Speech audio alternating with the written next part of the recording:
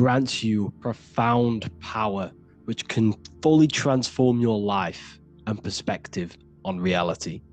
Today, I'm going to reveal this one secret, which you probably already know, but never realized how deep it truly is. This has the power to change your life. It is the key to your potential. And if you stay with me, this power may be yours, and you could transform your life with this hidden secret that is guarded within secret societies and esoteric orders. And this secret is not really a secret, but something people overlook, that the universe is mental. Everything we experience and interact with and perceive originates within the mind. The universe is a boundless field of consciousness, a mental construct molded and shaped by thought.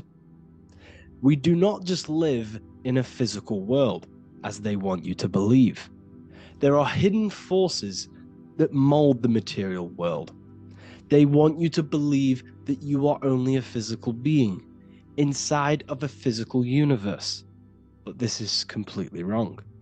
You are the architecture of the universe. Your consciousness is the very fabric of reality, and you create your own universe. The universe is an infinite field of consciousness, a vast and limitless mental construct, intricately woven and shaped by the power of thought. It is a dynamic and ever-evolving field where the interplay of awareness and attention gives form to existence. Within the boundless realm, every idea, perception, and belief contributes to the creation and transformation of reality itself. Each thought holds the power to transform reality. Your consciousness is the very fabric of reality. And this is shown in the symbol of the flower of life. The flower of life is a symbol. It symbolizes the interconnectedness of all existence, illustrating how every thought is not merely a fleeting moment, but a ripple that reverberates across every layer of reality. Each action, like the intricate overlapping circles of this pattern in the symbol, extends its influence far beyond its origin, weaving a web of interdependence where every choice impacts the whole.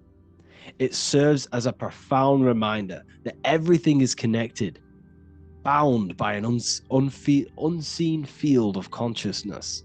This symbol represents how one action, one thought is a ripple in the whole vastness of the ether of consciousness. To master your mind is to master the universe, because your mind is a miniature universe. The mind is the very fabric of reality. So if we gain the hook, if we gain the power and the mastery over our minds, we have now gained the power to create reality to your will and intent. You see, most people live in a cycle, and this cycle is the outer world manipulating how they feel on the inner world.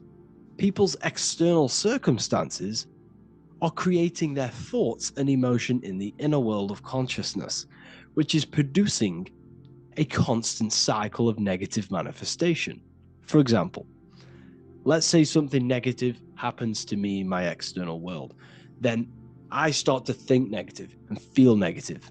What that is actually doing is manifesting and projecting more negativity, because our thoughts hold the power to control and weave our own life.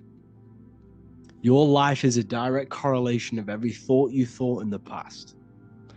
What we need to do is stop and not let the mind control you in your reality. You need to control the mind so you can control reality. So what does this actually mean? Reality is an externalization of consciousness. Consciousness and matter are one. They're not separate. They are inseparable, and interconnected.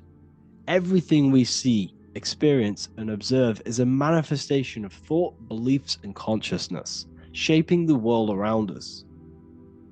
Now, this ties in with the secret fifth element that they have hid from you.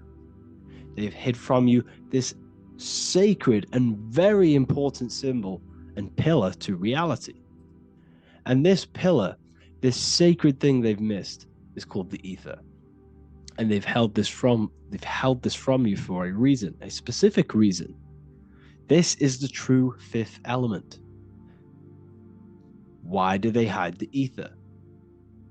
Because the ether has the power to shape and manifest whatever we imprint upon it. Every thought is a vibration interacting with the ether and actively shaping our reality. The ether, you could see it as the codes to physical reality. It's like an energetic blueprint which surrounds all physical objects. It is the life force that gives life to all things. All energy comes out of the ether and returns back to the ether. Energy, it's 0-point energy, and it is an infinite source of energy. So this is why they hide the ether, because whatever our mind can imprint onto the ether, we can create into a reality. And we imprint the ether through thought and imagination. The mind holds the power. The mind is the very source of reality. The material realm is not separate from the mental realm. Rather, it is intricately shaped and influenced by it through the ether. This subtle, all-pervasive medium bridges thought and matter, allowing consciousness to mold and manifest the physical reality. To transform our lives, we must first transform our minds. True change begins within, as our thoughts, beliefs, and perceptions shape the reality we experience. By shifting our mindset, we unlock the power to reshape our world and recreate the life we desire. This is the power of the mind, and this is the power that's been hidden from you. We're not taught these things in schools for a reason, because they don't want us all to be conscious creators. Instead, they feed you your beliefs. They feed you your thoughts through the music, through the entertainment, through the movies, through the news. They're controlling your thoughts with this information. They're installing beliefs and information into your mind. So you are producing their reality. But this is what we need to stop. We need to take control. We need to stop consuming their music, their movies, their information, their news, because all of this is contributing towards your reality. They have the collective consciousness at the tip of their fingers. They do not create the world. We create the world by believing their beliefs and their thoughts and installing their information into our minds. You see, it's mind over matter, and most people live in matter over their mind. Most people let matter, the external circumstances, dictate their mind, when it should be the other way around. It should be mind over matter. This is the mental plane. This is the astral. This is the etheric. This is the physical. The mind holds power over the emotions, over the imagination, over the physical, and over our spirit. It holds power over everything. It's mind over matter. It's the mental body that we must transmute and change. Most of us live in a chaotic state of mind, and this is what we must change. Turn chaos into order. So we need to be mind over matter. We need to install this belief into our subconscious. I, Harry B. Joseph, have created the ultimate esoteric school on the earth. As a member, you'll gain access to live mentoring calls twice a week, along with new lectures, books, and exclusive content released every week. Additionally, you'll have a full access to all my life-changing programs. If you're ready to transform your life and start your journey today with me, join Ethereal University. These are the campuses. We have the real lecture sections filled with lectures that you can watch. Manifestation Mastery, which teaches you exactly how to reprogram your subconscious mind so you can live that reality. Sexual Alchemy, the path to empowerment of how you can transmute your sexual energy. The Real Library, where you gain access to powerful esoteric books, PDFs. Symbols of Secrets, an amazing course. The course that allows you to see beyond the veil that has been pulled over your eyes. The language of symbolism that secretly rules the world. I teach you how to read symbolism. Esoteric Exchange, live calls. You get to rewatch all of the old live calls. Mindwave Hub, this is a place of binaural beats where you can listen to infinite amounts of binaural beats. So you can meditate to them. Meditation section, numerology, health section, and electromagnetism. This is a life-changing place. And if you are serious, we only accept serious about changing your life and studying the occult and esoteric, this is the place for you. I've been there. I've been on YouTube looking around for valuable information, trying to find good accounts, good channels. It's very hard. I had to go through years of trying to find good information on YouTube. But what I've done is, instead of you searching around everywhere for bits of information and connecting the dots, I've put it all into one big place. You get your binaural beats, you get all the programs you need to walk the path of enlightenment to transform your life. I will connect with you on the inside, and I hope this lesson, this lecture, you gained some information, you gained some power from it. Please like and comment, or don't, it's up to you. If you have any reviews, if you have any ideas of lectures that you know, if you don't understand certain things, make sure to leave a comment and I can make a lecture about it. I can make a video about it for sure. I don't mind taking recommendations for videos.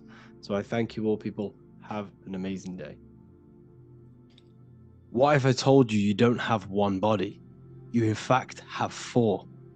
There's a secret hidden right in front of you, and most of you overlook it.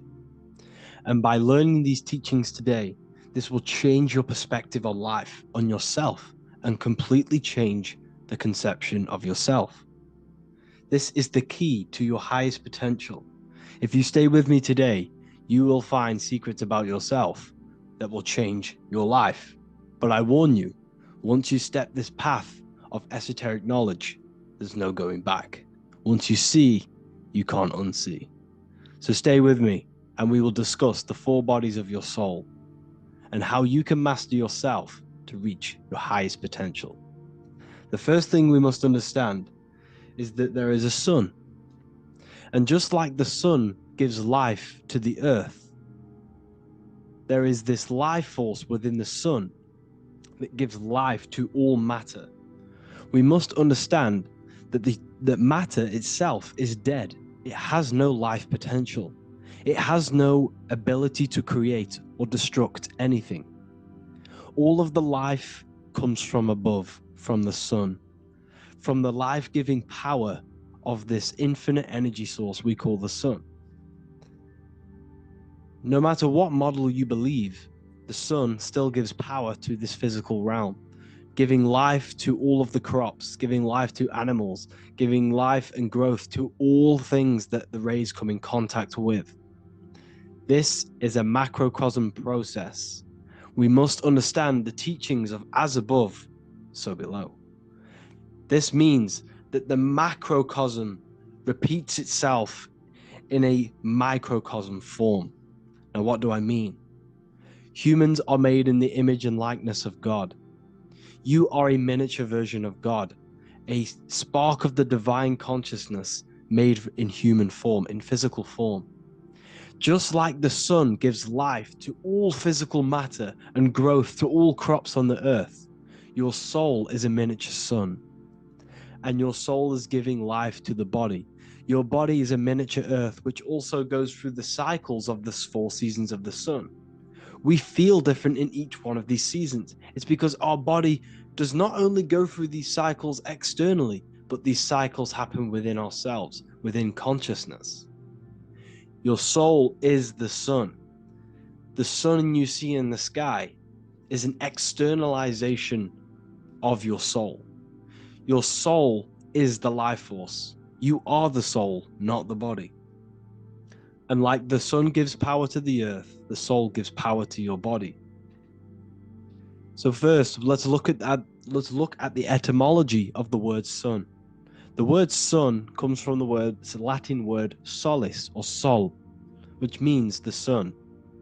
Sol then became soul, sun, soul. And in fact, S-O-N and S-U-N in the old etymology dictionary mean the exact same thing. They are interchangeable. So when we look at the symbol of the sun, we look at a circle and a cross, which represent the four aspects of the sun, the four seasons of the sun: summer, winter, spring, and autumn. These are the four states of the sun. Like we said, this is where we get this symbol. You have the four states of the sun, which represent the four bodies of the soul. Now, this is where we get deep. Like I said, the sun you see in the sky is a macrocosm of your soul, an externalization of your soul. Just like your sun has four seasons, the four seasons within us are the four bodies. Our soul is incarnated and split into four sections. We have a mind, we have a physical body, emotions, and spirit. These are all interchangeable and they are all linked. In ancient alchemy, we have the exact same symbolism of the four stages of alchemy. But in this case, they're symbolized as the four elements: earth, water, air, fire. In this ancient alchemical symbol, we have the pentagram, with the top one representing the soul, ether. Our soul then has the four bodies, with the human here. We have the man, the eagle, the bull, and the lion. We see this on the tarot card, the Wheel of Fortune. The man, the eagle, the bull, the lion. We see this in Matthew, Mark, Luke, and John. The lion, the bull, the man, and the eagle. We see this with depictions of Jesus. Jesus, the man, the bull, the lion, and the eagle. These represent the four fixed signs of the zodiac: Taurus, the bull; Scorpio, the eagle. Scorpio was symbolized as an eagle. It's an ancient symbol. Now it's been changed to a scorpion, of course. Leo, the lion; Aquarius, the man. These represent the four fixed signs, which are four different elements. Taurus is an earth sign, Scorpio a water sign, Leo a fire sign, Aquarius an air sign. Taurus is the earth, as above, so below. The earth is the physical body. Leo is fire, fire is the spirit. Scorpio is water, which is the emotions. Aquarius is the mind, which is an air symbol. Air is the mind. That's why we call people airheads. Okay? So what we're actually looking at here are the four aspects of our soul. We have the sun in the middle and the four bodies of the soul.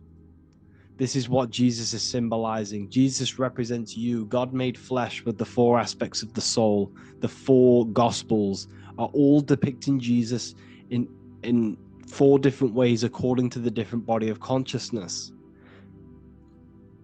The Wheel of Fortune are representing the four bodies of the soul. This represents the four bodies. Now, how are they four bodies? They are four dimensions of consciousness. The mind is not made of the same substance of the emotion. The emotion is not made of the same substance of the physical body. The spirit is not made of the same substance as the physical body also. They exist in four dimensions of consciousness. They are four bodies of our soul. And the most important teaching here is what I'm actually getting to, is the powerful one. This is what gives you power. Most of us live in chaos. Our mind is thinking of doing something. Our emotions are feeling something else. Our body is lusting and wanting to do something else. And our spirit's energy is completely off. Most people live in unbalance. None of these four bodies are working together. This is why we produce chaos in our lives. When these bodies are in balance, are not working together. So in alchemy, they symbolize the four elements, which are the four bodies of consciousness. These are the furnaces with the fire. They represent transmutation of each body. We have to sync these bodies. We have to sync the mind with our emotions, and our emotions with our actions, the physical body, and with our spirit. These four key bodies need to be in line in order for us to create consciously in our life. Because each one of us is a creator, a miniature version of God, creating our own earth, creating our own material reality. And in order for us to create consciously and with effect and power, we must have these bodies unified so that we can create consciously and not create chaos. So this is very, very important. And this is a secret teaching found in all ancient societies. But this is what the hidden symbolism of astrology actually is. The sun is our soul, and the 12 zodiacs are 12 aspects of our soul. And we have the 4 aspects of the 4 main bodies. This is what we're looking at. We're not looking at the sky. We're actually looking at aspects of ourselves, aspects of our soul that we must master and transmute in order to become our highest potential. So I hope this makes sense. And it may take a while for you to fully understand this, but the key knowledge in order for you to understand any of these teachings that I've gone through today is the major teaching of as above, so below. What is above is below. What is within is without. Your inner reality projects the outer reality. What is inside of you is outside of you in some form or way. Whatever trees, whatever roots that go down will always shoot up. When you throw a bouncing ball, you shoot it down, it will go up. As above, so below. As within, so without. God did not make a creation separate from himself. We are all extensions of the divine made in physical form. And we are incarnated into 4 sections. Our soul is separated into 4 sections. These are the 4 corners of reality. These are the 4 pillars of reality that we must control. So in order to access our soul in meditation, we must turn off these 4 things. Turn off the mind, the emotion, the spirit, and the body. And then we access the soul. So I hope this video helps today. And you can learn all about this in the Book of Wisdom, Volume 2. This book is a revolution in consciousness. I do not recommend everyone reads this book. This book is only for people who are serious and want to transform their lives. This book is a book that will change the scope you see reality. It will change your perspective on yourself because you will resonate with this. This book does not just give you information. It gives you a sense of well-being. It gives you truth, and you will find your power from this information. This information is not just information, it's a key to your path of enlightenment and transformation. So you can find this book in the description of this video. And if you are part of the university, I will see you on the live calls. Thank you, everyone. Please leave a like, subscribe, and a comment, and let me know whatever videos you want me to make next. Anything that you fail to understand or have any confusion with, I can make a video on it. So let me know in the comment section any reviews or anything I should do. Thank you all, people. Have a great day. Hello, everyone. Today we're going to be discussing the esoteric and occult meaning behind the story inside of Genesis, the story of Adam and Eve. This is a widely known story, but not many people know the true esoteric meaning behind it. Okay, so today we're going to be breaking this symbolism down.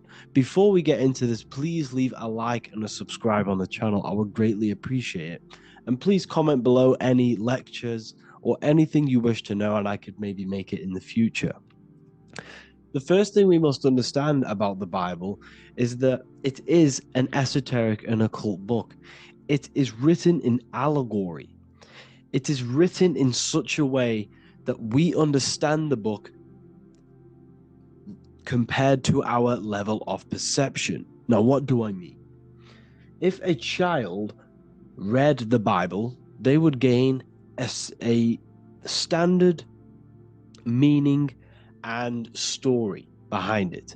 They would gain a normal interpretation of the book, of being good, praise God, and be a good person.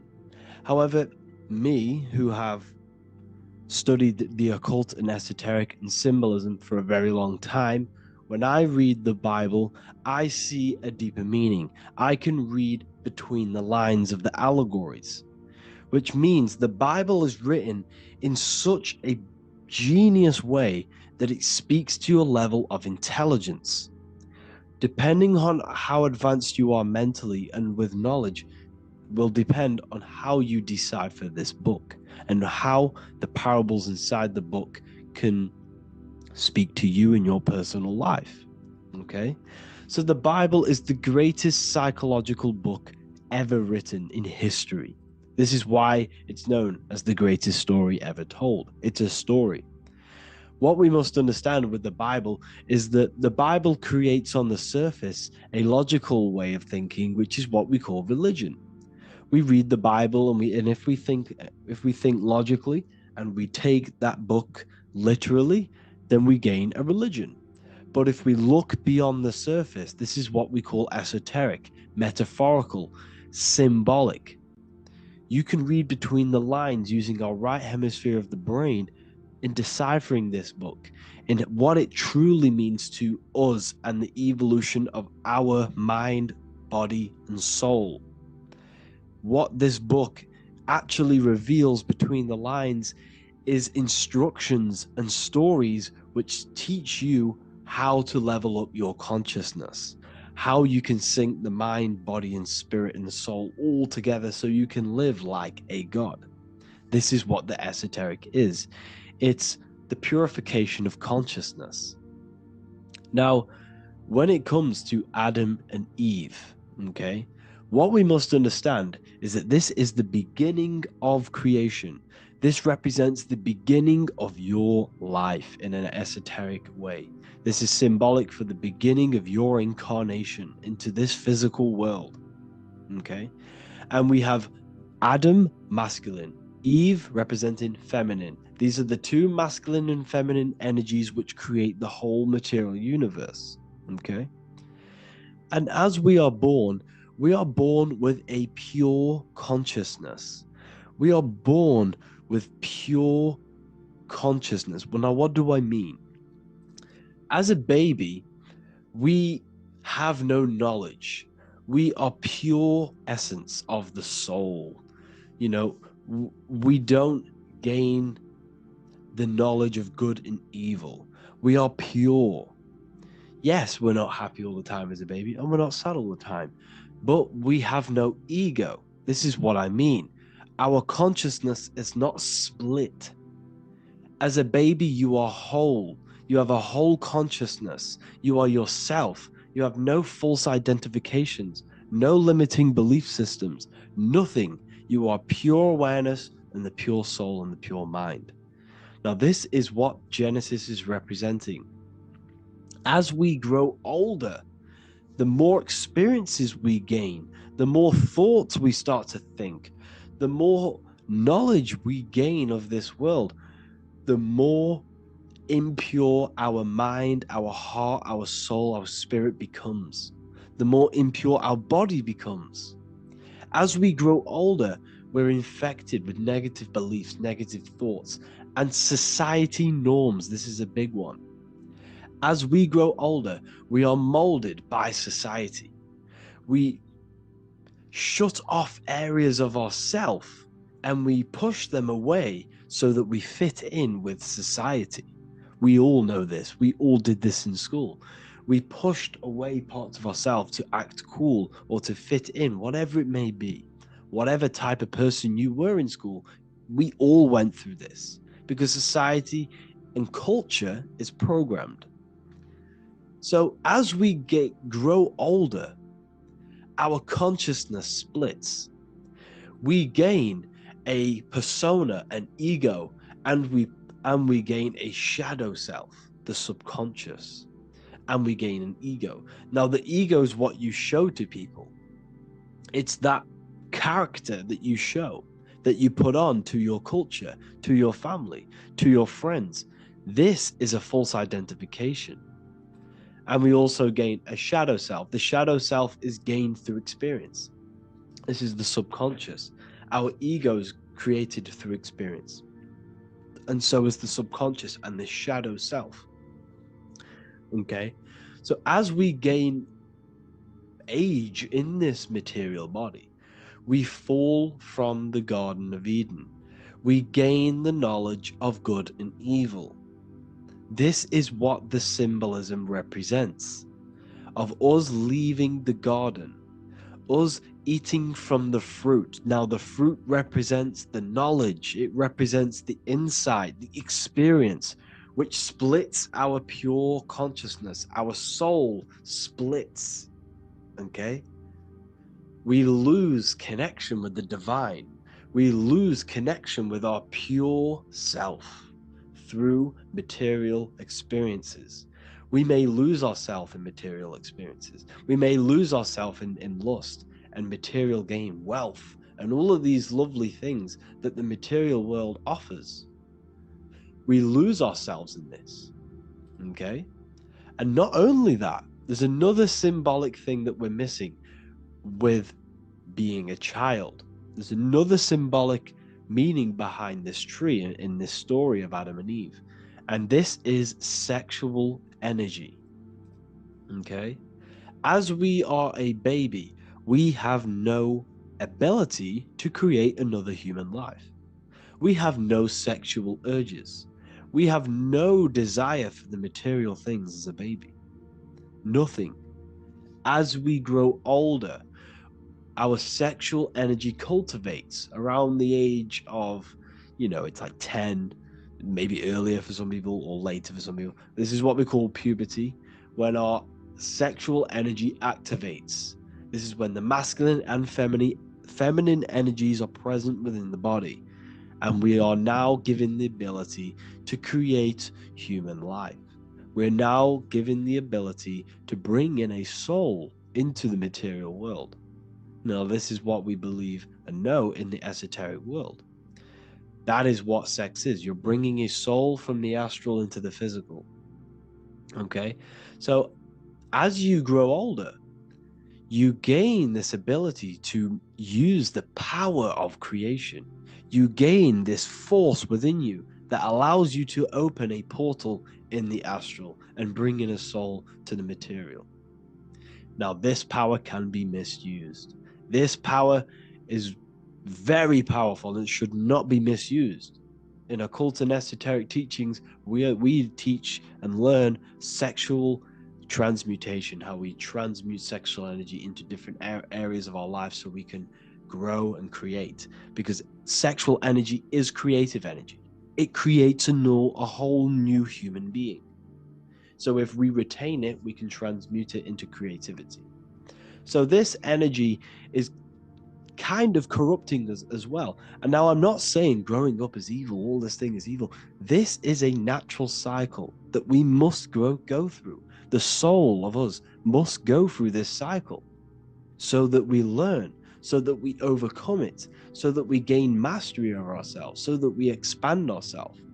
I recommend you watch the Evolution of Consciousness lecture that I did on my YouTube. An amazing lecture. It talks about the evolution of consciousness and how we're on a never-ending cycle of life and death and expansion. So leaving the Garden of Eden is symbolic. You see, Eve represents emotion. She's feminine. Adam represents action. That's why he bit the apple. You see, Eve takes the apple and tempts Adam because she's the emotion. She's the sexual desire. And Adam eats it. He releases. He misuses the power of his creation. He misuses his consciousness because of material illusions and material desires. This is natural, okay? As we grow older in this life, our soul has to experience sin. We have to experience negativity. We have to experience evil, okay? And we have to misuse this power within us to learn about it so we can overcome it and gain control over it. Now, this is why the Bible says in Genesis 3:6, "For God doth know that in the day ye eat thereof, then your eyes shall be opened. Ye shall be as gods, knowing good and evil." This is very, very, very symbolic. We come into this world to experience a dualistic way of reality. We come into this world to challenge ourselves so the soul can grow, because the soul comes from pure love from God. But we come into this world so the soul may know what it's like to be evil. You see, we are like a seed. Our soul's like a seed. And when that seed grows, okay, and it's planted, them roots must grow to hell in order for the top of the tree and the roots to grow to heaven. In order for the soul to reach the highest states, it must descend down into the lowest states. Good and evil. This is the story of good and evil, okay? And this is the story, a psychological story of how the human mind has functioned in this life. This is what this story is representing, of how our soul and mind is functioning, how our consciousness is splitting and growing up and evoluting, okay? Like I said, snakes represent sexual energy. They represent, snake, when you've been snaked. This is why we say you've been snaked, because it represents a temptation of sexual energy. This is why the Kundalini is symbolized as a snake. This is the serpent within us that we can rise to activate dormant brain cells in our brain. Now that's called the Kundalini awakening. I'm not going to get into that into this video, but this is what it symbolizes, the tree and the knowledge of good and evil, because our body is the tree. Our central nervous system is the tree. The snake is our sexual urges and this false temptation that tempts us to interact with sin, the material world, okay, and go against our higher divine self. This is what it represents. Now, it's very, very symbolic. Not everyone is going to agree with this, but this is my interpretation of Genesis based on my research of occultism, symbolism, metaphors, and me studying the Bible. This is my interpretation, and I hope it resonates with you. It might not resonate with you, but this is what makes sense to me, and this is what has made sense to many other occult researchers who are in this space as well. Okay, so please leave a like, leave a comment, leave a subscribe. I'd greatly appreciate if you could just give me some support on this channel. We're nearly at 100,000 subscribers, which is insane. I just want to say thank you all. And yeah, I will see you inside the university. If you join, I'll look forward to mentoring you, connecting with you on the live calls. There's a new symbolism course, which is going to be available very, very soon. And yeah, if you join the university, you also get a 30% discount on all of my products, astrology readings, one-on-one calls, all of my books. Yeah, so I hope you gain some insight on this video, and I'll see you in the next video, and I'll see you inside the university. Have an amazing day. There is a secret meaning behind the number 666. 666 is 3 sixes. The number 3 in occult and esoteric numerology represents the 3 aspects of human consciousness. We see this symbolism in the all-seeing eye with the light and the triangle. The triangle is the number 3, the eye represents consciousness, observation, and the light represents the light of consciousness, because consciousness is pure light. The 3 aspects of our consciousness is thoughts, emotions, and actions. Every thought creates a feeling, and the feeling creates the action. All physical manifestation is driven from these 3 aspects of our consciousness. All physical manifestation comes from thought. Every object you see around you, this screen, the phone you're on, the laptop you're using, or the iPad, was a thought in the invisible realms of consciousness. Then it was brought into physicality through feeling and action. This is because man is made in the image and likeness of God. We are all mini creators. We are all extensions of God's creative consciousness. Therefore, the number 666 represents 3 sixes. 3 is thoughts, emotions, actions. The number 6 represents the cube because cubes have 6 sides. This material world that we experience, everything has 6 sides. Everything's created by cubes. We can move forward, we can move backwards, we can move left, right, up and down. This is the cube that we are stuck in. Therefore, 666 represents our 3 aspects of our consciousness, thoughts, emotions, actions, all contributing towards our physical self, material world, material pleasures, completely cutting ourselves off from our spiritual, true, divine self, which means 666 is representing a state of consciousness. A state of consciousness where we only operate from a place of material needs and survival things. As humans, we possess a physical material body in the physical material external world, but we also possess an invisible inner world, which is what we call spirit. When we disconnect ourselves from our inner worlds, we become lost in this materialistic way of thinking and acting, which can lead to no life purpose, a feeling of emptiness and voidness in our hearts. Humans possess the ability to transcend our animal instinctual natures and turn to the divine mind, to the spiritual inner world. It is our inner world that is projecting our outer world. The outer world is just an effect of our inner state of consciousness. It's important as we go through this human life to not lose ourselves and look for our validations outside of ourselves. The external world is simply just a mirror, mirroring with mathematical precision what happens inside our consciousness. When we change our inner world, we produce effect in the outer world.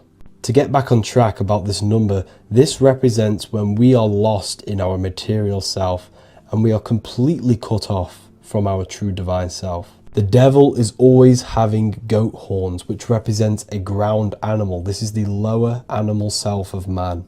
He's always red. The frequency of red is the lowest vibrational color, and it also represents the root chakra. This is all to do with survival mode and our physical needs and physical self. Red represents chaotic and intense emotions like hatred and anger. This is why the devil is always red, because it represents anger and an uncontrolled state of emotion and consciousness. You see, we've been taught in the church and all through religion indoctrinations that the devil is an external deity which influences humans. And in fact, this is nothing but a metaphorical story. The devil is a character which represents an aspect of the human mind, the lower aspect of the human mind, a facet of our own consciousness and psyche. The voice that we have in our head that tells us to do these negative things is not an external deity pushing us to do something bad. This is an aspect of our own mind. Jesus and Satan are just 2 characters which represent the 2 voices that we have in our own consciousness. In fact, the word devil was never present in the early Gospels. Instead, what was mentioned was a spirit of evil. A term spirit of evil was not meant to denote a specific deity or being, but rather any force of negativity, whether it manifests as a destructive thought, emotion, or action. The spirit of evil represents the darker sides of our mind, the part that leads us astray and brings forth negativity in our lives. The reason why they want you to believe in a devil is because they don't want you taking responsibility for your creations. They don't want you to realize that the external world is truly a mirror of your inner state of consciousness. Instead, when something bad happens in your life, you blame it on some external devil or Satan who tempted you. Everything is your creation in your life. When you realize this, you take full control and you begin to reshape your external world by changing your inner state of consciousness.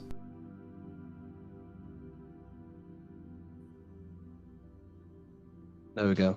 So, yeah, weed can be used for good and it can be used for bad. You can use it to enter deep states of meditation. You can use it to become lazy. If you smoke it every day, you will become lazy and you will shut yourself off from things that you need to address. So you don't want to use it to escape. Okay, so don't escape. Don't use anything to escape your own mind. You must face it. Okay, so what was the next one?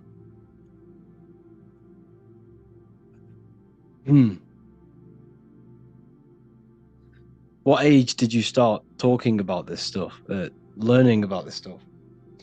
It was quite young, to be honest. I started learning deeply into the occult and esoteric about 2 years ago, 3 years ago.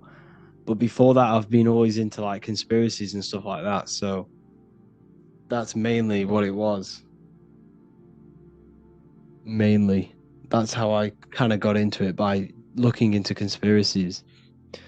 What do you think about manifesting?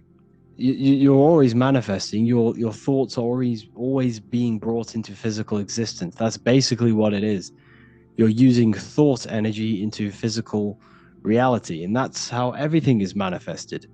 The phone you are holding, the laptop that you're using, the book you're reading, where did these things all begin? They began in the invisible realms of mind. Everything stems from mind. The world you see around you is in the mind of God. We live in a mental universe. Everything is mental. So this is why you need to be careful of what you hear, what you see, what you smell, because everything you take in is molding your mind. The words you say mold your mind. And whatever you mold your mind to, you mold your circumstances to, your life. So your life is basically a result of every thought you thought in the past. So you change your thoughts, and further enough down the line, you'll change your external reality. Your life is a mirror of your mind. It's your mind pushed outwards. So if you fill your mind with negative music, talking about drugs, sex, you're going to fill your life with that. You become the music you listen to. You become what you listen to, because everything affects your mental state. So essentially, it's all about looking after your mind, keeping a pure mind and a pure heart. That's how you truly manifest the desired reality. But people aren't manifesting properly because they're wasting their mental energy. They're wasting their life force energy on low-level pleasures like food, lust, yes, like chasing after low-level pleasures.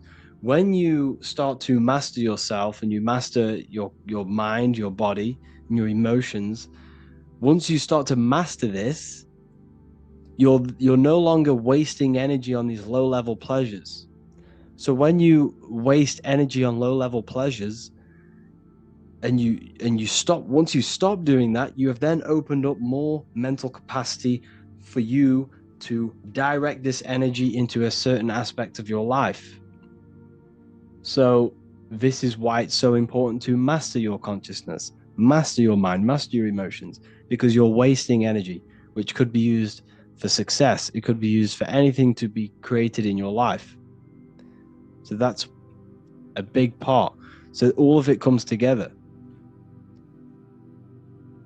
What was the next one? Do you do Q&A in Ethereal University? Yes, we do.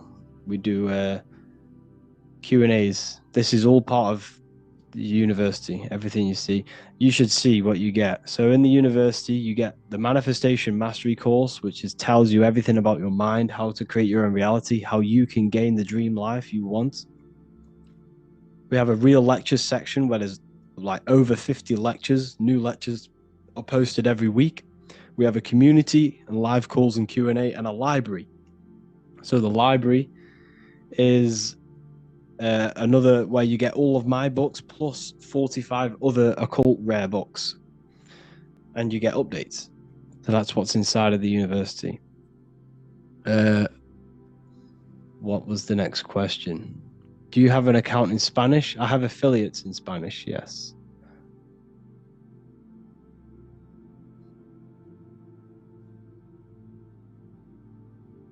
What's your thoughts on white people not being natural to this planet? We don't live on a planet. We live you live inside of your body. Your body is a piece of organic technology. Your body produces this reality that you're experiencing. Now, what do I mean? Without your brain, you can't be in this reality. So your body is producing this world. Your body is the earth. Your body is the universe. You are God. You are consciousness. The body is the earth simulating this reality to your consciousness. So when it comes to your body, it does not matter where you are from. You are the same consciousness. The same consciousness in me is the same consciousness in the rabbit, in the dog, or the so-called melanated person. We are all the exact same consciousness. And once you understand this, once you start to realize that you are not this body is literally just a piece of technology. It's a character you're playing. It's not you. You are the I am. Every single one of us refers to ourselves as I, because I is the all-seeing I, the all-seeing eye of consciousness. This is where we all come from. So you have divine consciousness, then above us is the stars, then you have man. Now, man is very important because man is made in the image of God. We have the ability to expand our consciousness. We have the ability to move above our instinctual survival mode. Now, what do I mean? Animals are stuck in survival. They use their creative ability, because we all have the ability to bring thought into physical reality. Animals only use this creative power of mind to survive. But humans can surpass this. And this is everything I teach is about getting out of the lower self, getting out of the animal self. And once you conquer this animal self, this lower mind that wants the food, the money, the fame, the power, and sex, once you destroy this lower self, you then have the ability to expand your consciousness to understand very complex things. So humans possess the ability to know God and know the secrets of the universe. This is why humans are so important. This is why humans are made in the image of God. We can expand our minds into infinite fields of knowledge. Now, the mind cannot be filled. It is not a physical thing. It exists beyond time and space and matter. The mind isn't made out of atoms. Thoughts are not made out of atoms. So the mind can infinitely expand into new fields of knowledge, new fields of thought, far beyond the current field of thought that you are in now. But the universe is completely mental. And once you completely understand that, you'll see what I'm saying. Some people might not see what I'm saying because their mind will not, have that understanding, but some people will understand. How to activate your pineal gland. Your pineal gland, well, your third eye is your mind. It's not your pineal gland. So your mind is the third eye. Your consciousness is the eye, the third eye. It's not the pineal gland. So the pineal gland is like a radio receiver for your consciousness, for the mind. So when the pineal gland is obviously attacked through the food and the water that we drink. Hold on, let me just open the window.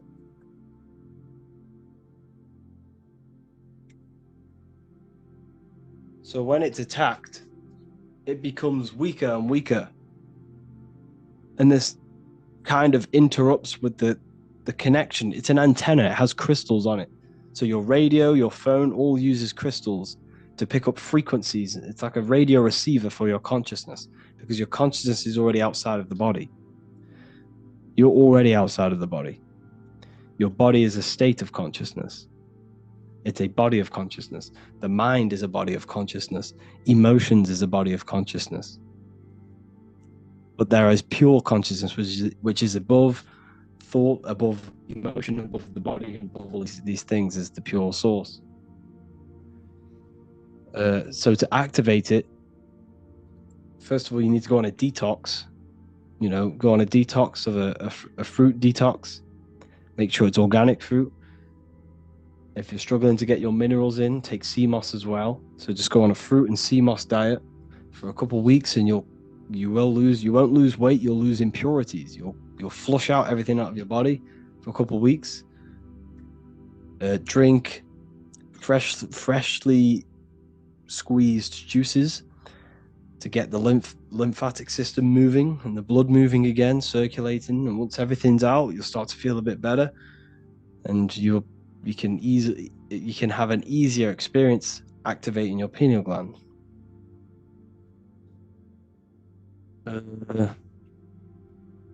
Can you talk about money and water and how we can get rich from that? You don't get rich from learning that sort of stuff. You get rich from, if you really want to get rich, focus on providing value. And that, if you focus on getting rich, you won't get rich. It's not about getting rich. It's about providing value. And what comes with providing value? Money. So if you're focusing on the wrong thing, focus on helping people.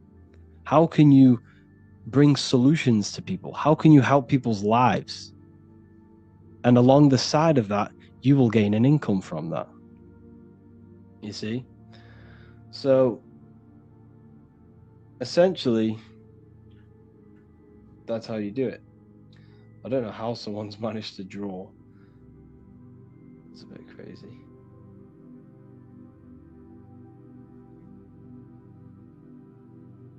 How do I get rid of that? I don't even know. Never mind. So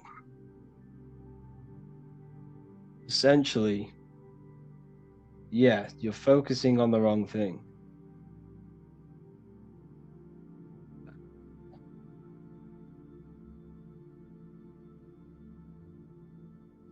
You're focusing on the wrong thing.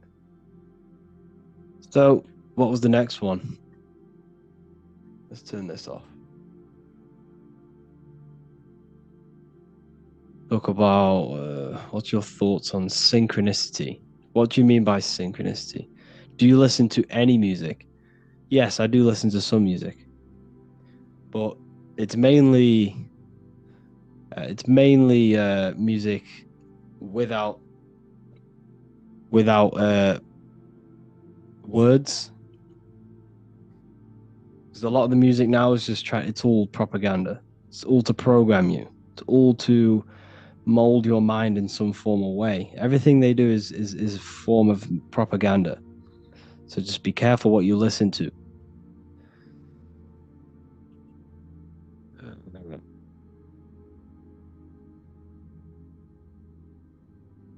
Let's go to the bottom. Let's see what we got at the bottom.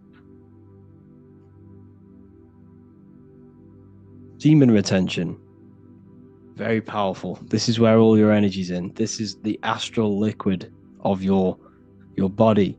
So this is where think about it. That liquid can produce a whole other human being. That liquid has all of the minerals, all of the energy to create a human being. It has the ability to open a portal inside of a woman. So when you keep this inside of you, you're not only keeping the energy of it, you're keeping the minerals, and the minerals can be recycled in the body. So it's very, very powerful. However, if you have a very negative mind, it can be used for bad, because that energy will be redirected into something else.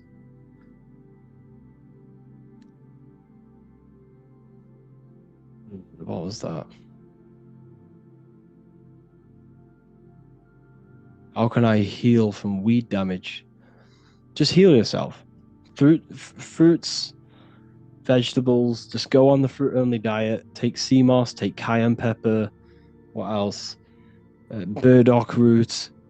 Things very high in iron. Just stick to a natural diet and you'll heal from anything.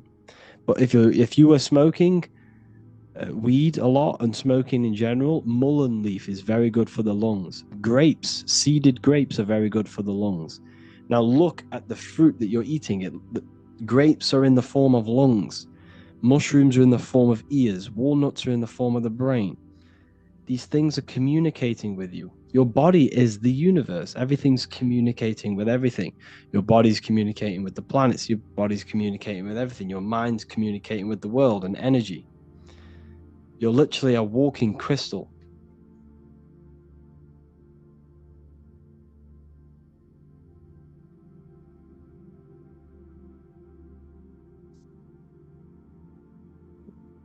What do you think about ginger and lemon shots? Instead of ginger, use wait, what was that? Sorry. Instead of lemon, use key limes. So use the small key limes instead of lemons because they are the real lemons. But yeah, very good for the gut. Ginger's very good for the gut.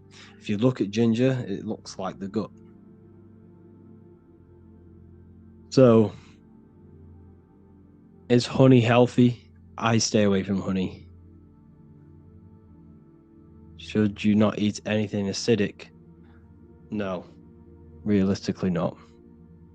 I mean, you might treat yourself now and then, but mainly stick to your raw fruit, veg diet, and you'll live a long and happy life. Let's go up. Let's see what we got up here. And I meditate looking at the moon. You can moon gaze, but the moon is inside of you.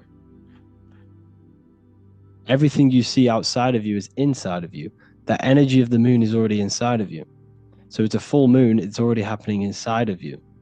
This is why witches do rituals on full moons, because the psyche is more advanced, more powerful on a full moon. It's why if you ask a policeman, you ask a firefighter, you ask an ambulance driver, normally around a full moon, there's more calls, there's more emergencies, because the moon enhances our psyche. But not the moon, but the moon is within us. The seasons happen within you. The 4 seasons of the sun are the 4 seasons of your soul. You see? So what do I mean? These seasons are happening inside of you, not just outside of you. In the summer, you feel a lot more energized. You have more energy. You're taking action on things quick. But in the winter time, you're more reflective. You're more emotional, because the winter's to do with water, and water is your emotional body of consciousness. See, the elements all correspond to you as well. Water is your emotion. Fire is your spirit. Earth is your body, and air is your mind. That's why you say you're an airhead. Air is your mind, air is the mental body of consciousness. Can you elaborate on the effects of liquor on us? Why are certain liquors stored named spirit? Because they're spirits, they're potions. So hold on, I'll try and get some more for you. Where is it? They're potions. Go onto Minecraft. And what do? What do potions do? They alter you. They make you quicker. They make you, like ancient magic potions that that you hear myths about. You hear them, you see them in this, the old films. They show you the truth in plain sight. Just potions. This is what liquor is. This is what alcohol is. It's a potion. It's produced by alchemists. Alcohol, alchemy. That's what you're consuming. And it's spirits. It's spirit. It's liquid spirits. So you're drinking a spirit. But everything has a spirit. Grass has a spirit. Everything has to have a spirit, or else it would not exist. You have a spirit. But what you're doing is making you susceptible for, making you vulnerable, for spirits to enter you. So that's why it's called a jinn. A jinn is a form of an astral entity. A jinn, or what else? A spirit, a jinn. All of these things are to do with astral entities and spiritual entities, and it contains ethanol. Ethanol, look at the beginning of ethanol. It's ETH. ETH, which is ethanol. Okay? So ethanol is ethanol, and the ether is the barrier between physical and astral. What else? What do I think about tap water? Don't drink tap water. Don't get tap water. Is it bad to get wisdom teeth out? I mean, if you've already done it, it is what it is. But if you haven't done it, don't do it, because everything's connected in your body. Everything in your body is connected. So your teeth, each tooth is connected to organs. The heart, your lips, that's your heart. Okay, your lips. So you can see people's. For example, this is a gem. You can see people's mental state on their face. And what do I mean? If their eyebrows are very pointy, you can see that they're not 100%. I'm just saying they may be either very sharp person, they do things quick, or they're a very negative person. Now, you speak from the heart. Everything you do comes from the heart. Every action you take is from the heart. Everything you say is from the heart. So you can tell someone's heart by reading their words and what they say. And if they're very negative, they have a very dark heart. So you must purify your heart.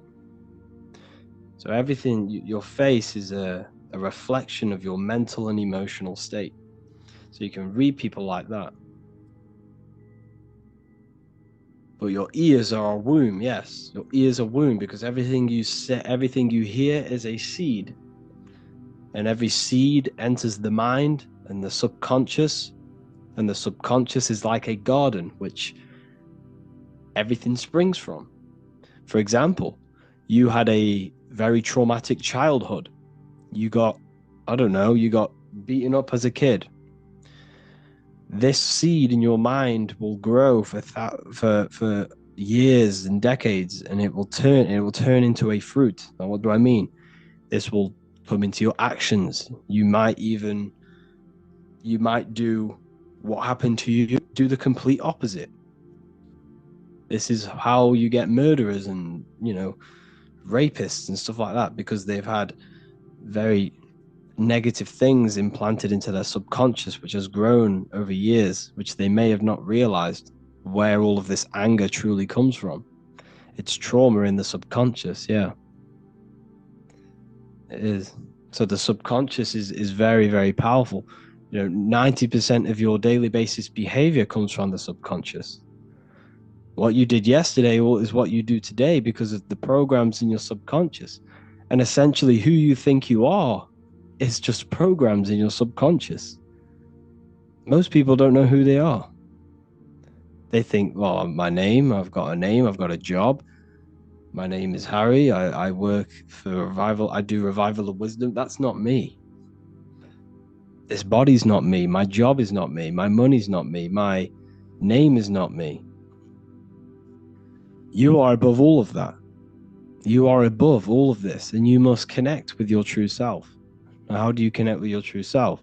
By detaching from your name, your body, your name, your body, your family, your issues, your worries. Once you turn off the thought, once you turn off emotion, and once you detach from all of these things during meditation, you're left with pure consciousness. And that's essentially who you truly are, is pure consciousness. But your consciousness is latched onto this character that you're playing. So who you think you are is essentially a bunch of programs in your subconscious that you've gained over the years of being human. It's not you.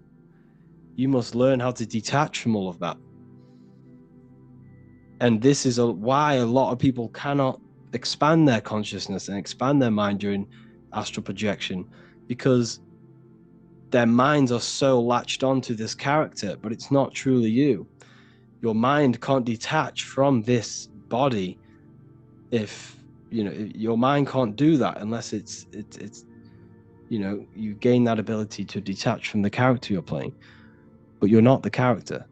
The true you is the I am. The I am is is God. The I within you. When you say I, there's nothing higher than that in your being. There's nothing higher inside of you than the I. That's why the Roman numerals, I is the number 1. And that's why I is one line, because we are all one consciousness, one I, one all-seeing I. That's why God is omnipresent, because he's in you, he's in me, he's in everything. We are all God, all extensions of God's consciousness. The universe is one living being. And when you see it, it's kind of crazy. But once you see it, you can't unsee it. The universe is one being. Me and you are the same exact consciousness, experiencing a different reality.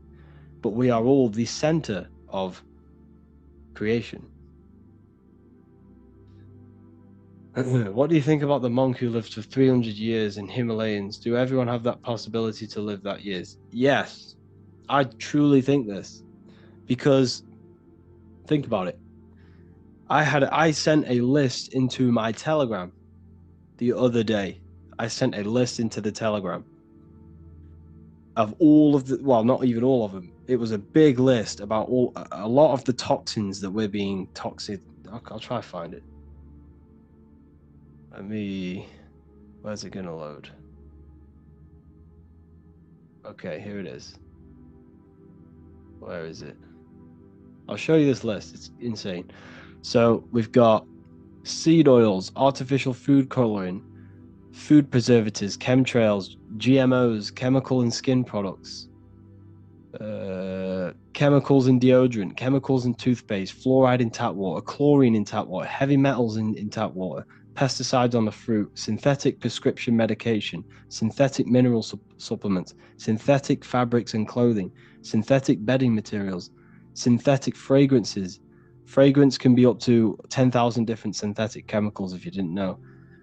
Synthetic candles, fragrance, of course, sun cream, plastic water bottles, BPA in cans, plastic cutting boards, Teflon coated cookware, cigarettes, vehicle emissions, caffeine, radiation from phones and cells, radiation from smart meters, harmful music frequencies, music tuned to 440 hertz, chemicals on receipts, blue lights from screens. That's just some of the chemicals we're being bombarded with on a daily basis. A daily basis, we're being bombarded with every single one of them chemicals, pretty much. And imagine a world where none of that would happen. Think how long we would live. We're living up to maybe 70, 80, 100 years old now. Imagine 1,000, 2,000, 5,000 years ago, when none of these synthetic chemicals were there. We would have lived for hundreds of years. And especially your thoughts play a massive role in this. The thoughts. Your thoughts can age your body. If you think very negatively, it will age you. If you stress, it will age you. Because the body, that's how powerful the mind is. The mind is the most powerful thing in the universe. Everything came from it. So have a think. The phone you're holding was a thought. The pencil was a thought. What else? Everything you see around you was a thought. It began in the invisible realms of consciousness. Therefore, this world you see is an externalization of mind. It's an effect of mind. The whole universe is inside of your mind. You are living in a mind. You're living in the mind of God. Now, everything you see is an effect of mind, is an effect of thought. Everything is thought. Okay? So, I'm sorry, but if you're promoting stuff in here, I'm going to have to kick you out. Okay, so everything is thought. This world is an outcome of thought. It's an effect. Everything you see is already manifested. already manifested. You don't want to change this effect world. You want to change your mind, because when you change the mind, you change matter. Thought creates matter. Okay.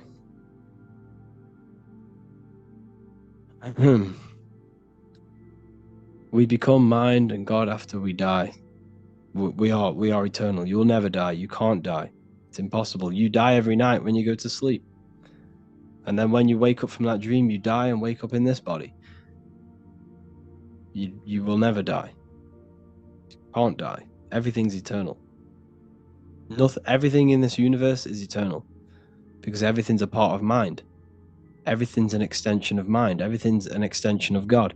Everything's an extension from the one consciousness. Here you see it. Mind and matter. Mind and matter are one. Consciousness creates matter. Does it mean that we think about money and then money comes to us, right? No, not essentially. Now, you're thinking about the wrong thing. Don't think about, if you want money, you're not going to get money. You attract what you are, not what you want. It's called a mindset. You got to set your mind to a frequency, to a reality, and it will come to you. Now, what do I mean? If you want money, focus on providing value. Focus on creating a solution for people. Don't want money, want to help people. If you gain money with a dark heart and a negative heart, you won't keep that money, because your heart will come into your reality somehow. It will destroy you. You have to do things with a good heart. If you don't do it with a good heart, it will come back around and take everything from you. So focus on giving people value, helping people's lives, providing a solution for people, and money will come with that. That's how you gain money.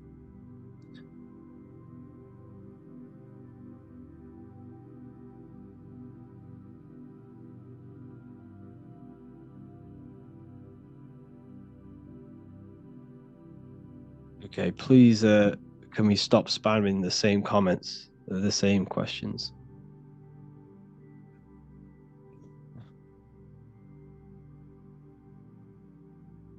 So, yeah. What do you think about psychotherapy? Is that some sort of therapy? I mean, depends. You know, I don't want to say don't do it and then you go and don't do it and then it changes your life and some crazy stuff. But what I'm saying is you need to learn how to master your own mind and learn how to meditate and turn off the mind. And once you start meditating every day and you gain that ability of turning off thought and turning off emotion and turning off everything, so turning off all of your emotion, all of your connections, all of your just everything. Once you learn how to turn off the mind, depression doesn't exist, anxiety doesn't exist, because you rise above thought. There is a realm above thought. And once you learn how to access that realm by turning off thought, that's why Jesus says, take no thought. 5 times he says that. Take no thought, take no thought. Because once you learn how to do that, you rise above all of your problems, because all of your problems exist in the thought realm. There's no anxiety, there's no depression, there's nothing. So you need to learn how to master your mind, learn how to meditate. And if you're thinking, you're not meditating. How can we start to meditate?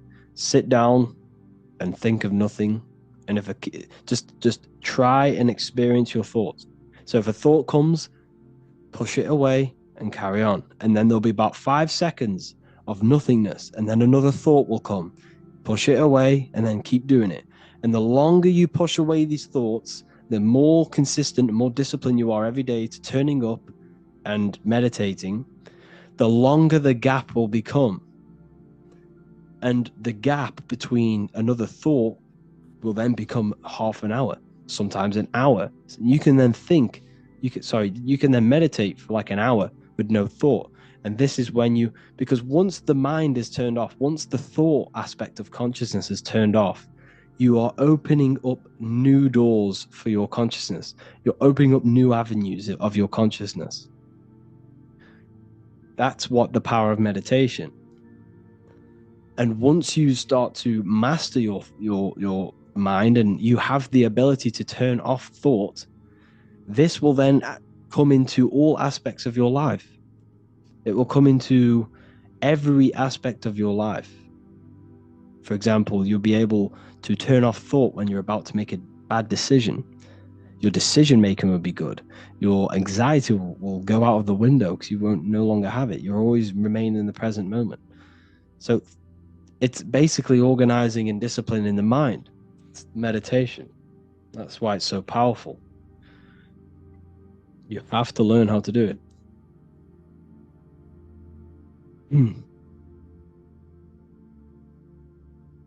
What do you think about where do humans come from, or what created us?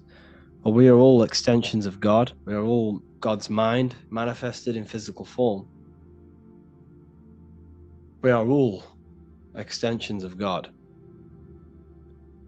Not you, not the character you're playing. Your character is not God, but I'm saying your consciousness is. The awareness you have, the mind you have, that's God. The pure awareness, the pure consciousness is God. Not who you think you are, your name, your body, your job, your circumstances, your worries, that's not God. You are the pure consciousness, and your consciousness is latched on to this character you're playing.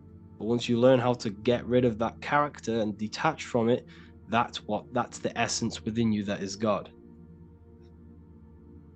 Okay.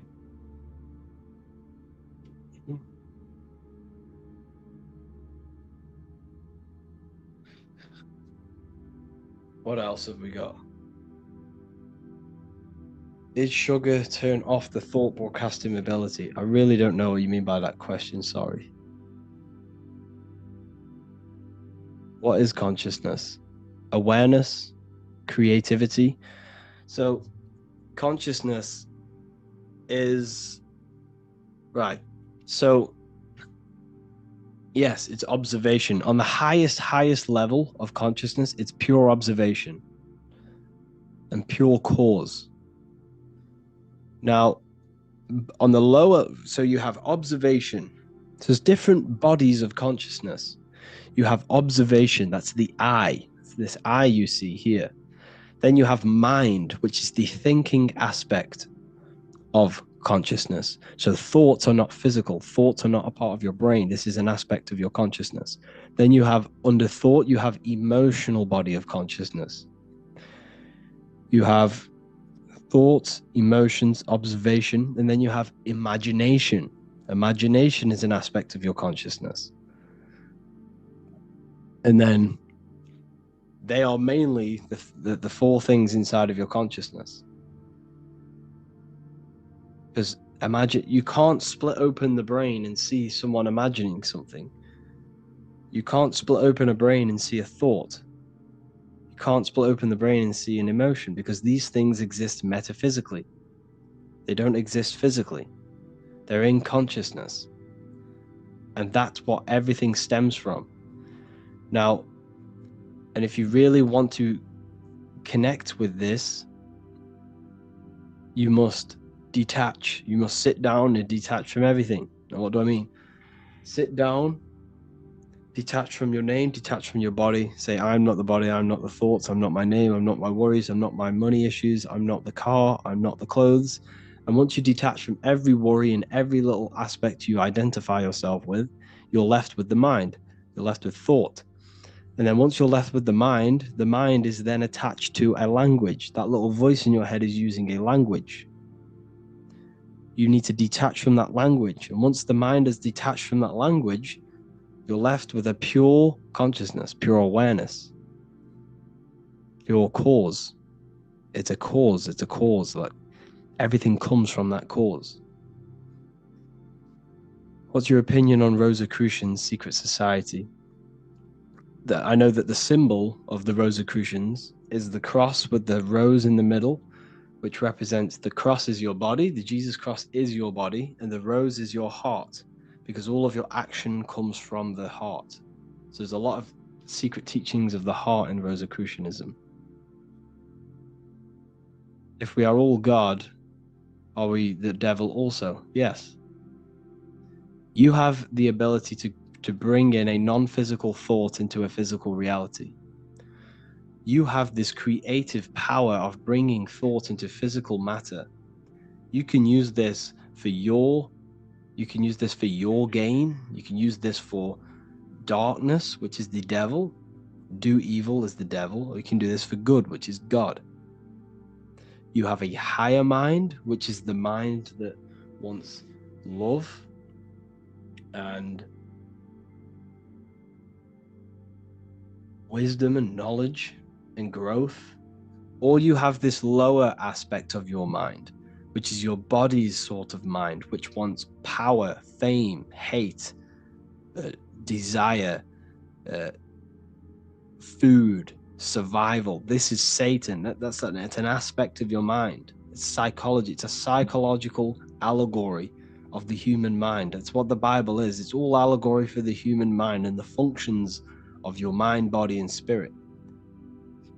It's basically what the Bible is. It's allegorical about you and about your mind and how it works and about your emotions. Thoughts on spiritual attacks and how to protect yourself. You're not being attacked spiritually, it's yourself. It's an aspect of your own mind. You're attacking yourself. No one's attacking you. There's no spirits attacking you. You're not possessed. It's your own mind blocking yourself. So you need to focus and need to look within yourself on what is attacking you. There's a subconscious seed which has grown, which is attacking you. Learn about the subconscious. The subconscious will tell you everything about yourself. Do secret societies control everything? Yeah, pretty much. I'd say so. Yeah. But don't focus on that, don't lose yourself in conspiracies. Don't lose yourself in any darkness. Don't fill your mind with that stuff. You don't want to fill your mind with that. You don't want to fill your mind with all these negative 9/11, occult rituals, magic, Hollywood. There's no point. It's just going to darken you. It's going to darken your mind. It's going to infect your heart. So focus on the light always. I fell into that trap of looking into all these conspiracies, but it doesn't get you anywhere. It just makes you more dark because everything you take in is affecting your mental state. And you'll just walk around worried. So focus on lifting yourself up. Focus on, don't get lost into these secret societies. Just focus on, see, this is the issue. Yes, the world is kind of waking up in a way, but we're waking up to the wrong things. We're waking up to conspiracies. Yes, these things are true. We're all being manipulated. Don't get me wrong, we are. By a very dark, advanced, occult, secret clubs who know all of this stuff and crazy stuff. But what I'm saying is, don't look into it. Once you know it, and then focus on the light.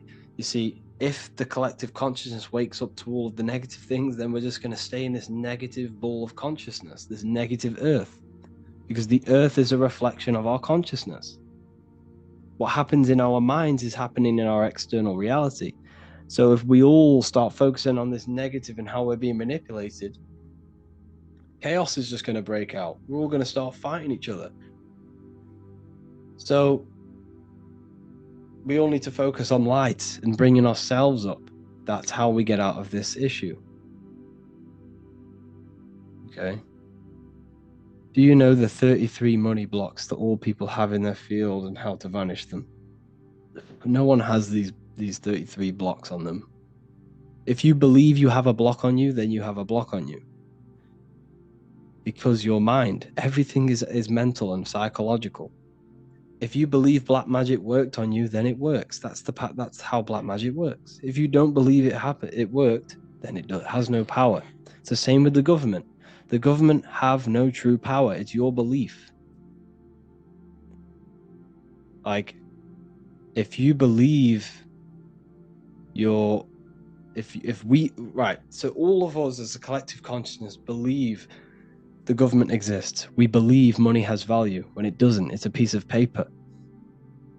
It's our thought, it's our consciousness thought energy that gives it power. That's why they're called a government. They govern your mental state. They govern your mind. They don't govern your body. They govern how you think, because that's where the power's at. The power's in the mind, in your consciousness.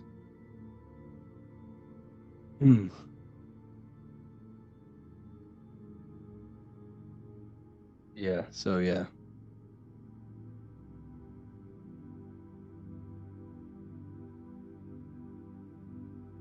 Go up a little bit.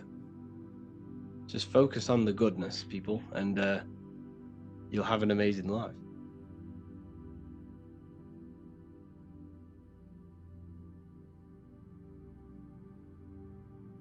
Yeah.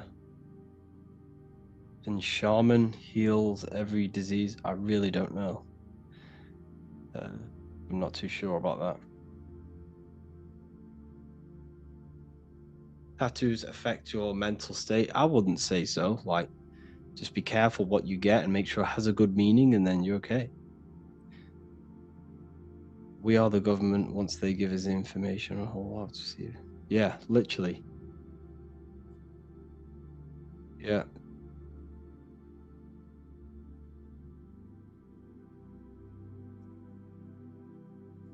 Extraterrestrials, aliens live among us, controlling secret societies, Illuminati, high-class people. No.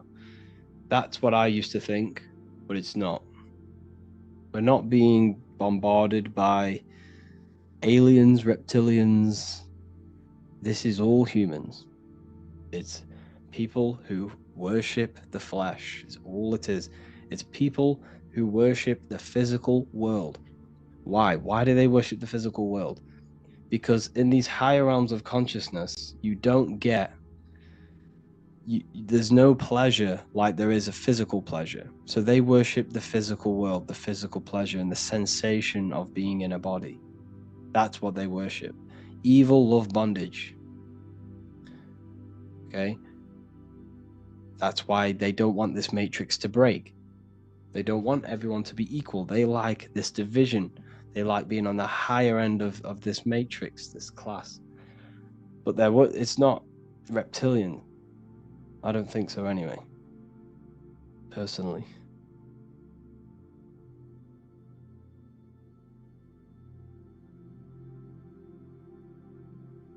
Yes, we have a brain, we have a reptilian brain, but this is our natural instinct brain.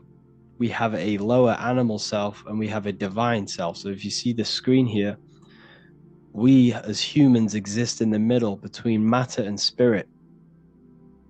We have the opportunity to expand our consciousness upwards to God. We can expand our consciousness to know God and know the secrets of the universe, or we can stay in our lower animal nature just for survival, basic needs. This is why humans are made in the image of God.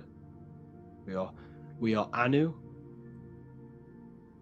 We are Anu, spirit, and Ki, earth, matter. We are Anunnaki. We are spirit and matter together. Okay. What do you think about music and fashion? Directly correlated. Well, you know, music and fashion are directly correlated. You know, when the Beatles came out, everyone started to wear hippie stuff. You know, look at UK drill music started to come out. People started to wear tracksuits more, and it's directly correlated, but it's a psychological warfare. You must understand that music is psychological. all to mold you in a certain way, to make you think a certain way. Yeah, as you said, the Rosicrucians talk about the heart, and the heart is playing a big role on our energy and field. Yes, that is true. So everything you do is from the heart. Every action, every word you say is from the heart. You speak and you act from the heart. So this is why you know people by their actions, because if they're doing things that are stupid and not good, they have a dark heart. So that's why the earth is an anagram for heart. If you rearrange the word earth, it's heart, because everything we do is from the heart. Everything we manifest is from the heart.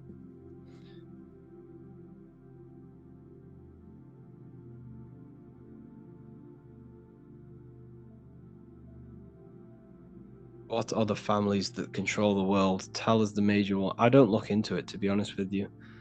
I don't really look into that stuff anymore. There's no point. It just loses you in a loophole, and you'll end up gaining anxiety and gaining all these negative thoughts about how we're being manipulated. So just focus on the light.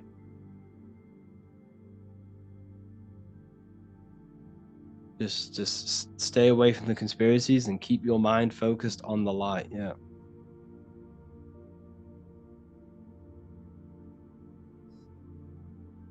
You give thoughts about reverse manifestation, things that you don't want to come in your life, but it has to come anyhow, but it didn't work on positive things. Can you explain this loophole? I'm not too sure about reverse manifestation, but everything that happens to you is necessary for you to grow as a mind, to expand your mind, to expand your soul. Everything is for you to grow. Doesn't matter how hard it is, how negative it is. But what you must understand is that everything that happens to you is neutral.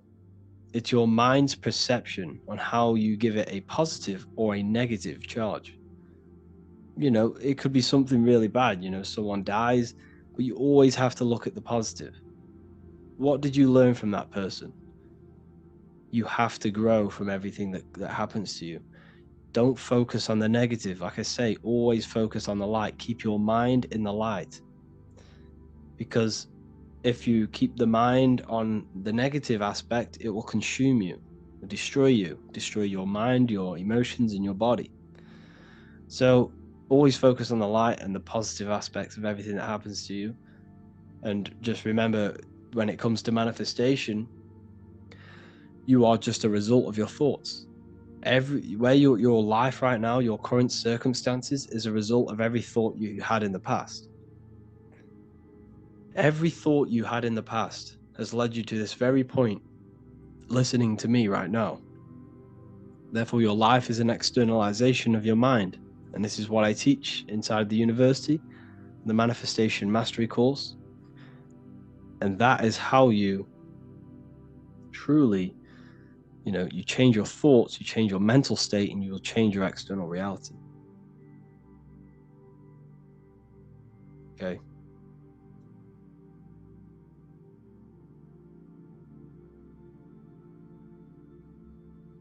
Can you explain the proof the earth is flat? Your senses. Have you ever been in a car going 100 miles per hour? You probably have. How quick does it feel when you're going 100 miles per hour? It goes very, very quick. You can feel it very quick. And we are apparently moving 1,000 miles per hour while going around the sun. It's complete lunacy. If you believe that you live on a spinning rock hurtling through space and we haven't hit something in trillions of years, which is obviously a lie, if you believe that, then they have tricked you to not believe your own senses. They've tricked you to not believe them senses that you have. That's the power. It's subconscious. It's a psychological warfare. If you believe you live on a rock, then you are more susceptible to believing that the universe is only physical. The reason why Isaac Newton came in with all this new science and destroyed all of the old science of the Egypts and the ancient occult teachings of as above, so below, the reason Isaac Newton came in with this was to separate you from the universe. Because the ancients knew, and I know now, and this is what I teach, is that you are the universe. But all of these new scientists came in to make you feel separate from the universe and to make you think that you are not special. And another one, if you believe that you're from, everything they teach you is to keep your mind trapped in physicality. Your mind isn't a physical thing. Your consciousness is not a physical thing. So everything they've told you is to keep you in a three-dimensional way of thinking, in a physical reality. Everything seen comes from the unseen. Everything seen is an effect of the mind. Everything you see around you began in the invisible realms of mind. Yeah, the body is physical. It's a meat suit. It's an avatar. It's a character. You're playing a character. It's not you. You are the I am. You must connect with the I am through meditation. So, I heard that sugar and artificial sugar block our thought and manifesting ability. Yeah. Well, your diet plays a massive role because it's all interconnected. Your consciousness is interconnected with your body, your physical body. So if your body's not well, your mind's not going to be well. So you must, find balance between mind and body, spirit and matter. I don't understand the flat earth. Every atom and all things inside of me are spheres. Why would the earth be flat? The atom they told you is wrong. The atoms are electromagnetic torus fields. Okay.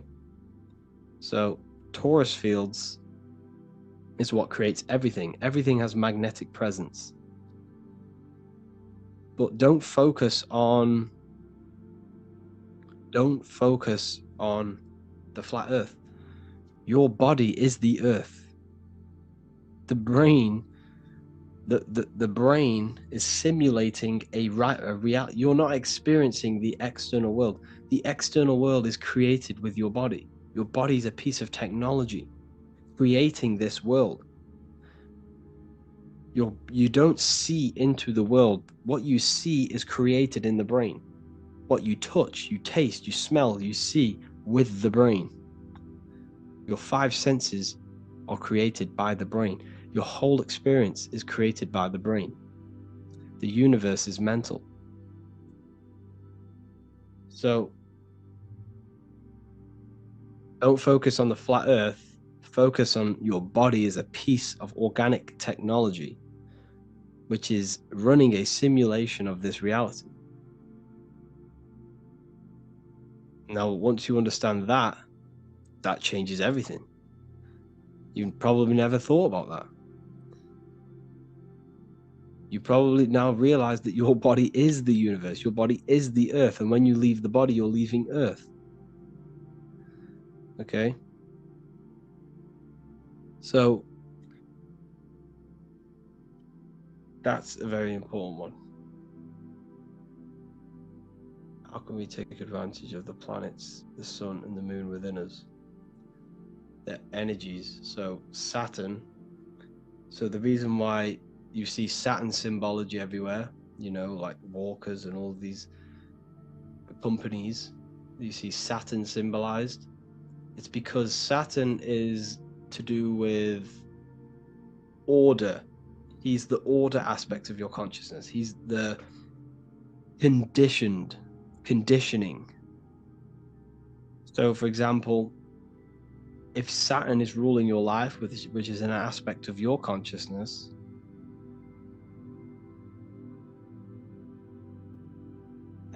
how do I explain this well? They're basically harnessing the energy of Saturn to condition you. That's what technically they're doing. That's why you see Saturn symbology everywhere. All about conditioning and, how do I say, like the education, for example. It's all about conditioning you to keep you in a certain state. That's what Saturn is. Now, the sun represents your pure consciousness. The moon represents your subconscious or emotion. Anyways, I'm going to have to love and leave you all here. This is a Q&A that takes place weekly inside of the university. If you wish to join, I will send the link into here. Hold on, I will send it into this chat. So yeah, these live calls happen all the time. They're going to be happening every week from now on. If you want to join the university, see you all on the inside. There's so much that you can gain. Let me just try and find.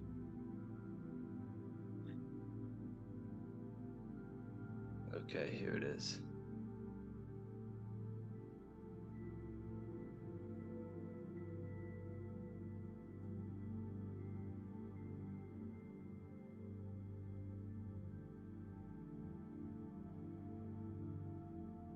Two seconds.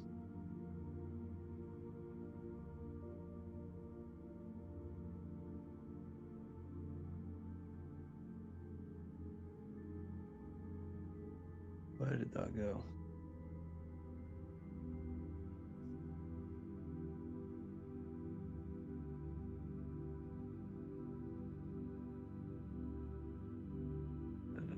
I don't know why I can't get it up.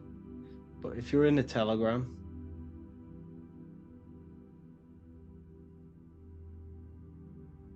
go to my Instagram, my Telegram, or revivalofwisdom.com, and you'll see the Ethereal University.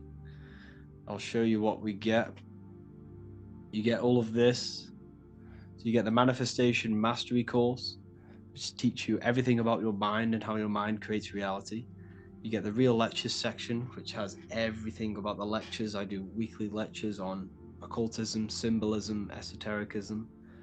We have a community, we have a library with my books plus 45 other rare PDF books. So you gain access to the library. We obviously do these live Q&As, and you can literally speak to me directly on these live calls. So yeah, your life will change once you understand this stuff. You're going to feel so much better. Like once you understand how reality works and your place in the universe, you'll feel absolutely amazing, because you no longer feel like an evolved monkey on a monkey ball, on a spinning globe. So invest in yourselves, invest in your mental state. It's not about your spirit, it's about your mind, controlling your consciousness, controlling your body. That's where the power is. That's when you gain power, when you stop engaging in your animal self and you move to the higher self and you retain all of that lost energy from being an animal self. Okay, so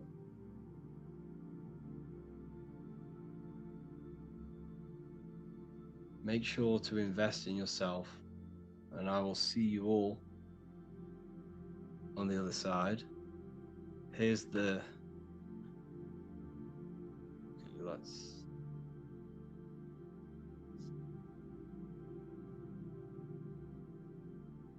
there's the link. I've just posted the link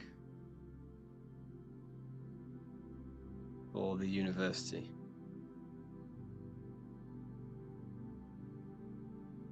If you wish to join, I'll see you all on the other side. Thank you all. Can we pay for a couple months of the university? Yeah. If you really want to pay like a couple months up front, give me a message on Instagram, Revival of Wisdom, and put the first message as university, all capital letters, and I'll respond to you and we could sort something out.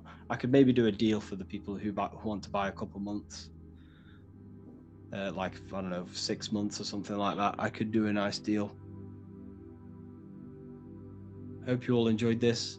I'll see you all inside the university, and have an amazing day.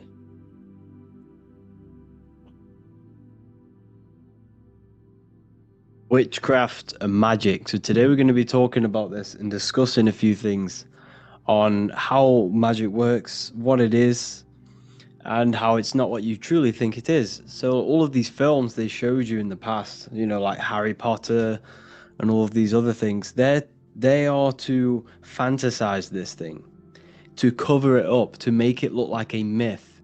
That's why it's called Hollywood. So all of these films are mainly produced in Hollywood, which is from the holly wood, the holly tree, which is the holy tree. Because the ancient druids used to take this wood and make magic wands out of this wood and cast spells with this wood. Because each wood has specific virtues and specific things energetically. For example, you can use different herbs to treat different illnesses because they all hold different mineral content and different energetic principles. So all of these different woods and these different materials the ancients used, they understood their virtues. So the ancients would use holly wood or the holy wood because this was the most powerful wood to use to make a wand out of. And this is ancient druidic magic.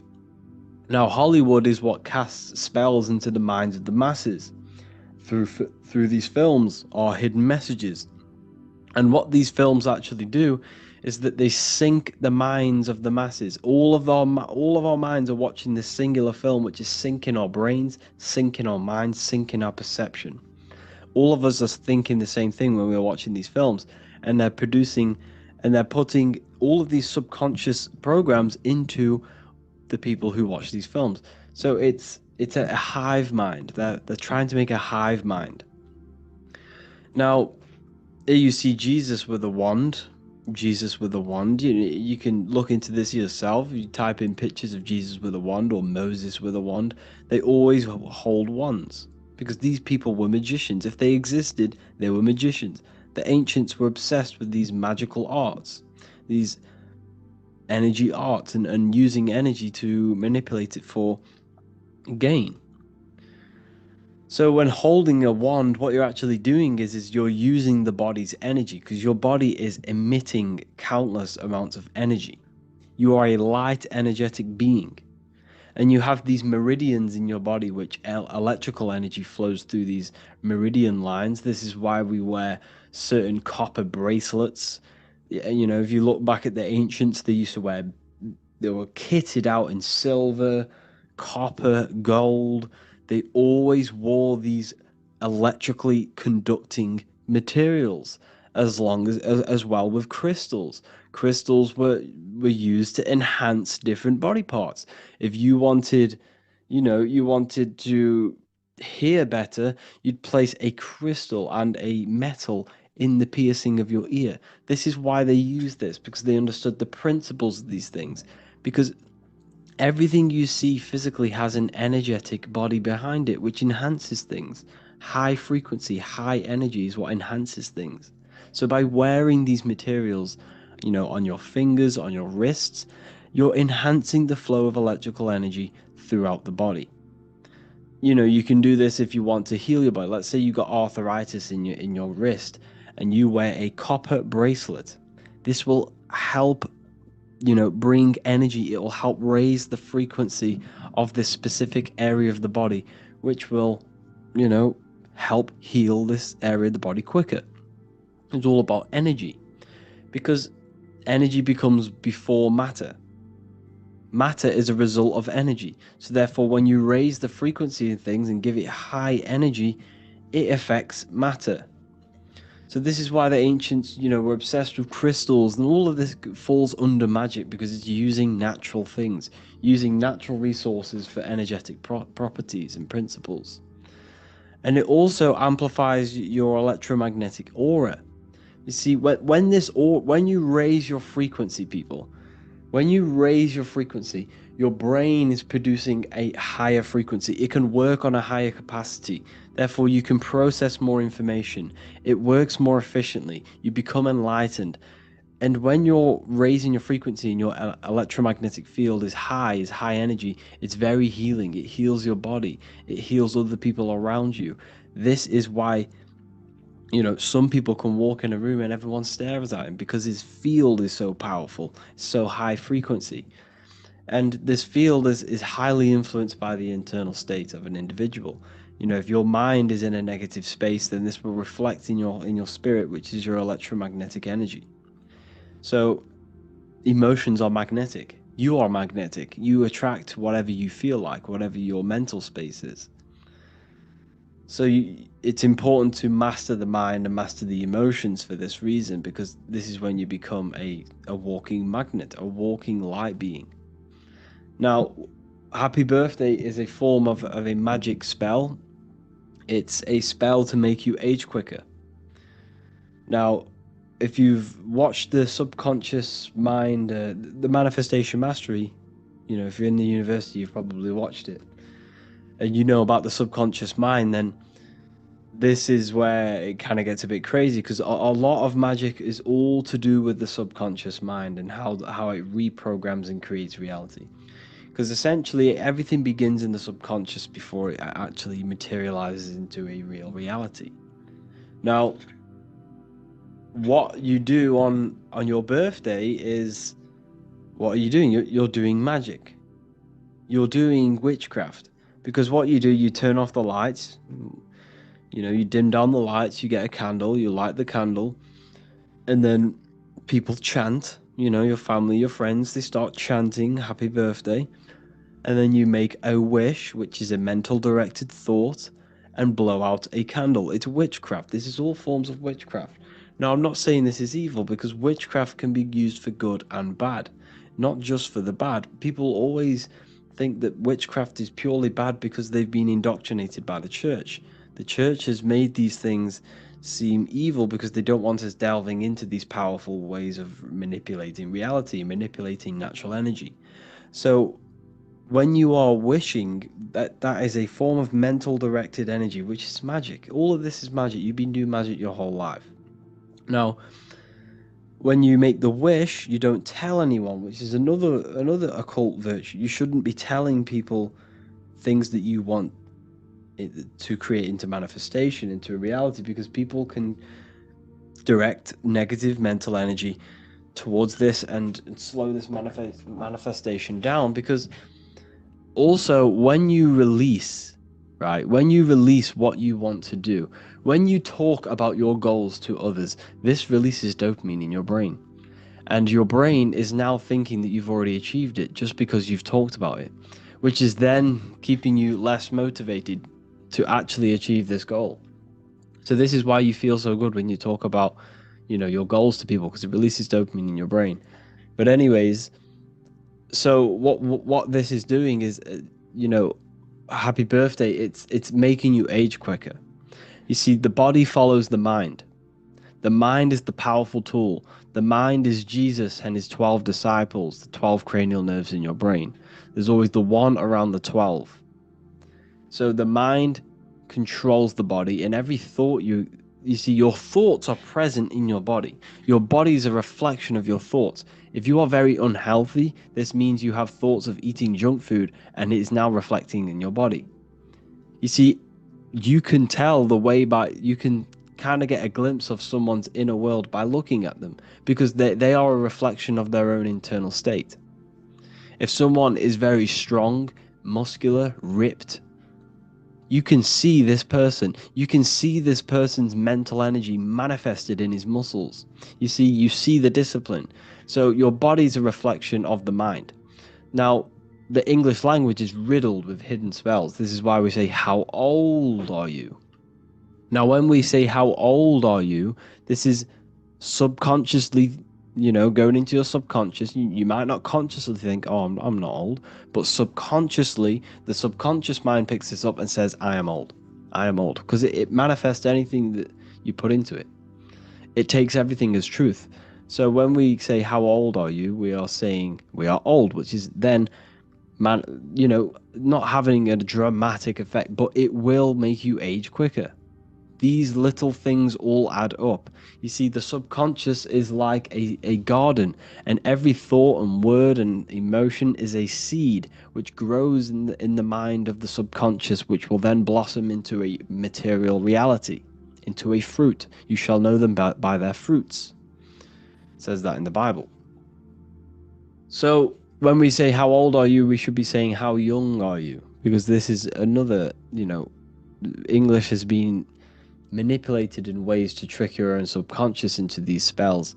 This is what spelling is. Your words are spells. They cast three-dimensional sound waves. Every word you say is casting a three-dimensional sound wave or an electromagnetic torus field. Every single word you say. And what is reality created of? And that is electromagnetic fields. You are creating atoms. Your body is an anatomy, because your body is a giant atom, an electromagnetic field. So the next one is these planes. We must all understand these planes, is how the physical plane is a result of these higher planes of consciousness. You have the Buddhic, which is nothingness. You have the mental, which is the mind and thoughts. Then you have the astral, which is imagination of the thoughts.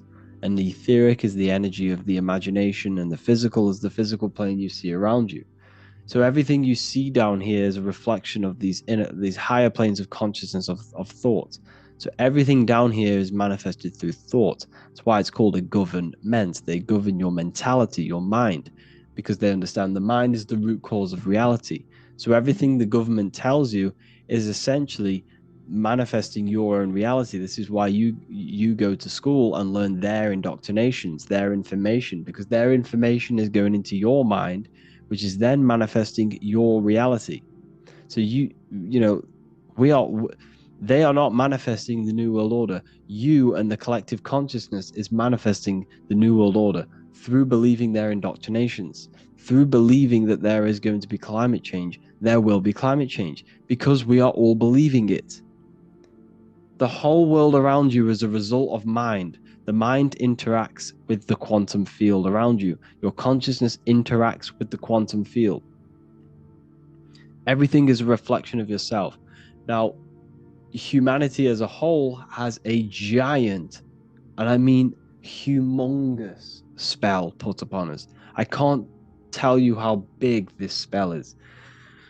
So let's say you have a limiting belief that you are not strong, for example. This will affect you. Go to the gym, and if you go to the gym, grab the heaviest weight that you can do without injuring yourself. Do it. Try do a set of them while saying, I am not strong mentally. Say it over and over, and I guarantee you won't do many reps. And then go grab the same weight and then repeatedly say in your mind, I am very strong, I am very strong, I have lifted the weight, and I guarantee you will do more reps. It's because the mind has power over the physical plane. It's all mental. This whole world you see around you is manifested from thought. This mic I'm speaking to, the computer or the phone you're holding, was all a thought in the mind. So therefore, everything is an emanation from the mind, the invisible realms of consciousness. And that's what the occult means. Occult just means hidden, and thoughts are hidden. Knowledge is hidden. You can't see knowledge. You have to gain knowledge. You can't see the knowledge behind someone. You can't split their brain open and see the imagination. You can't split their brain open and see the knowledge they know. It's because it's hidden within an invisible plane of mind and astral and etheric. The physical plane is nothing but a shadow of these higher dimensions. Now, it's by manipulating these planes is how you create your reality. This is what magic is. It's by as above, so below. You change above, you change below. Now, this is where, mental directed energy comes in. I kind of went a bit off track. I was going to go to the huge spell that's being placed on us. The spell that's being placed on us is limiting beliefs. The whole world has gone to school, and this school teaches, the Rockefeller, the Rockefellers, they own the school system, and everything they've taught you is to give you a perception of the world. Now, what did I just tell you? This whole world is a result of thought. It's belief. If the whole world believed we had superpowers, we would have superpowers. Now, that sounds crazy to you because the limiting beliefs, that's what I mean. All of us have been indoctrinated with limiting beliefs of gravity, of limiting things like, I don't know, the globe model. We've all been implemented with these things which limit our mind and our body. If we did not go to school and every single person in the world believed that we could fly and we could do something that is completely out of your mind right now, it would happen. It's because this world is a complete correlation and a direct manifestation of thought. Now, the collective consciousness all has a doubting belief system. We are all limited. We are all very well, not all, but if you're in this university, you have an open mind. Well done. I take my hat off to you joining the university and having an open mind. You are one in millions. So congratulations to you for having an open mind. But for example, for the rest of the world, like, they are all limiting, which is affecting our consciousness, your consciousness, and my consciousness, because we are all connected on a mental level. We are all connected on the mental plane. This is the plane where everything is one. We are all made of the same substance, which is universal mind, universal intelligence, universal consciousness. We are all the same consciousness in different bodies. So, like I just said, everything is connected on the mental plane. You, me, your parents, your brother, your sister, everyone is connected on the mental plane. Therefore, we can transmit energy, information through the mental plane by practice. So anyways, because of the limiting beliefs we have on, as a collective consciousness, we all believe we are bound by gravity. We all believe that, we can't do certain things. This is casting a spell on the whole world.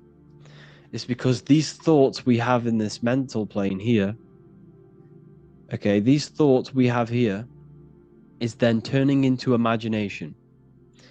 See, the astral plane is very, very powerful. This is the plane that molds the physical plane. So this astral plane is where all spirits, entities, and it's the realm of imagination. This is that screen you have in your mind, but you can access it. This is a full plane that you can access through astral projection. So it is this plane that all of our limiting beliefs is molding into some form of imagination. And this imagination is then turning into energy. And then this energy is manifesting this physical plane. So this whole system that we are under is a spell. It's a very, very powerful astral energy, which is casted upon the whole of the whole of the earth. And we must break this spell. And how do we break the spell? By not believing anything that they tell us. It's the belief system. And we have to stop believing the science they give us. What good does it do us? Think about it. Does it really matter if you don't know anything that they tell you? Does it really? What will it do you? You're still going to live your life. So, for example, the whole system doesn't exist. The system, it only exists because we believe it exists. Money only exists because you believe it is true. It's a piece of paper with words written on it.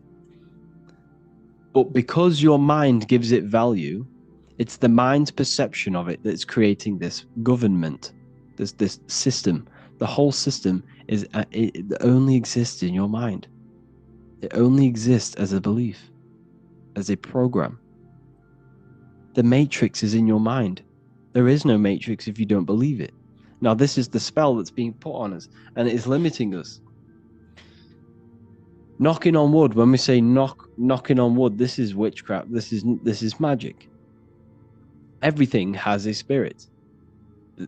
The phone you're holding, the atoms in that phone has a spirit, has it as a energy. The trees have energy. They have spirits within them. Water has spirits within them. You see, so knocking on wood is the ancient druidic magic again of knocking on for the tree spirits, because tree spirits are very healing. Trees are very healing. They're very high frequency. They emit lots of energy, lots of ether. So by knocking on it, they would ask them to heal them, or because these spirits are conscious, they're astral. You can't see them, but they exist. Everything has an astral body. You have an astral body. You use it every time you dream. All of us have an astral, etheric. All of us have energy. You can feel it when you walk into a room. You can feel it when someone is very sad. You can feel their energy. You can feel it. And this is what it is. It's transmutation of etheric energy. And this is what knocking on wood is. It's knocking on for the tree spirits. Knock on wood for good luck. You know, alcohol, this is another deep rabbit hole. That's why we call it a spirit. It's a spirit. It has spirits within them. It's the same with a jinn. That's why we call it a jinn, which is another astral plane deity or entity. But jinns are very powerful, so stay away from jinn. Stay away from any alcohol. There's a reason why every single religion tells you not to drink alcohol, pretty much. There's a reason. Natural alcohol, it's not too bad. You know, like wine, really like natural, no chemicals. I would, you know, I'm not going to say I'm against that. I'm not, because that's natural. I'm with anything that is natural. But these spirits, gin, beer, all of this stuff, stay away from it. It's all used for witchcraft. It contains ethanol, which is ethanol, which is the barrier between the physical and the astral plane. You are being possessed when you drink this stuff. It's alcohol, alchemy, because alcohol was created by ancient alchemists, they would find liquids and they would extract the spirit out of the. So what it is, it's distillation. So they're getting liquids, these alchemists. This is how alcohol was founded, by ancient alchemists.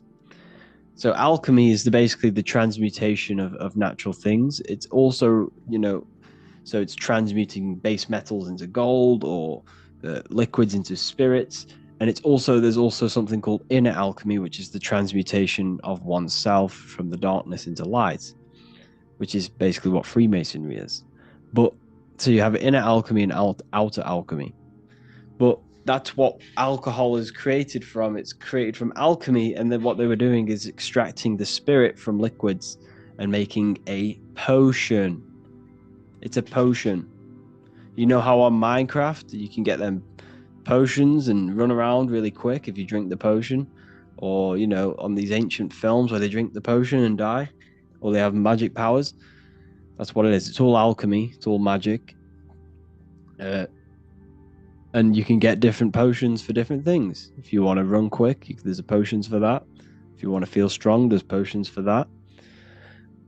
This reminds me of another book that I read, which is inside of the library, called the 3 Books of the Occult Philosophy, which talks about magic and occult virtues.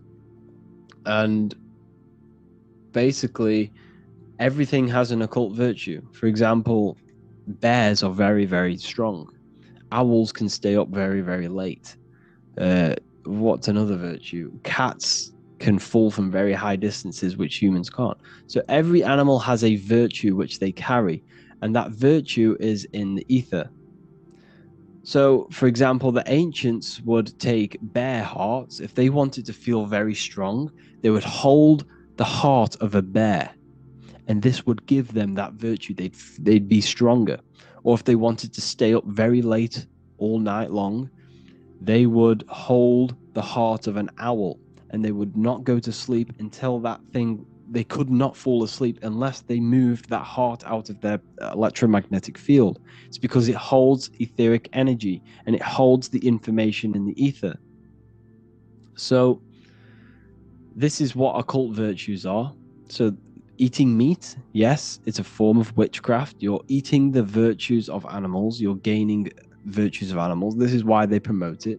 They promote flesh because they want you to become an animal. You are what you eat. That's why we say that, because of these virtues. So if you eat fruit, you become very electrical, you become very alive.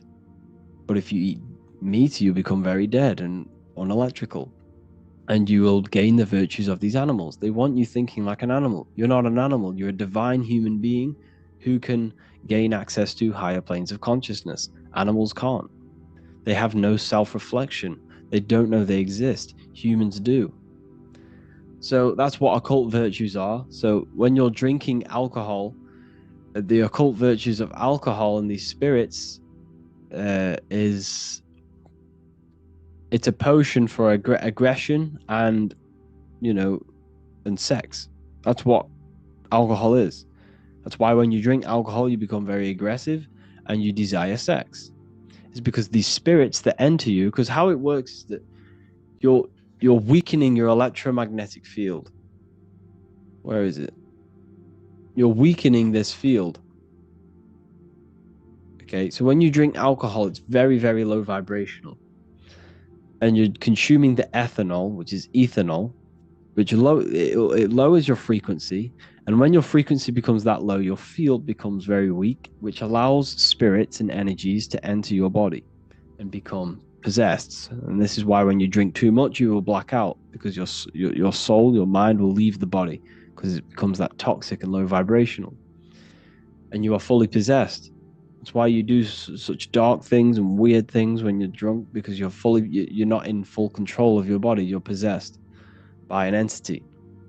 So the whole world is running around drinking potions of magic, of ancient alchemy.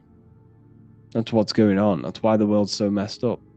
It's because everyone's drinking potions. Everyone's drinking these potions, which, with the virtues of sex and anger. And look at the world. What's the problem with it? Sex, anger, and religion.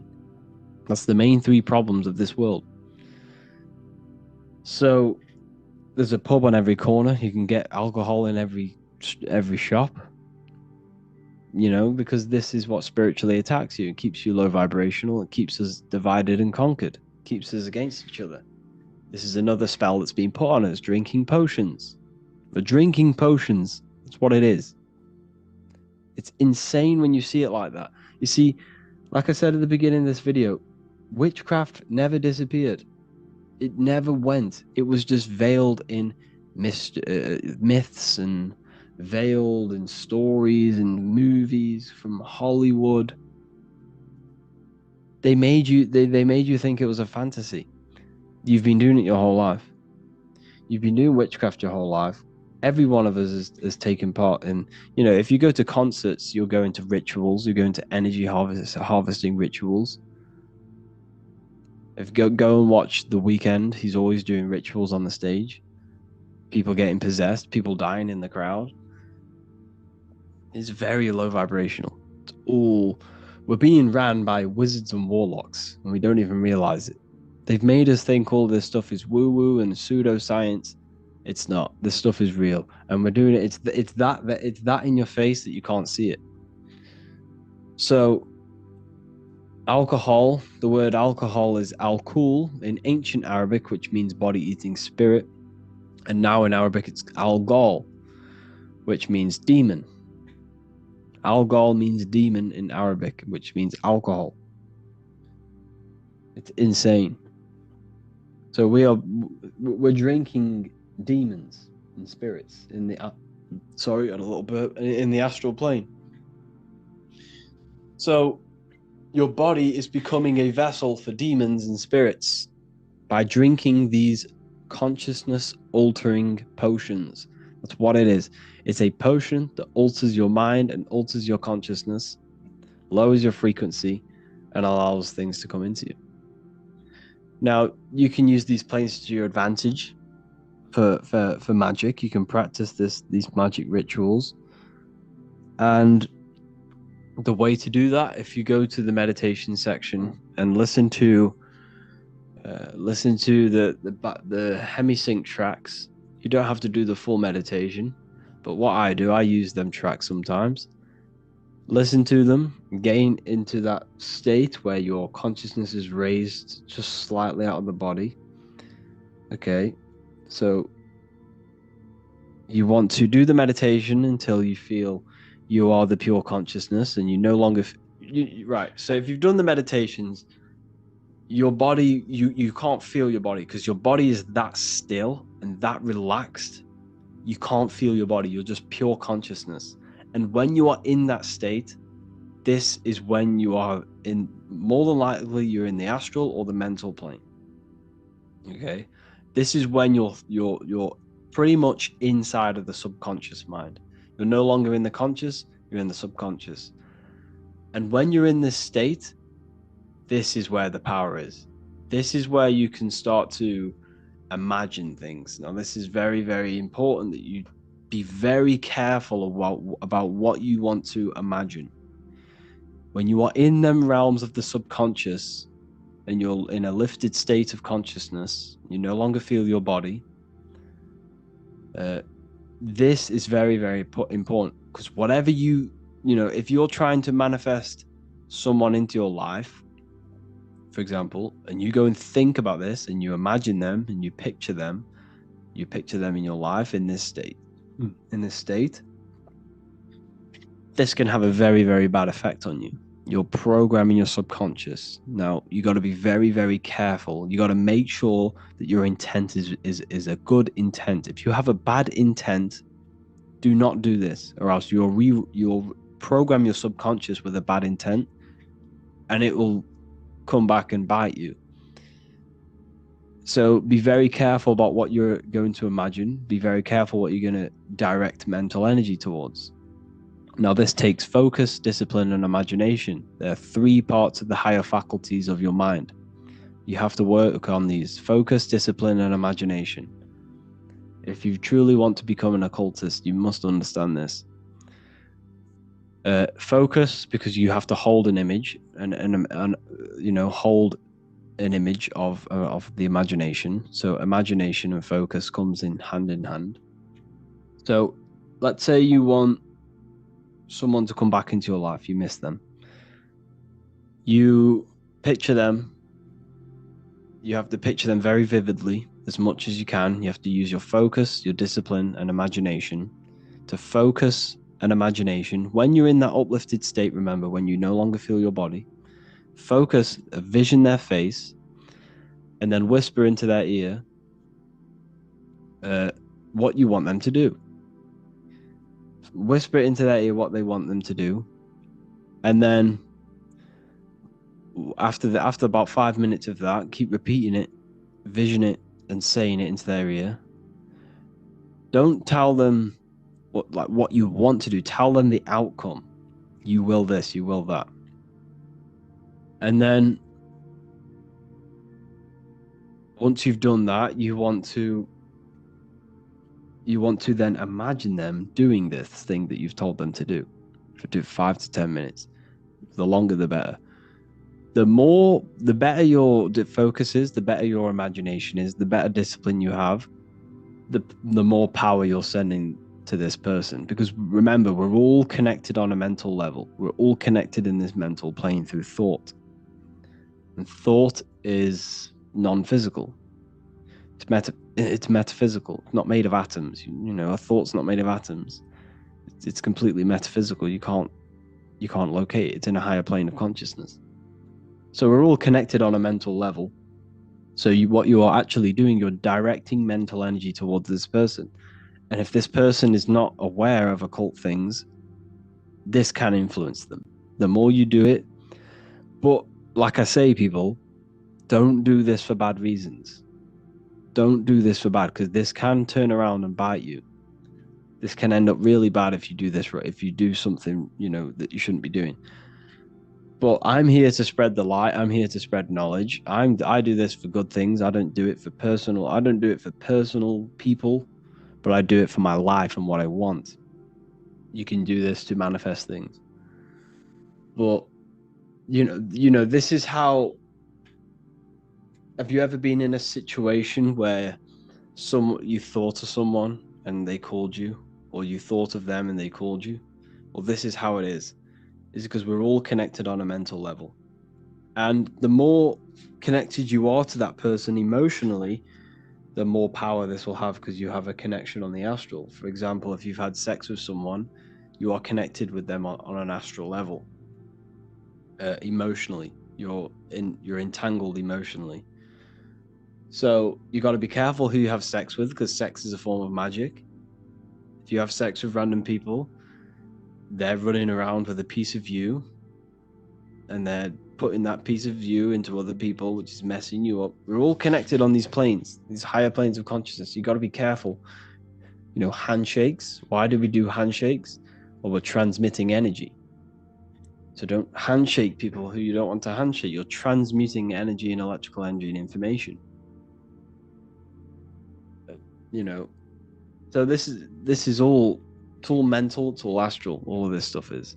You could, like I say, you can use this mental directed energy for manifestation as well. If you want things in your life, picture them. Well, first get into that state where you can no longer feel your body, where you're that still, and then picture them. Picture the reality you want, and then use your emotions as well. Your emotions are very powerful. Feel it. Feel the reality you want. Now, this works better on a full moon. Now, the full moon is very powerful, very, very powerful. They don't want you to know about the full moon. They don't want to know about the moon. All they tell you about is the sun. They tell you the moon's just a piece of rock. The moon is very, very powerful. The moon has an effect on your psyche. So when it's a full moon, things sound louder. When it's a full moon, people are way more emotional. People are more reactive. People are more crazy. If you ever notice, there's always things going on. There's always bad things, and crime go up on a full moon. It's actually recorded. There's more police calls and 911 calls, or 999. There's more of these calls happening on a full moon. This is actually recorded. This is a true thing. It's because the moon enhances your mental state. If you are an emotional person, an impulsive person, a full moon comes around, you're going to be even more impulsive. Probably going to start pulling your own hair out. It's because it's very powerful. So when you do these, that exercise I just told you of mental directed energy, which is a form of magic, you can do this on a full moon to manifest quicker, to have it more power. That's why you always see witches. You always see these witches on a full moon. It's because it's very, very, very powerful. And witches always with cats. It's because cats transmute negative energy, and they can heal you. The Egyptians were obsessed with cats. They had cats around them all the time. And that's why you see cats have 9 lives. Why do cats have 9 lives? Because supposedly there are 9 dimensions, and they see all 9 of them. So it's symbolic for them having access to all 9 dimensions. So cats are very powerful. If you have a cat, when they purr, that's very healing. The frequency they produce when they purr, they do that to cleanse your energy. They know you have bad energy. So when they purr, they know you have bad energy, and they're trying to heal that for you. So if cats come up to you, they're trying to heal you. Cats are very powerful. This is why witches keep cats, because they're always cleansing them of negative energy. Well, yeah, I think that's pretty much everything for this video, people. I hope you all enjoyed this video. Be very careful about what you plant in your subconscious. Definitely do their meditations. They're very powerful. Very, very powerful. Do them with headphones. You can't do them without headphones. Doesn't work. You will astral project, or you will have an altered state of consciousness if you follow the meditations of the gateway process. I've done them multiple times. Very powerful audios. So yeah, hope you all enjoyed this one. Feel free to get in the community, tell me what the next video to make. And there's no one in this, so I can't answer questions. So we're going to be doing live calls I'm going to do them every Saturday morning now. So Saturday morning is probably the best time to do them because people are off work. I've done it on a Friday today, and obviously no one's here because obviously people are at work. So I'm going to do them on Saturday mornings at like 10 o'clock UK time. They're going to be live calls every week from now on. Thank you all for joining the university. It's been a pleasure to share this knowledge with you. Have an amazing day. Today, we're going to be talking about numerology and the numbers. So first of all, the numbers that we see are the symbols used for numbers, because the numbers itself are not the symbols. Numbers are energy. They are things that exist within our consciousness. Everything we see exists in our consciousness. There is nothing outside of you that is not inside of you. So every number corresponds to you and your consciousness and your body, because as above, so below. What is without is within. So the symbols used to determine numbers are produced by the angles. So 1 has 1 angle, 0 has 0 angles. So we're looking at the angles of these symbols. They're also sigils.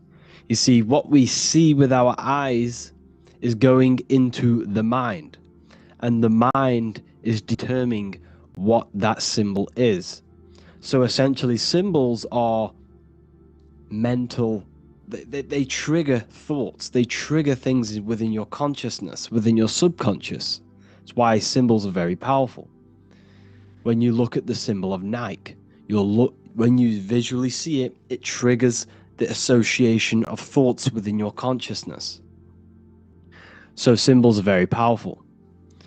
So the number 1 is God, the one source, the one consciousness, the one energy, the one all-seeing eye on top of the pyramid. This represents God, which is a microcosm of you, your consciousness. That's why the number 1 is also determined as one line. One straight line means God. This is the one force of the universe. The one consciousness expressed in millions and billions and trillions of different life forms. You are God, I am God. That's why the Roman numerals I, the letter I, is 1. Because there is one God, one I am within all of us. Every single one of us refers to ourselves as I. I is the highest aspect of your being. You can't say anything above I. There's nothing above I. Well, there's no thing, nothing. There's nothing above your I am, which is the void. But it's the consciousness within yourself that is God. It's the I am, where all things spring from. Everything springs from this consciousness within you, from this mind. So masculine is masculine, which is one line, because the number 1 is a masculine force. I'm not saying God is masculine. I'm saying the number 1 is a masculine number. It represents action. This is the pure force. Okay? This is the pure force of God, of consciousness. It's action. Consciousness takes action. Everything you've done in your life came from consciousness and is action. This is symbolized as an obelisk. You see this obelisk everywhere. You see it in Rome.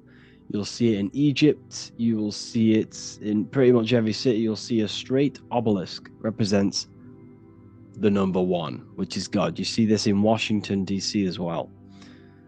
If you go to Washington, and you will see the Vesica Pisces, and in the middle of the interwoven lines of the interwoven circles of the Vesica Pisces, you'll see the obelisk, because this is symbolizing the one, which then goes into 2.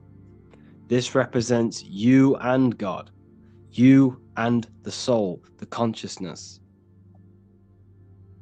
This represents the yin and the yang energy of the whole universe. The universe is created by these 2 energies, these 2 polar opposite energies, which is represented in the physical world as the sun and the moon. The sun and the moon are physical manifestations of conscious and subconscious, male and female, positive and negative, light and dark, light and darkness. Everything that exists in light exists in darkness. You exist in a physical body, which is the light, and you exist in consciousness, in the darkness. You have a physical self, you have a non-physical self. You have a true self and an echo, which is the body. It also represents division.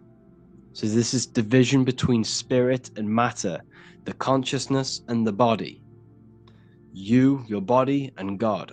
The body and God, which is consciousness. It's the mirror, which is symbolized as the 2 pillars in Freemasonry.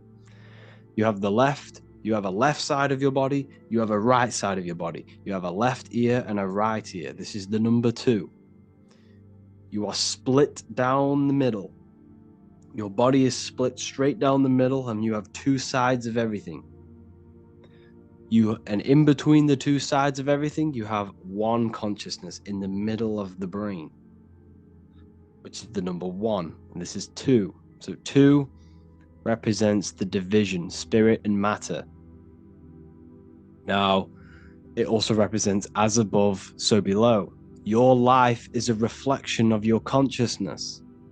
Whatever is happening within your consciousness, mentally, mentally and emotionally, is manifested into your life, and that is your life. Your life is a reflection of your internal state. Every thought has led you to this very point in your life. Every action has led you to this very point in your life. And them actions started within mind or consciousness. So it represents as above, so below. Everything within your being is manifested from these 2 male and female energies, the left and the right hemispheres of your brain. Everything you do is created by these 2 energies. Okay. So you have the conscious, which is the light, the subconscious, which is the darkness.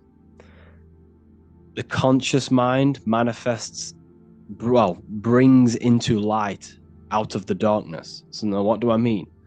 The subconscious is the hidden aspect of your mind. This is the hidden self, the shadow self, where all of your little things that you do. Now, what's an example? Do you really love the person you're in a partnership with, or a relationship with? Or is it coming from a hidden aspect of yourself? Is it coming from a place of fear of being alone? Is it coming from a sexual desire within your subconscious? You see, there is a shadow self and a light self. The conscious mind brings into light what is in the subconscious. The number 3 represents the Trinity. This is why you always see God inside of a triangle. Well, sorry, it's not God, but inside of the triangle. This is the triad. Okay? This represents the 3 aspects of your consciousness: thoughts, emotions, and actions. These 3 things must be in harmony in order for you to manifest your desire.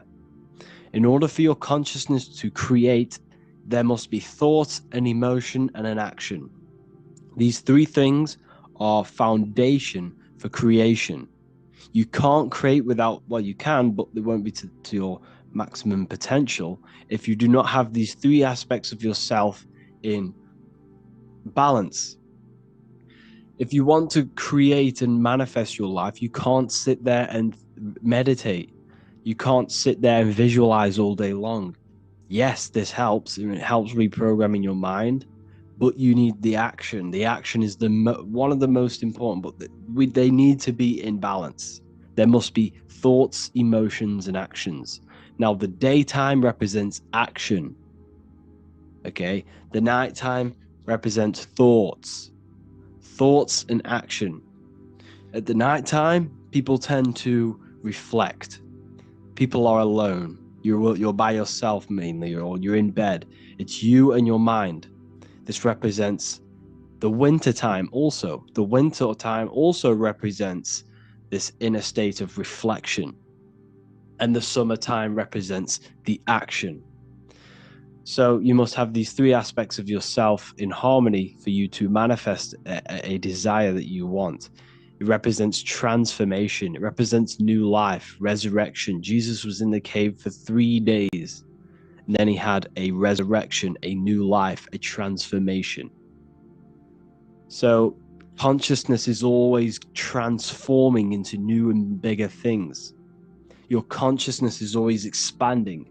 It's always transforming into new ways of thinking, into new chapters of your life. I'm currently going through a new chapter in my life. Big things are changing. And it's the evolution of your consciousness. This is what the number 3 represents. 3 also represents, if you look at the Kabbalistic tree, you have the top 3 spheres. Now we're going to be going into the Kabbalistic tree. I'm going to be doing some lectures soon on it. But that is so the top 3 spheres representing the triangle with the eye in it. If you know anything about Kabbalah, you'll understand. Now, number 4, this represents foundation. You have a 4-fold nature. You have 4 corners on a table.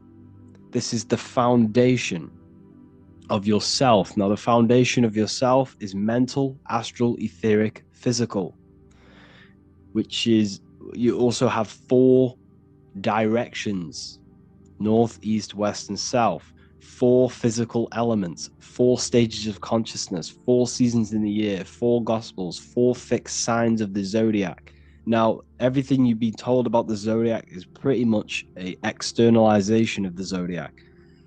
The 12 zodiac represents the 12 aspects of your soul, your consciousness. The stars are in your soul. As above, so below. What is above is inside of you.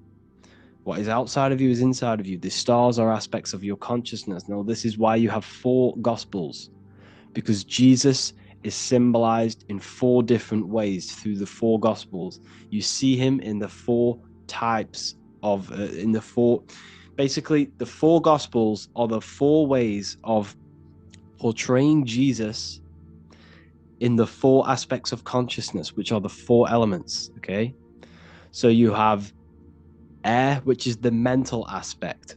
You have fire, which is the spiritual aspect. You have water, which is the emotional aspect. And you have the earth, which is the physical aspect of yourself. These correspond with the 4 ways they portray Jesus in the 4 gospels. Okay, so this is also representing the foundations of consciousness. The 4 elements correspond with your consciousness. You have your body is a number 4. You have the cross. You have an upwards line and a horizontal line, and the cross section meets at the heart. Now, the heart is considered the sun. The soul is in the heart. Now, what is the soul? The soul is the essence of you, your personality, your level of charisma. When you think of someone. If you think of someone you absolutely love and you have a great connection with, you're not thinking about their body.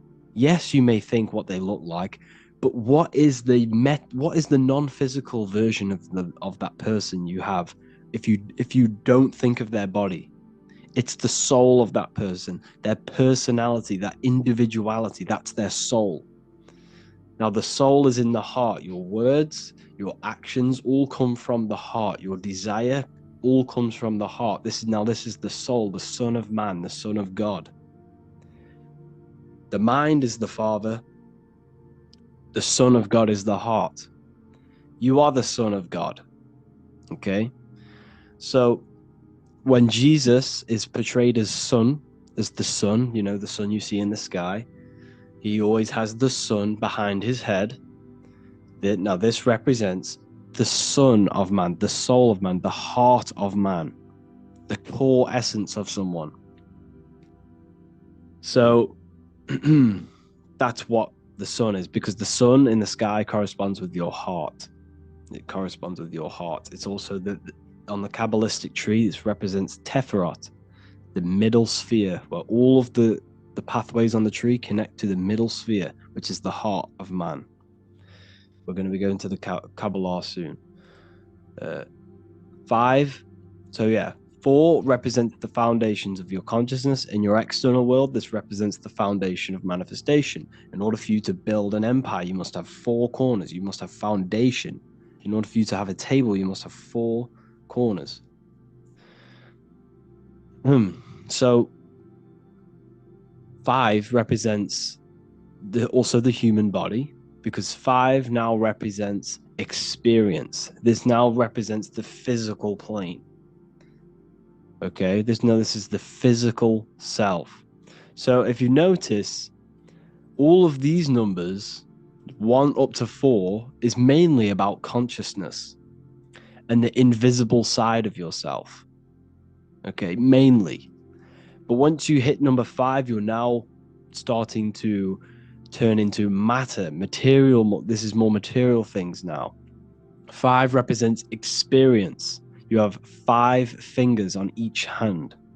You have 5 senses. Your consciousness interacts with this material plane through the data of the 5 senses. The 5 points on your body. You are a star. You see, this is the pentagram, a very sacred symbol. 5 represents how spirit manifests into physical. Sorry about the spelling mistakes. I did this quite quick. This represents how spirit manifests into physical. It's the material world, the experience of spirit in matter. Jesus took 5 wounds on the cross. Jesus said, "Take no thought" 5 times. He pretty much says, meditate, take no thought. I forgot what verse it is. He says, take no thought 5 times. Why? Because you have 5 senses which are distracting you from connecting with the higher consciousness within you. You must turn off the 5 senses. Take no thought. And when thought is no longer present, other aspects of your consciousness can open up. The mind is always rambling on. It's always thinking different things, placing attention on different things, worries. Once there is no thought and there is no data from the 5 senses coming through, other aspects of your consciousness starts to open up. Now, this is how you can have mystical experiences. Now, Jesus on the cross took the 5 wounds. Jesus crucified on the cross. How did he get up to the cross? He carried the cross up the mountain, which represents elevation of consciousness. Then he was crucified. He took the 5 wounds, which represents turning off the 5 senses. And crucifixion is the sacrifice of yourself to the higher consciousness within you, to the Father. Sacrificing yourself to God. So 5 also represents sacrifice.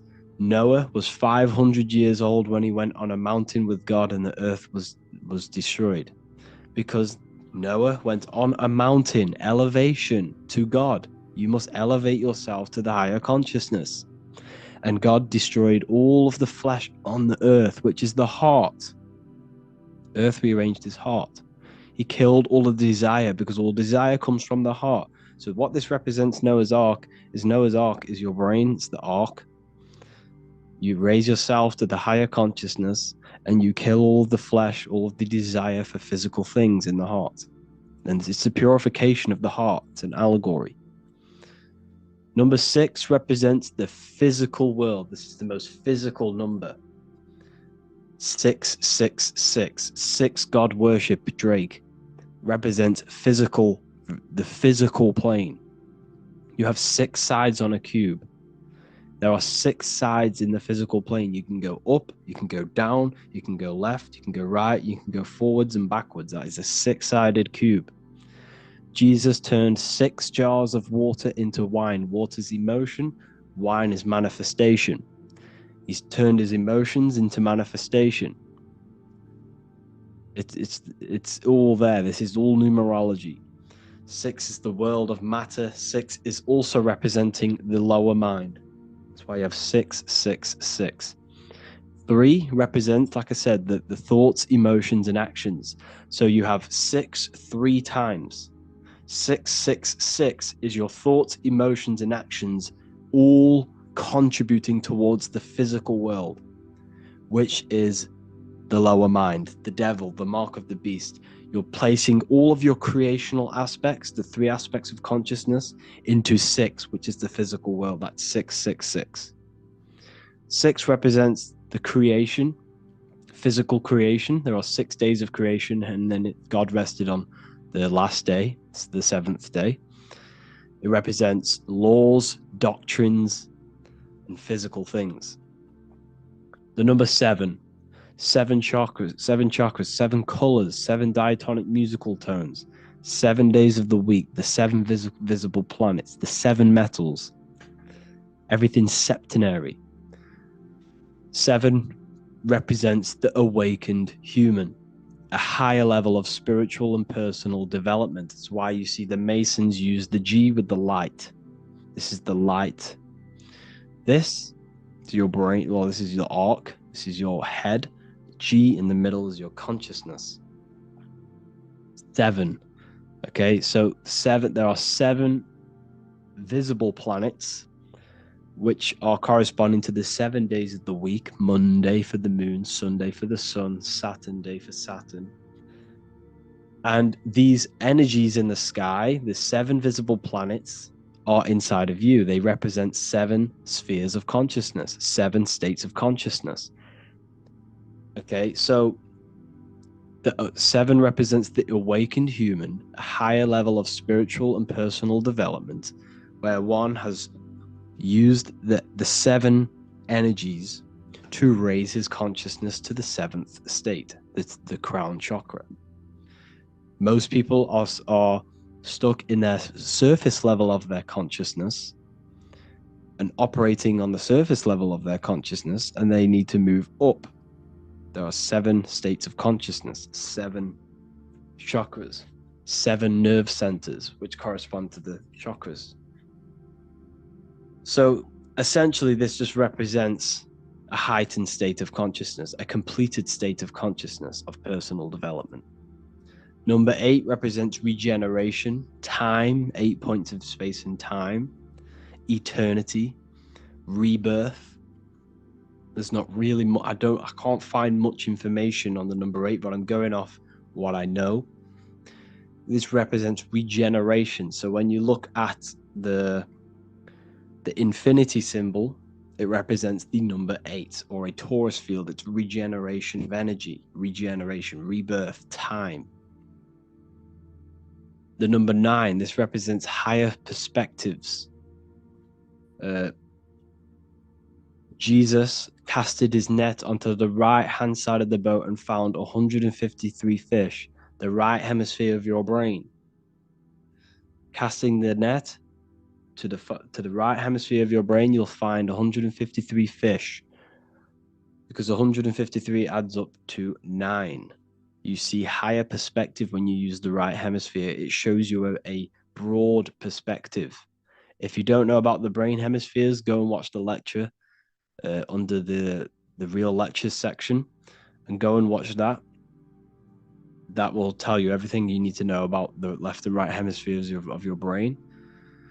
It also represents endings, completions, because you have 9 months in the womb. There are 9 moon cycles, because your body's created by the celestial spheres, by the energies of the celestial spheres, which are also inside of you. Your body's created in the moon, by the rotation of the moon, which is 9 months. The moon sounds like womb. And if you look on the Kabbalistic tree of life, you'll see this Yesod sphere, which is corresponding to the moon, because this is God up here manifesting, filtering consciousness through these spheres, then entering the moon, and then from the moon you enter the physical plane. It's the womb. It's why it corresponds with the womb. So number 9 represents higher consciousness, perspectives. Feminine is 9 months in the womb. Number 10, this represents the returning back to source. This is everything goes from 1 to 9, then it goes back to the 1 again, 1 and 0. So this represents returning back to source, back to 0, back to the beginning, God. It's pure completion. So 0 and 1 is the binary code of this reality. You have 0 representing curves, which is feminine.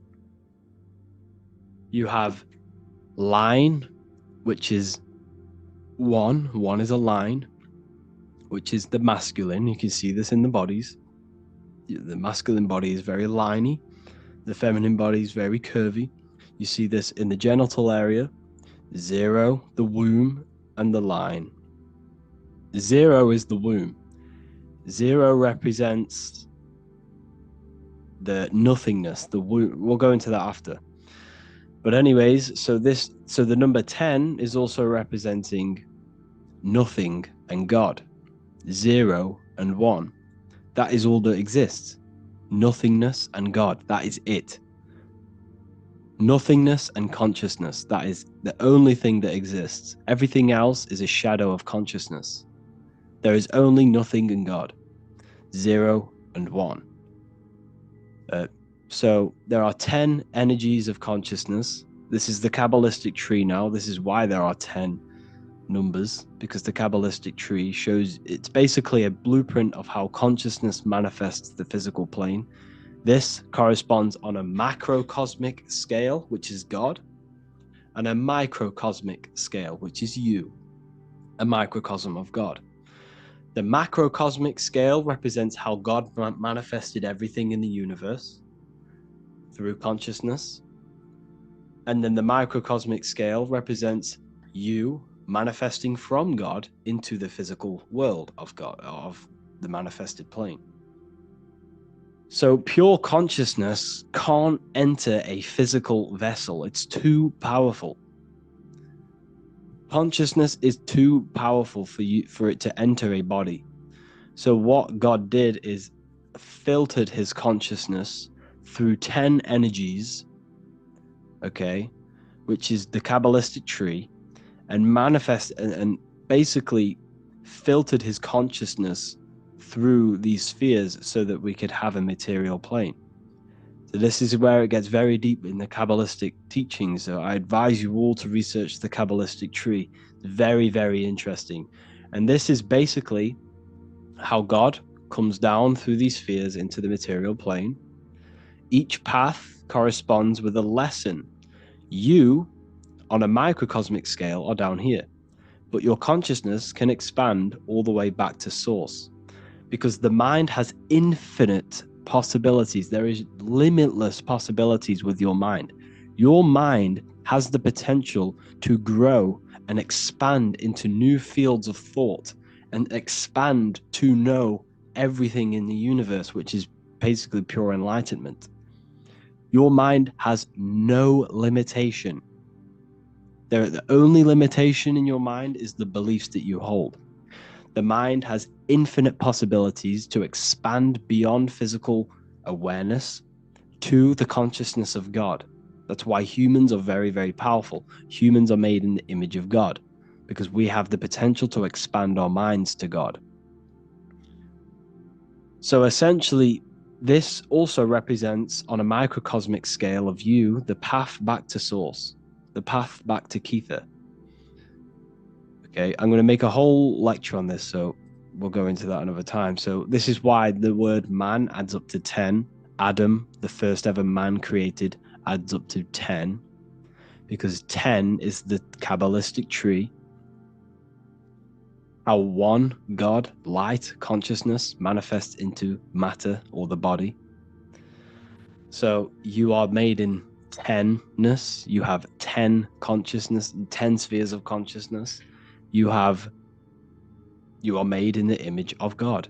You are made to experience God's creation. You are made to expand your consciousness. You have been given the tools to awaken to the divinity within you. No other animal in this universe has the ability to awaken to its divinity. You have the ability. You've been given the tools to awaken. Everything is given to you so you can awaken. You have self-realization. A dog can't look in the mirror and look at his faults, look at how he can improve. A dog can't do that. A cat can't do that. A human can. A human can look at himself in the mirror and say, I need to improve here. I need to do this.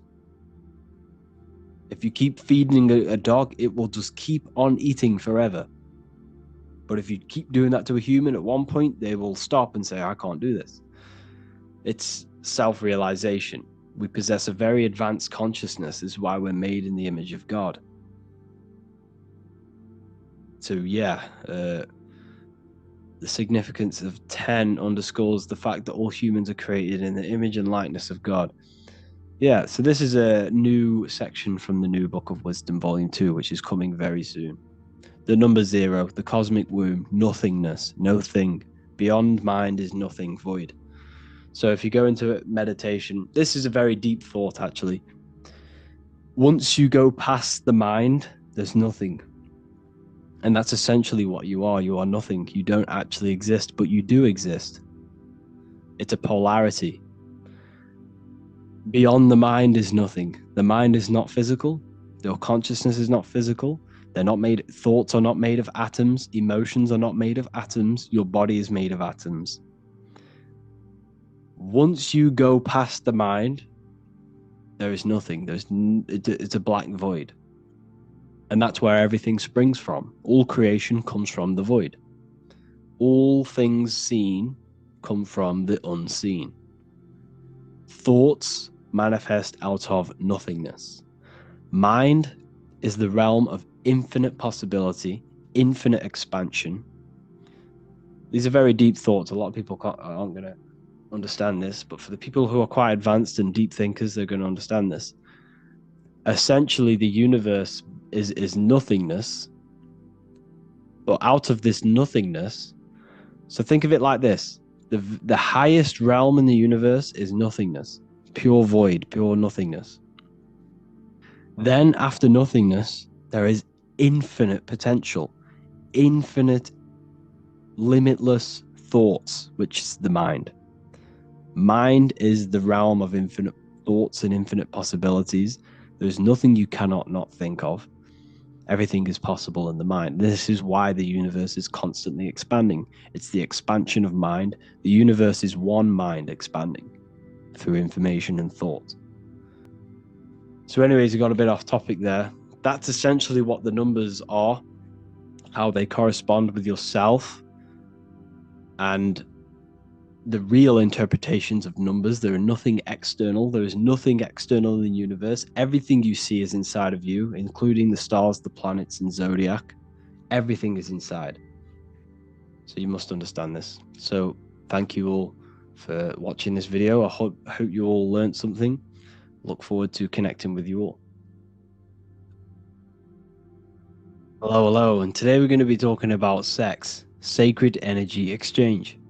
Now, what you must understand is that your energy, everything that your physical body is doing is coming from the ether. So your energy of your body, your aura, is all etheric. And this is the life force behind your body. And this is what you are exchanging when two people interact. When you interact, you are exchanging this etheric life force energy, which is very, very powerful. Now, the sexual energy within the human is the most powerful energy and the most powerful emotion that you could possibly feel.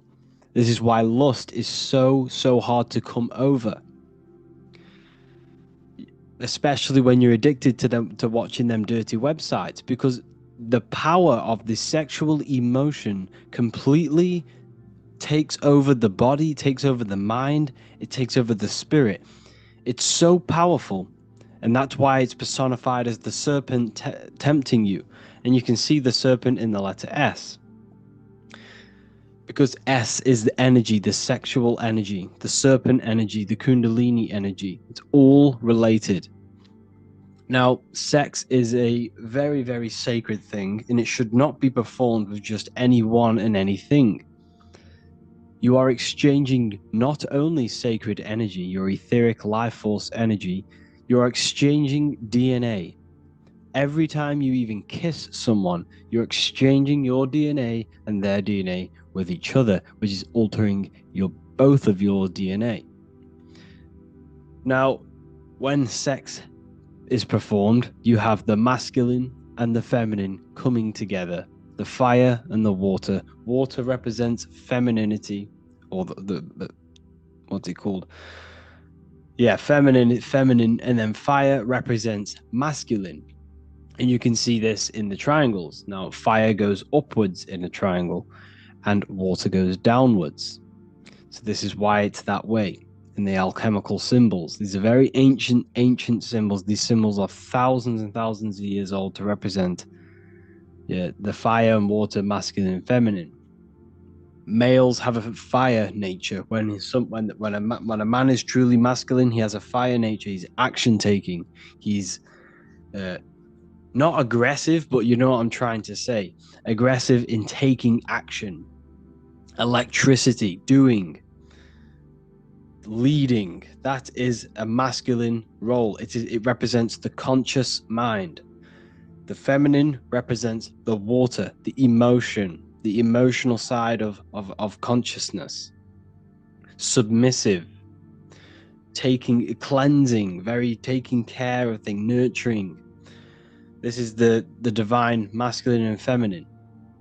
They are two polar opposites. They are completely different. So if you don't understand your woman, or you don't understand your boyfriend, you must understand that he is the complete opposite of the way you think. If you want to understand her, you must think the complete opposite of you. Male, we think logically. Females, they think emotionally. And we must balance them in our own beings as well. The male must become more emotional, and the female must become more logical to have balance. Anyways, I'm getting off track. When these two come together, this is when creation happens. When the two polar opposites come to one and unify, which is the Star of David. When this unifies, this is when creation happens. This is very, very powerful. This is when birth happens. It also happens when we balance the two hemispheres of our brains. When we sync the hemispheres of the brain, and if you've been doing the meditations in the meditation section, and you've been doing the hemispheric, CIA gateway process, that's when you are born again. That's when you're born into spirit, into your consciousness. And the two hemispheres, left masculine, right feminine, when these sync, you become born again. You can have out of body experiences. It's the same with when two male and females come together, creation happens. Now, what you must understand is that everything you do physically has an astral counterpart. Everything you do is done in the astral plane as well. So this is why, the ancients used to wear symbols, because symbols are very powerful. I'll make a whole other lecture on symbols. But everything you do is done on the astral as well, because you are in the astral now. You are in the etheric plane. You are in the mental plane. You are in each one of these planes now. And these planes are so important for you to understand reality. You can't live your life without understanding these realities. I'm sure there's lectures on this. There's loads of lectures on this that I've done. Go check them out if you don't know what these planes are. So this is the physical plane. This is your body. This is where they keep you. Three-dimensional awareness. They keep your mind, which is up here, trapped in physicality through the Newtonian way of thinking. The Newtonian science is trapping your mind in physicality. They changed everything, you see. So the ancients knew that they were the universe experiencing itself. They were a microcosm of the universe. The body is a miniature earth, and their mind was the universe. This is how the ancients thought, and this is how I think. This is how I know. However, the Newtonian way of science came in to disconnect us from the universe, and came in and said, no, you are in a universe and you are not the universe. That's what they teach now. They teach that you are just inside of a physical creation. They trap you in physicality. They tell you that your mind is just activity of the brain, which is not true. Once you understand these planes, once you have an out-of-body experience, you then understand these planes. They are very, very, very, very real. So magic is all to do with the astral plane, and sex is a form of magic. It's a ritual. It's a ritual. Everything you do is a ritual because you do it in the astral as well. So when sex is performed, you are actually entangling your emotional and astral light bodies. So this is what happens.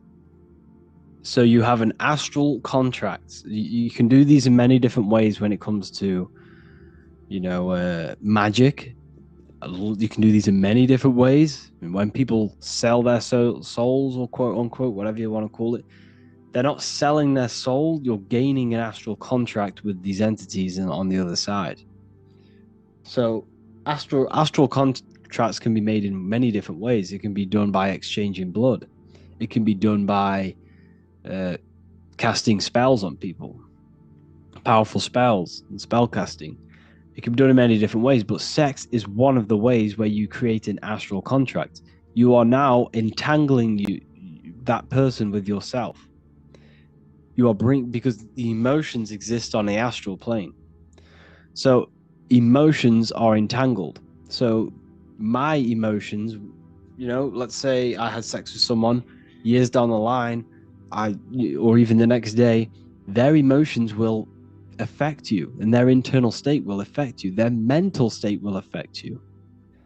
You are entangling each other on an astral level. You see, the astral plane is the realm of imagination. It's the realm of light. And this is where you're becoming entangled. And you are placing each other in your hearts, because your heart never forgets anything. This holds all of the important things. The heart is kind of like a brain. Well, it is a brain. It has 40,000 neuron cells, which are the same in the cranial brain. That was a science discovery recently. So your heart is a brain. It's the emotional brain. However, it stores different things than the cranial brain. So when you have sex, you're creating astral contracts. So this is why the ancients always said, never have sex before marriage. You're marrying each other on the astral when you do this. You're marrying each other. And this is why Christianity, Buddhism, or all these different religions, they tell you not to have sex with just random people. They tell you not to have sex until you are married. This is why. Because all of these modern day teachings that we have all stem back thousands and thousands of years to these teachings, what I'm telling you, of the occult, of the esoteric. But this is hard to believe because you've been told your whole life you're just a physical being. It's not true. Your emotions are not physical. So now that you understand these planes, so what happens when you get someone pregnant? Now, the woman is the master builder. She has been chosen to carry a portal between the spiritual realm and the physical realm, the astral and the physical. That's what the woman is, a womb woman. This is very powerful, and it's being suppressed.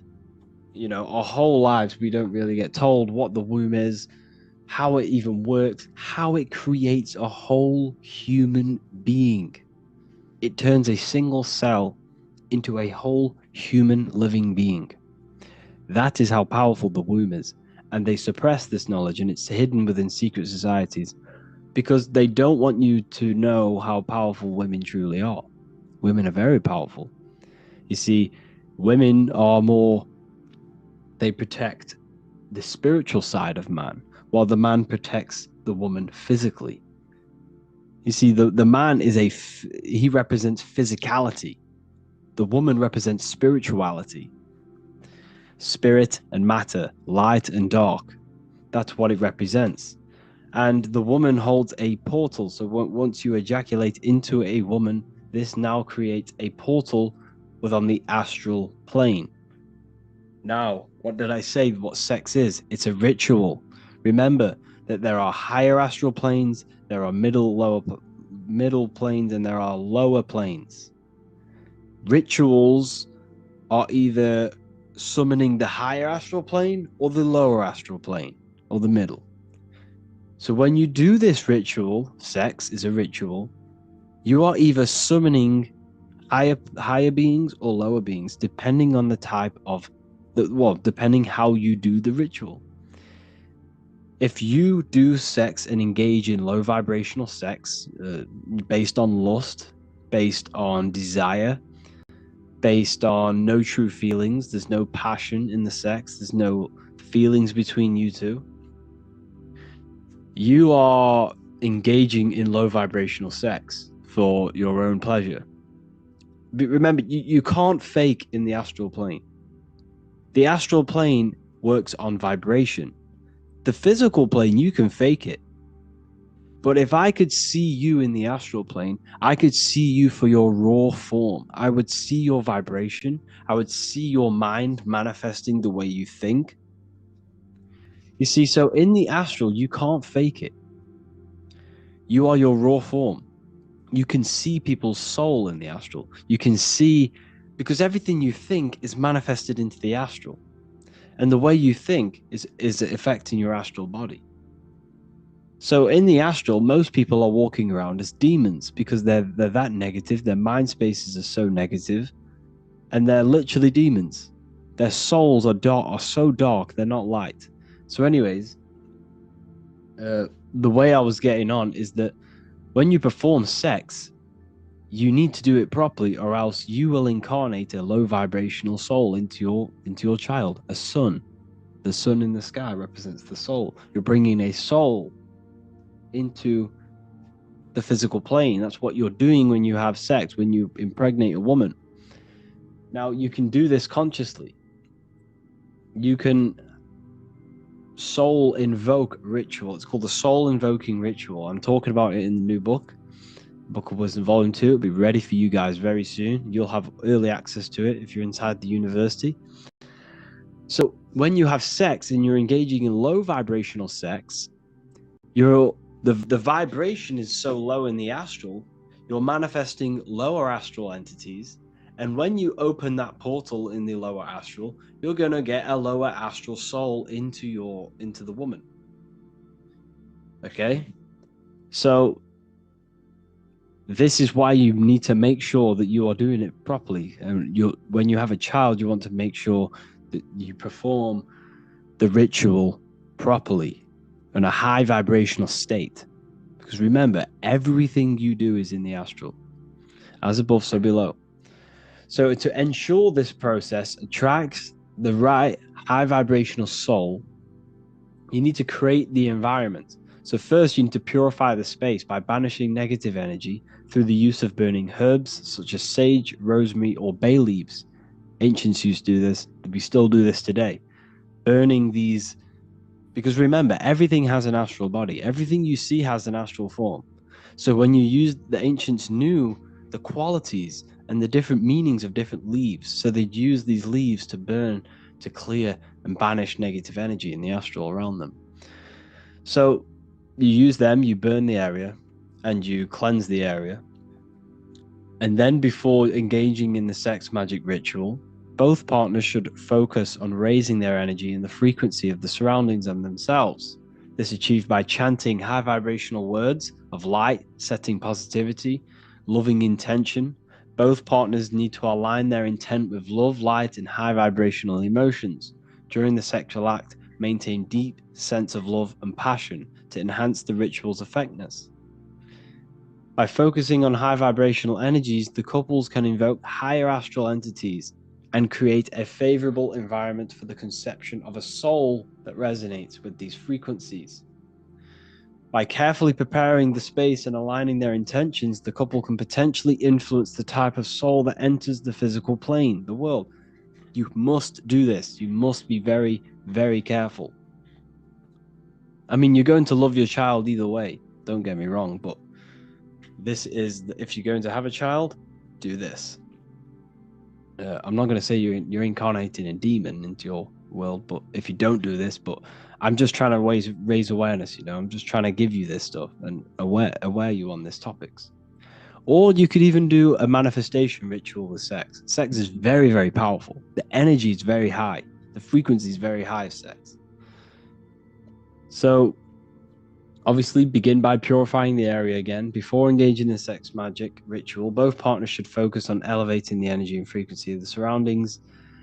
And then once you do this, you both need to set the intent of what you want to manifest.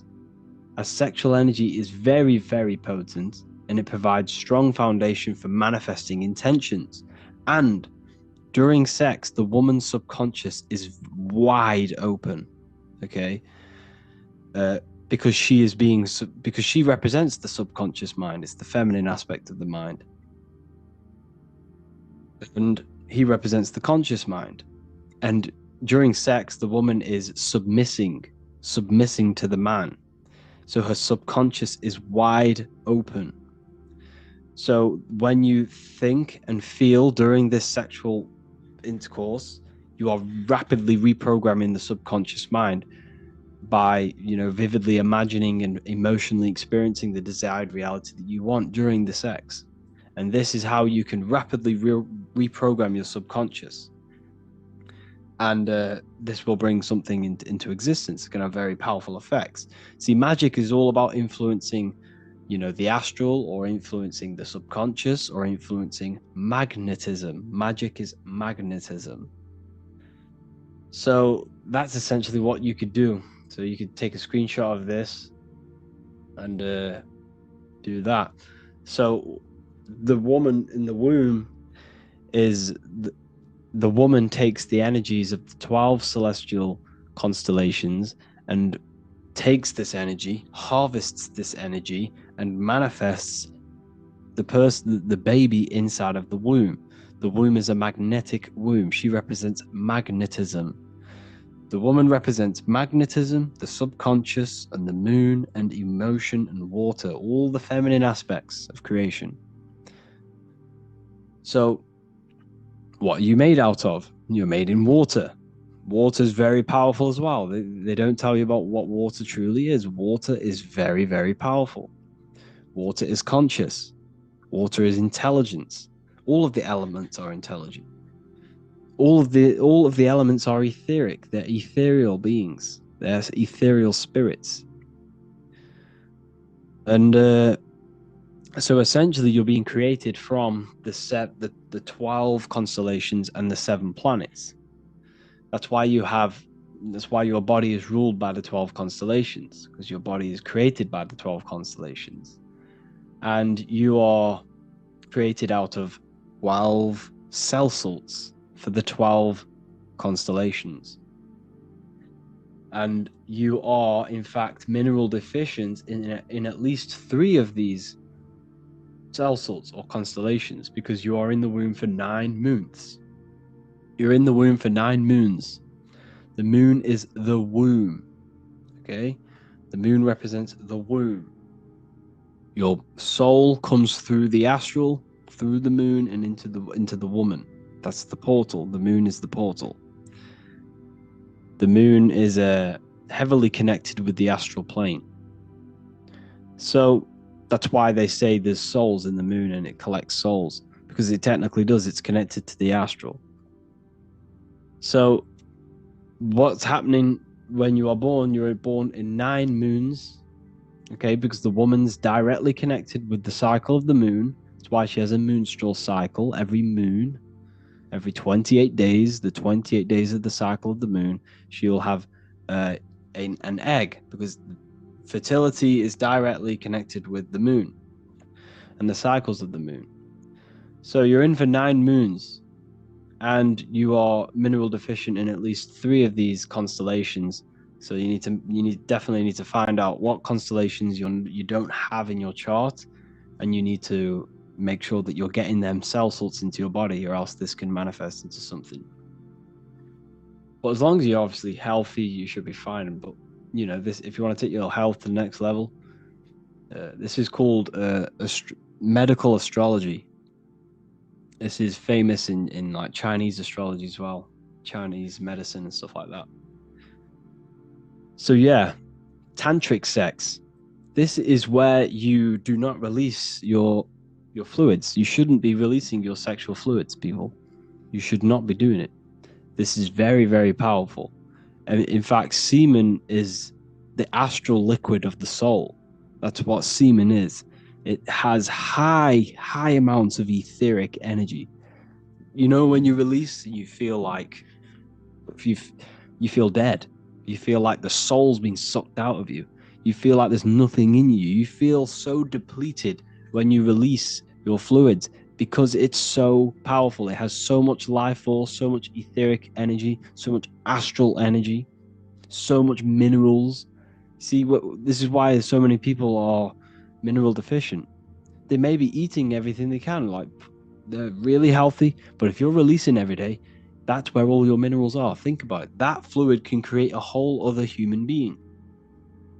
That fluid has all the essential minerals in your body, and it's put into another human being to create another human being. So when you keep it inside of your body, first of all, you get an increase of energy. Second, you stop lusting once you stop touching yourself all the time, and the body recycles these minerals. It absorbs the minerals in the semen and uses it for itself. This is how sacred.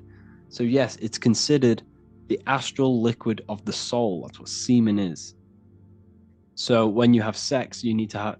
There is a way you can have internal orgasms, which can activate the Kundalini. This is now a very, very hard practice. It's called tantric sex, and it's very powerful. It can activate the Kundalini. You can use this for spiritual awareness and gaining more, gaining more spiritual enlightenment by doing this. And basically what you're trying to do is not release the fluids. So you're edging, not release, but internalize the orgasm, and you can shoot the semen up the spine. And this is how another way you can raise the chrism to the brain and activate the pineal gland and 100% of your brain cells. So this is another way. You will have to do a bit of research on that, but I've done a little bit of research, but I don't know the full practices and stuff like that. But it's definitely a true thing. All of this is very, very powerful. Sex is very, very powerful. So be careful who you have sex with. Only have sex with people who you think you're going to have a future with, because you're going to have an astral contract with that person.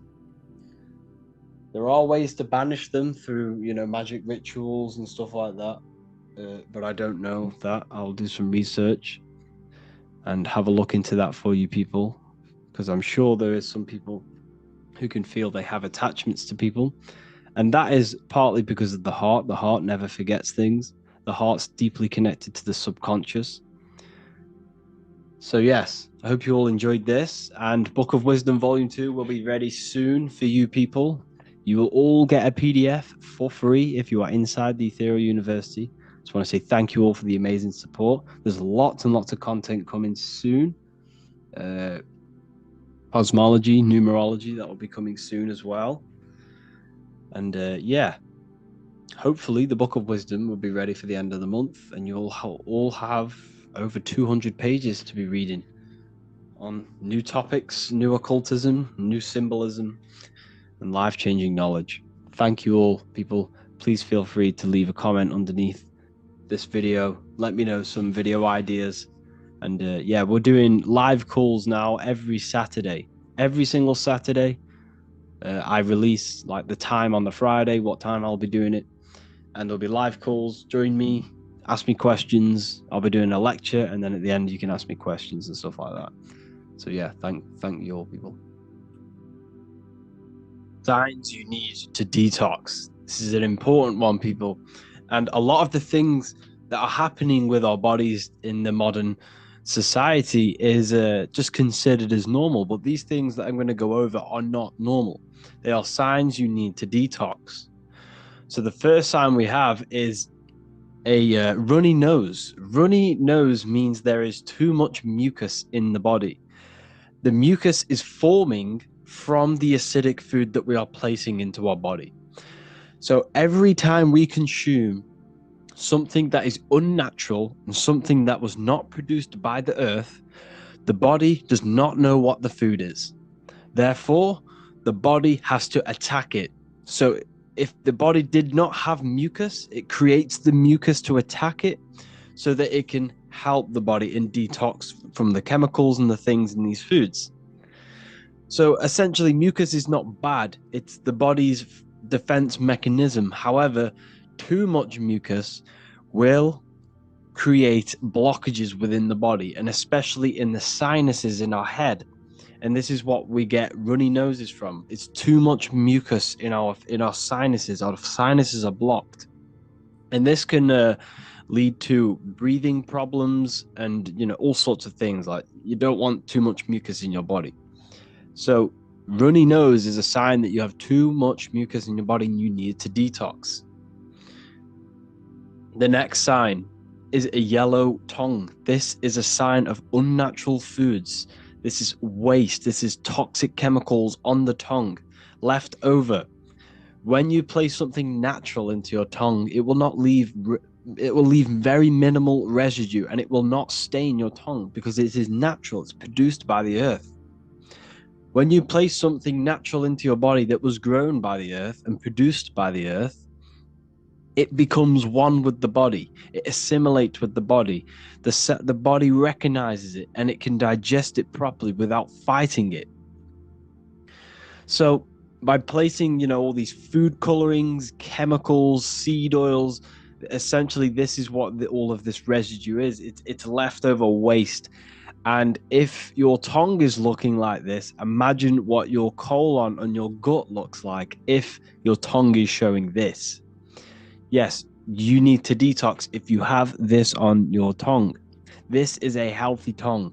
No issues, no residue left over. Yes, don't get me wrong, you can clean these with the scrapers, but you're just placing a plaster on top of the main problem. You're placing a plaster just by scraping all this grime off. You shouldn't have it in the first place, so therefore you need to detox and go on a cleanse. The next sign is body odor. So what they have done is gave you all of this toxic chemicals, food and seed oils, and because they knew that your body would stink after consuming these foods, they go and sell you more toxic seed oils and chemicals with what we call aftershave or deodorant. So it's just you're putting more chemicals on your body, and you're just going to smell more and more and more. You should not be using deodorant. Deodorant is filled with harmful chemicals, disrupt the hormones of your body. It's going to cause inflammation, cause skin issues. And it's all going into your blood. All of these chemicals you're putting onto your skin is going to go straight into your blood and poison you. So essentially, body odor is an unhealthy gut. It's basically the food that is rotting inside of you. The stench of this food is sweating outside of you, coming outside of your body, because that's what sweat is.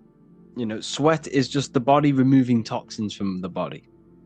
Okay, so when you are sweating and it smells, this means you really do have to address something that is internal within you, and you have to go on a detox. So essentially, this is what it is. It's a rotting gut. The next sign is smelly breath. It's the same thing. It's not even your breath. Your breath does not smell. Your mouth does not smell. It's your gut that is smelling. All the stench is finding a way out, and what you're smelling is someone's gut when you smell their breath or your breath. And it's the seed oils, it's the toxic food, the unnatural foods, and the garbage. This is what it is. It's all of the unnatural foods that is accumulating, and the metabolic waste that is left within the colon. Inflammation. This is a very common. Everyone nowadays has these bellies. Literally everyone, even if they're skinny, even if it's very common, because the foods that we are eating are very unnatural. It's filled with seed oils, chemicals, food colorings, and GMOs, and essentially the body does not know what to do with it, so it stores it and it wastes it. The body cannot digest it. So what you're seeing here is an expanded gut. This is their colon expanded outwards. It's so inflamed. Every time you eat something unnatural, you are essentially, every time you eat something unnatural, your body produces inflammation every single time. And this inflammation over time, the more you eat this unnatural food, because every time you inflammate something, it's weakening that organ. So the more you keep inflamming it, the weaker and the weaker and the weaker it's getting. So this is why we need to detox. If you have this, if you have this bloated stomach, this is leftover waste in your colon. This is leftover waste in all of your body. This is also an inflamed gut. This shows that your gut is not in good health, and it really needs to flatten out like this one. This is a healthy gut, nothing hanging over, flat. That's a healthy gut, and this is what you should be aiming when we come to detoxing. The next sign you need a detox is farting. This is unnatural. You should not be doing it. This is a sign that you have waste in you. This is a sign that you are blocked, because the air in between your colons is finding a way out through all the food and the waste, and it's coming out. It's a sign that you are blocked, and it's a sign that you have waste inside of you. You should not be doing this. This is very unnatural, and it's also a sign that you're eating too much solid foods. The air in your colon is finding a way through the foods, and you're eating too much solid food, and it's blocking you up. The next sign is acne. This is unnatural. They should not be having acne. It's waste coming out of the body. So if the body cannot sweat it out, if the body cannot poo it out, if the body cannot wee it out, if your body cannot do any of these, if all of the detoxing elimination processes of the body are blocked, this is when it comes through the skin. It's pretty much the last chance your body can get of getting rid of all the waste. So if it can't do all of these elimination processes, which are fairly natural, it will push it through the skin. And this is what we are seeing with acne. Acne is just undigested food. It's waste. It's seed oils. It's GMOs all coming through the skin. So if you want to get rid of this, it's so simple. Just get rid of all the unnatural foods. And when I say unnatural foods, I mean everything unnatural. GMOs, seed oils. When I say unnatural, everything falls under that. Chocolate, all of these things that are not produced by nature, cut them out. You do not need them. So this is also blackheads. Blackheads just also more toxic and waste. Yes, depending on your environment and where you work in, like say you're a plasterer and there's a lot of dust, this can contribute towards your skin. I'm not saying it's all waste, but normally when you are in bad environments, it's normally blackheads, not spots. Spots is more undigested food. Blackheads is more of like environment based. Another one, headaches. Headaches is another sign you need to detox. If you're getting constant headaches, it's also a sign that you are not getting enough H3O2 or H2O to your brain. Also means there's not much oxygen in the brain. This is also a sign you need to detox, because if there's not enough oxygen getting to your brain, this means your blood is not working properly, and the blood is not working properly because the rest of the body is not working properly. So it's a sign you need to detox. Another one, this is constipation. Constipation is a sign that you are blocked, your bowels are blocked, your colon's blocked, your gut is blocked. From the solid and unnatural foods and the seed oils that you are consuming is essentially blocking up your colon, so you can't get rid of it, or you find it hard going to the toilet. It's because all of this waste you see here, this is all food, leftover food. You would be surprised how much food is inside of you, especially if you have a bloated gut like I just showed you. You have a lot of food in you, like a lot. You have probably food left over from last week inside of your body, and it's rotting away. And this is what causes sickness, illness, parasites. It's the food, people. The food is the problem. Low energy, like I just said, all of these signs that I'm showing you, it's all the same cause, the unnatural foods. Low energy is essentially your body's not getting enough minerals. Your body's not getting the electricity. Your body runs off electricity. Every single cell in your body is conducting electricity. Your body is a technological electrical machine. So low energy means you're not getting enough electricity in your body, or your body is using all of your energy to get rid of toxins and waste in your body. Let's say you have a very bloated stomach. All of your energy and your electrical energy is going towards the gut so it can help fight off all of this poison in our gut.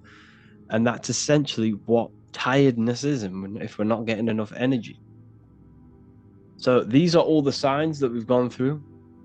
And in the next few videos, we'll be going over on how to detox. If you have any of these signs, please carry on watching on the next few lessons, and you really need to detox. Hello, beautiful students. Let's get into healing. Stage 1 of cleansing the body. All disease starts in the colon. Before trying to heal, we must remove leftover metabolic waste from the colon and the body. The body cannot heal unless it has the right environment. So let's say you want to start and heal your body. Before you can heal that body, you have to remove all of this waste. What happens if you go and place an apple next to a molding apple? The fresh apple you just placed next to the molding apple will start to mold with the molding apple. So if you started now, today, and you have all of this leftover waste in your body and you started consuming good foods, yes, it will benefit you. However, it's going to take a lot longer for you to heal because you have not removed this moldy stuff inside of you. So we have to address the colon before we can go on and heal the body. You have to cleanse before you heal.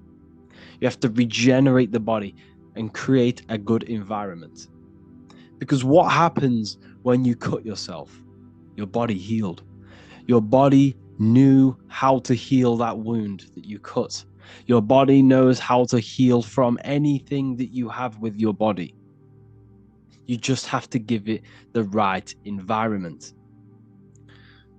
So, orange fruits, this is for cleansing.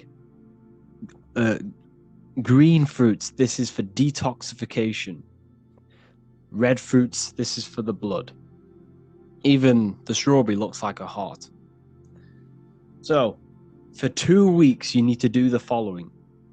You need to go on a fruit-only diet for 2 weeks. This fruit is amazing for cleansing the body because it contains H3O2, which is structured jelly water. This is the real water that your body needs. It needs H3O2. This is why when you drink gallons and gallons of H2O, which is just liquid water, you'll end up just weeing it all out. It's because your body cannot intake, well, it can intake that water, don't get me wrong, but mainly it needs this H3O2, which can only be found in fruits. Crystallized, structured water. So when we place this jelly water into our body through the fruits, this is what helps cleanse, push out waste from the digestive system. It will remove things from the digestive system because it's like jelly. It's beautiful for the digestive system. So essentially, this is what your colon looks like if you're trying to heal and you have issues with your body. You have a blocked colon. So therefore, the disease, the leftover food is all accumulating in your gut, which is your, pretty much your first brain. And you're getting all sorts of parasites and issues with the rest of the body because this is clogged. So with the fruit-only diet, I recommend grapes, watermelon, blueberries, or papaya. It's best to stick to a very minimal amount of fruit. Now, what do I mean? I mean, not as in how much you eat. You can eat as much as you want fruit during this 2 weeks. I mean, try and only have 1 or 2 different fruits. Why? Because you want to minimize the energy your digestive system uses. Because by consuming 1 or 2 fruits for 2 weeks, you are not giving the body breads, nuts, different foods which contains different enzymes for it to be broken down. Your body doesn't have to detect many different things and break it all down individually. If you're only taking in 2 different foods or maybe even 1 different fruits, it's going to minimize the work of the digestive system. And this will use less energy. So this means it saves energy now for your body to heal other parts of the body while you are cleansing. So when you consume this fruit, this 1 only fruit or 2 fruits or 3, whatever, you're going to push all of the waste out. You're going to get all of the solid blockages, all of the solid foods and leftover things on the walls of the colon out. And during this 2 weeks, you want to have herbal teas. This will help detoxify the body and get rid of the excess mucus.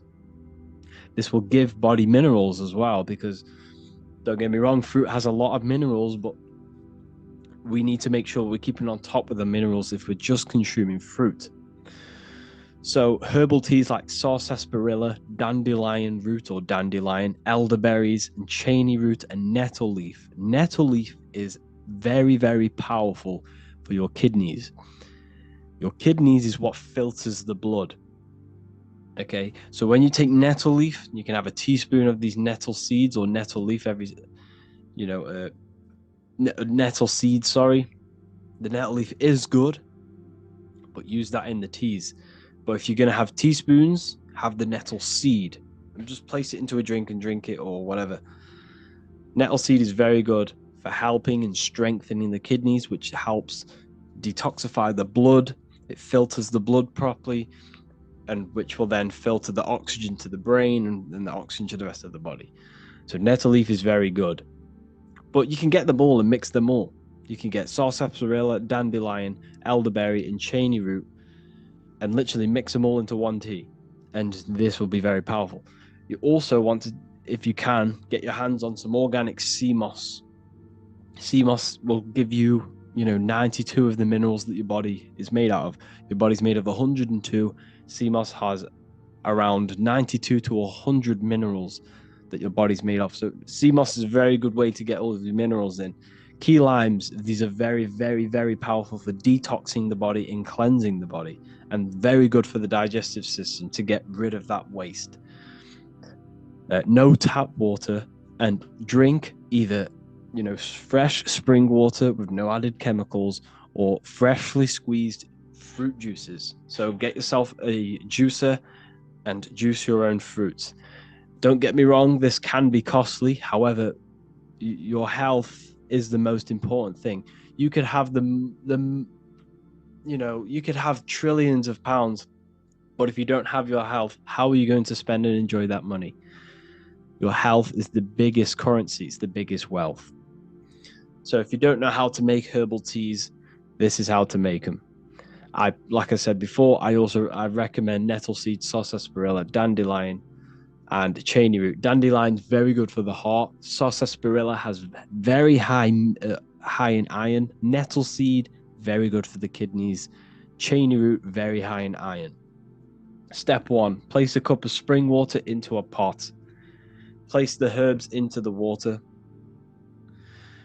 You can either leave this pot with a lid on overnight, because when you leave these herbs in the water with the lid on, the water can then soak in all of the minerals and all of like the things coming out of the herbs. So you can do this for more powerful and potent one. Leave it out overnight, or just for a couple of hours, maybe even just 2 hours or an hour. This will increase the potency of the tea. Or you can just literally just whack it in and start to boil it. Boil the water on medium heat for 5 minutes. Strain the herbs and pour the water into the mug. You can then add sea moss gel into your herbal tea, key limes or cayenne pepper or soursop leaf powder or any sorts of nice powders and natural powders. Place that into your tea as well. This is all going to contribute towards helping the body heal. So, once you do this for 2 weeks, what do you expect? How do you know if it's a successful cleanse? First of all, you're going to get very, very clear skin. If you've stuck to the fruit-only diet and taken all these herbs and the sea moss, your skin will clear up in a matter of a week and you'll have beautiful, glowing skin. This is an indication that your inner body and inner world is now starting to clear up, because your skin is an external manifestation of the internal body. You'll get no headaches. You'll have higher energy levels because the body is not clogged. There's not much energy being used in the digestive system. So you'll have to be used in all different parts of your life. Expect weight loss, but it's not weight loss. You don't lose weight, you lose impurities. Of all the mucus, you're getting rid of all the blockages, all the leftover waste, the leftover food.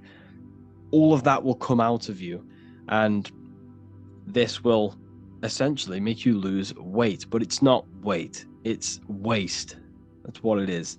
And you will more than likely go from a inflamed stomach, inflamed gut, bloated, to a more flat stomach. Okay, don't worry if it looks this perfect, but as long as it goes down a bit, then you know that you've had a very good cleanse. If it hasn't gone down, then you need to carry on doing the cleanse for another week or so until it starts to go down and your skin starts to clear up and all the sorts of thing. But you have to stay disciplined. Discipline is the most important thing. You are not going to heal overnight, because the reason why you are not healed now, or the reason why you are sick now or have issues with your body, is because you've had decades, or maybe like a couple decades, of eating waste and eating toxic, unnatural foods. So it's not an overnight process. However, you can heal your body just the natural way. You have to be disciplined, you have to be willing, you have to be thinking positive and feeling positive, and all of this will contribute towards your health, because every thought is obviously impacting the body. We'll go over that in another lecture. So this is what to expect. You will lose weight, which is just losing impurities. Do this for 2 weeks and then move on to step 2, which we'll go over into the next lesson. So cleansing is the most important stage of healing, is because you cannot heal without the waste gone. It's essentially the most important part. You cannot do anything. You cannot move forward. You cannot start to heal the body unless you remove the waste. Hello, people. Stage 2 of healing, fasting. Fasting gives the ability and gives the digestive system a break, allowing the body to redirect energy towards healing and repairing the body. Like I said in the last lesson, what happened when you cut yourself? When you cut yourself, your body knew how to heal the body. Now that your body is in the right condition through the cleansing process, once your body has now got rid of all of that waste, you can now start to fast. Because let's say you started to fast with all of that waste inside of you, you're going to have a heavy detoxification in that fast. You're going to get headaches, you're going to get, sweats, all sorts of horrible, heavy detoxification. And this is not the most efficient way to fast. Now you've gone through that cleansing phase of getting rid of the waste, you can now fast. Your body now has minerals. Your body is now healthier for you to go without food. There is no risk with fasting. Your body can last at least up to people have fasted up for 3 months or something like that. People have gone very, very long on fasting, and depending on how healthy your body is, depends on how long you can do the fast. So studies suggest, your body produces stem cells once 2 days of fasting has gone. So what stem cells are, they are basically these cells which are generated in your body to then latch onto another cell or basically mimic another cell. It has the ability to mimic any cell it wants and become that cell. So basically these stem cells will go out to the body and produce cells that are needed to heal the body. So when you fast and your body is no longer spending a lot of energy, because a lot of your energy is used digesting food. So once that energy is now no longer being used, your body is now redirecting this energy to produce and healing things for the body, like stem cells. So this is why fasting is so important. A fast of 1 day water fast is what I don't recommend, but this is what I do. I'm not a health advisor, but if I was a beginner, I would do a 1 day water fast or herbal teas and juicing fast. So during this fast, you will not consume anything for 24 hours. You do this once a week or once every 2 weeks, and stick to this for a couple of weeks until you become used to fasting. Okay. While you are fasting, you still need to stick to your fruit-only diet because this will heal the body quickly. While you're healing, you want your body, your digestive system, not to be using much energy. So let's say you've done the cleansing phase, but then you went straight back on heavy food like meat, bread and stuff like that, pasta, this will slow down your healing because it's very heavy food. It takes longer for it to digest. It takes more energy. You need to give the digestive system a break. Do not worry about your weight. Just let your body detox. You might lose, a fair bit of weight. However, this is necessary. Your body is getting rid of the toxic mucus and the toxic waste. Once you are done losing the weight and you have fasted and you have healed, you can then start to put on good weight with good healthy food. The weight that you currently have now, if you're watching this, is more than likely, toxic waste and toxic weight on your body. So 1 day every week or 2 weeks is very good. And what I personally do is drink herbal teas during these fasts. Like I said, with the herbs I recommended. I also take cayenne pepper. I'll have a juicing. So when I freshly squeezed juices like watermelon juice, seeded grape juice, or seeded apple juice, I will add just a teaspoon of cayenne pepper. Cayenne pepper is very, very good for activating and the digestive system, like pushing stuff out of the digestive system. It helps blood flow. and it's amazing. Cayenne pepper is very, very good for the body. So I add that into my juices. It doesn't really count as adding to a fast because it'll go straight. No, sorry, not adding to a fast. It doesn't really count stopping the fast because it's just a powder. So drink juices, herbal teas. You can either drink sea moss as well. Just make sure it's like a liquid. You only want liquids in the body. You do not want to activate that digestive system. And yeah, this is a very powerful way of fasting, a very powerful way of regenerating the body quickly. So once you get used to fasting, you want to do 2 days every week until you start to heal. Okay. 2 days is when the stem cells, and when you become even, more used to fasting, you've had some experience, you know what you're doing, you know how your body reacts, you can then start to do longer fasts, and maybe even doing no water and no food fast. That's a very powerful fast. However, your body has to be healthy in order to do that. So only do that when you are doing it properly, when you know what you are doing. So essentially, you want to start fasting and the fruit-only diet until you are healing. And this is the best way to do it. Breaking a fast. When you break a fast, you want to make sure, you're sticking to the fruits. Like I said, the best way to break a fast is like drinking sea moss gel and then going for either something very light on the digestive system like watermelon, grapes, blueberries, or even a smoothie. A smoothie is very good for breaking a fast. Easily, gets down into the digested and gets digested very quickly. So, like I said, continue with the fruit-only diet, continue with the sea moss, continue with the herbal teas, and continue fasting 1 or 2 days a week. And I did this and I healed my body pretty quickly. I'm not giving advice, but this is what I would do. And that's how I overcame a few health issues with my body. So essentially, if you have any questions, please feel free to reach out to me and I can give you some more information.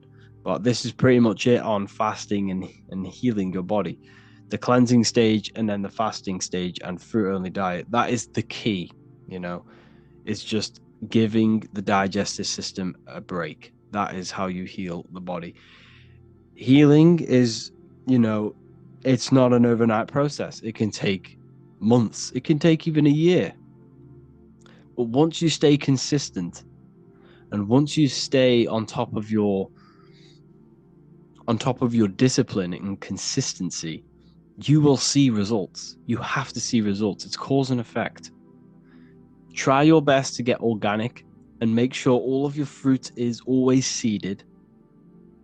Wash your fruit with key lime water and key lime, or even lemons. Don't consume lemons if you can. Don't consume lemons. They are GMO, but they're good if you want to wash your fruit. Wash them with lemons. They're quite easier to get your hands on than organic seeded key limes. Try your best to go to the marketplaces for fruit instead of mainstream supermarkets. Just make sure that you're trying your best to get the best quality food with the least amount of pesticides and stuff like that. That also has a big impact on your health. But essentially, when you cut out all of the, the chemicals, the seed oils, the bread, the heavy foods, the sweets, the sugars, when you cut this out, you will feel so much better. Like your brain fog will go. You'll be more focused. You'll have more energy. You'll no longer crave it. And that is essentially the most important thing, is just cutting out the unnatural food and going with the natural foods. That's the biggest first step you could do with your health, is just cutting out all of the unnatural foods and go with the raw foods. And that's when you see a big change in your body and how you feel. So yeah, if you have any more questions, please feel free to contact me. So today we're going to be talking about this world how it's a simulation and consciousness. So what you must understand is that the brain, the body, is a piece of technology. This body you have is simulating the reality to you. Now, the body is like a crystal. It receives frequencies. That's what crystals do. So if you have a radio, if you have a phone, they all use crystals because they receive frequencies. Your body is an antenna. Your brain is an antenna. Your pineal gland has crystals on it because it receives consciousness. Now, this consciousness is the real you. You are the consciousness, not the body. The body is nothing but a holographic version of yourself. It's the ego, the echo. It's an echo of the false, it's the echo of the true self. You are an invisible consciousness. You are the thoughts, the emotion. This is all to do with consciousness. So all of your decision making, all of your emotions, that's in consciousness and not in the body. So you are not even in the body. That's the biggest illusion. You think you are in the body. Your consciousness is not in the body. It's completely separate from the body. The body is an antenna which receives the signals of consciousness, so you can experience this reality. But the body is simulating the reality. The brain produces the reality that you're experiencing. It's like the Sims game. You see they always show the truth in plain sight. You see how you have this thing above their head, this little diamond shape? This is the consciousness. This is you. This is your avatar. You're playing an avatar. This is a character in a game. Your body is a character. Now, the human form only exists in the three-dimensional world. Now, your ego was not present when you were born. When you were born, you had no ego. You were pure. You were pure consciousness. You were pure emotion, pure thought. That's it. But as you grew older, as you gained experience in this three-dimensional avatar, you grew an ego, which is the earthly personality. The ego is your mind's perception of itself in a three-dimensional body. So the ego is the echo of the true self. You are the consciousness. You are the thoughts. You are the emotions. But let me say that again. You're not the thoughts and the emotion. These are aspects of consciousness. So thoughts is called the mind. The mind is consciousness. But the mind is just the aspect of, it's the thought aspect of consciousness. Emotion is the feeling aspect of this consciousness, the all-seeing eye, the consciousness. So you are not even in this plane, you are playing a game. So when you are using a controller to play a virtual reality, you are the controller. You are the consciousness. You are the mind. You're not the thoughts and the emotions. You're the observer behind that. You're the one feeling them thoughts and emotions. So the body is only a part of this three-dimensional world. And your consciousness interacts with this world, with the brain. You see, like I said, the brain produces the reality you are in. See, the body is organic technology. It has been designed, it has been specifically designed to run a simulation.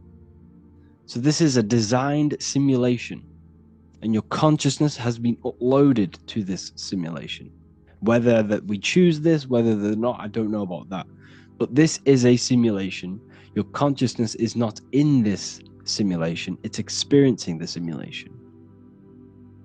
It's a virtual headset. Imagine putting a VR headset on.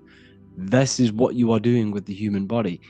But other than just seeing and hearing, you've got sight, you've got 5 senses, you've got everything involved. So the brain, well, your consciousness, Your thoughts and emotions interacts with an energy grid, interacts with the brain, and the brain then produces the reality. So your thoughts and emotions, your consciousness, is weaving its own reality. Let me say that again. You are projecting your own reality based off your thoughts and emotions. Every single thought and emotion has led you to this very point in life. Your life is a direct result and correlation of every thought and emotion you felt in the past. Therefore, your consciousness, your thoughts and emotion is weaving your own path in this lifetime. Your consciousness is creating its own reality. Now, there are external forces. External forces can manipulate your reality through belief. This is why it's called a government. They govern your ment, your mind, your thought, your belief system within consciousness, your memories. So thoughts, emotions, and memories, they are all in consciousness. They are not in the brain. The brain is a computer. It's yes or no. The brain has no memory. It has none of this. It is a computer. It's yes or no. So, like I said, the brain is what you're experiencing, and you are weaving your own reality through thoughts, emotions. Now, the external forces are belief systems. They install belief systems within your mind, within your consciousness, to limit your consciousness, to keep your consciousness bound to three-dimensional physical body awareness. We'll go into that a bit later, but everything they do is to install information and programs, because your programming of the consciousness is what keeps you stuck to three-dimensional awareness, keeps you stuck at a low state. Everything they do is to push fear, because fear is a bondage. Because remember, you are this consciousness. You are out of the body already. But through belief is how you get yourself stuck in three-dimensional awareness in this body. It's a simulation. The body is holographic. It's a holographic avatar, and you're playing this holographic avatar. You leave this avatar every single night when you go to sleep, and you go into alternative realities. Here you see George Washington, the Freemason, with the G above his head. It's the same symbolism. Or you see the I here, the I, because it's the same symbolism. Your consciousness. This is just an avatar. This is a body. Your name. You are not your name. You are not your memories. You are not your clothes you wear. You are not what people think about you. You are the pure consciousness. Whether you believe that or not, you are, and you need to detach from all of these programs. Who you think you are is basically a bunch of programs. Well, my name's Harry, I wear this, I live here, and I do this job. That's me. That's not you. That is not you. They are programs. And the programs keeps your consciousness stuck to this body, to this realm, a slave to physicality. And they don't teach you emotional intelligence. They don't teach you all of these things, because religion was made to keep your consciousness stuck in three-dimensional awareness, to keep your consciousness stuck in the body, in the simulation, in the fake self, in the ego.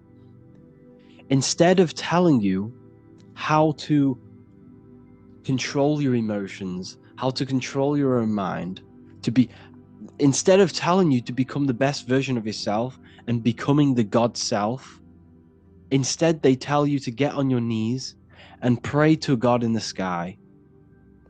You see the difference here? They're not telling you to become the best version of yourself. They're not telling you to transmute the negative aspects of the self into positive, because it's all the negative things that keeps you stuck in three-dimensional awareness. You see how here there's the checkered board? This represents physicality. This is division, divided, black on white. This is the division of the physical plane. But we are all just a divided consciousness. We're all the same consciousness in a different body. It's a fractal universe. It's an illusion that we are all separate. But love is also in consciousness. Love is the force of consciousness.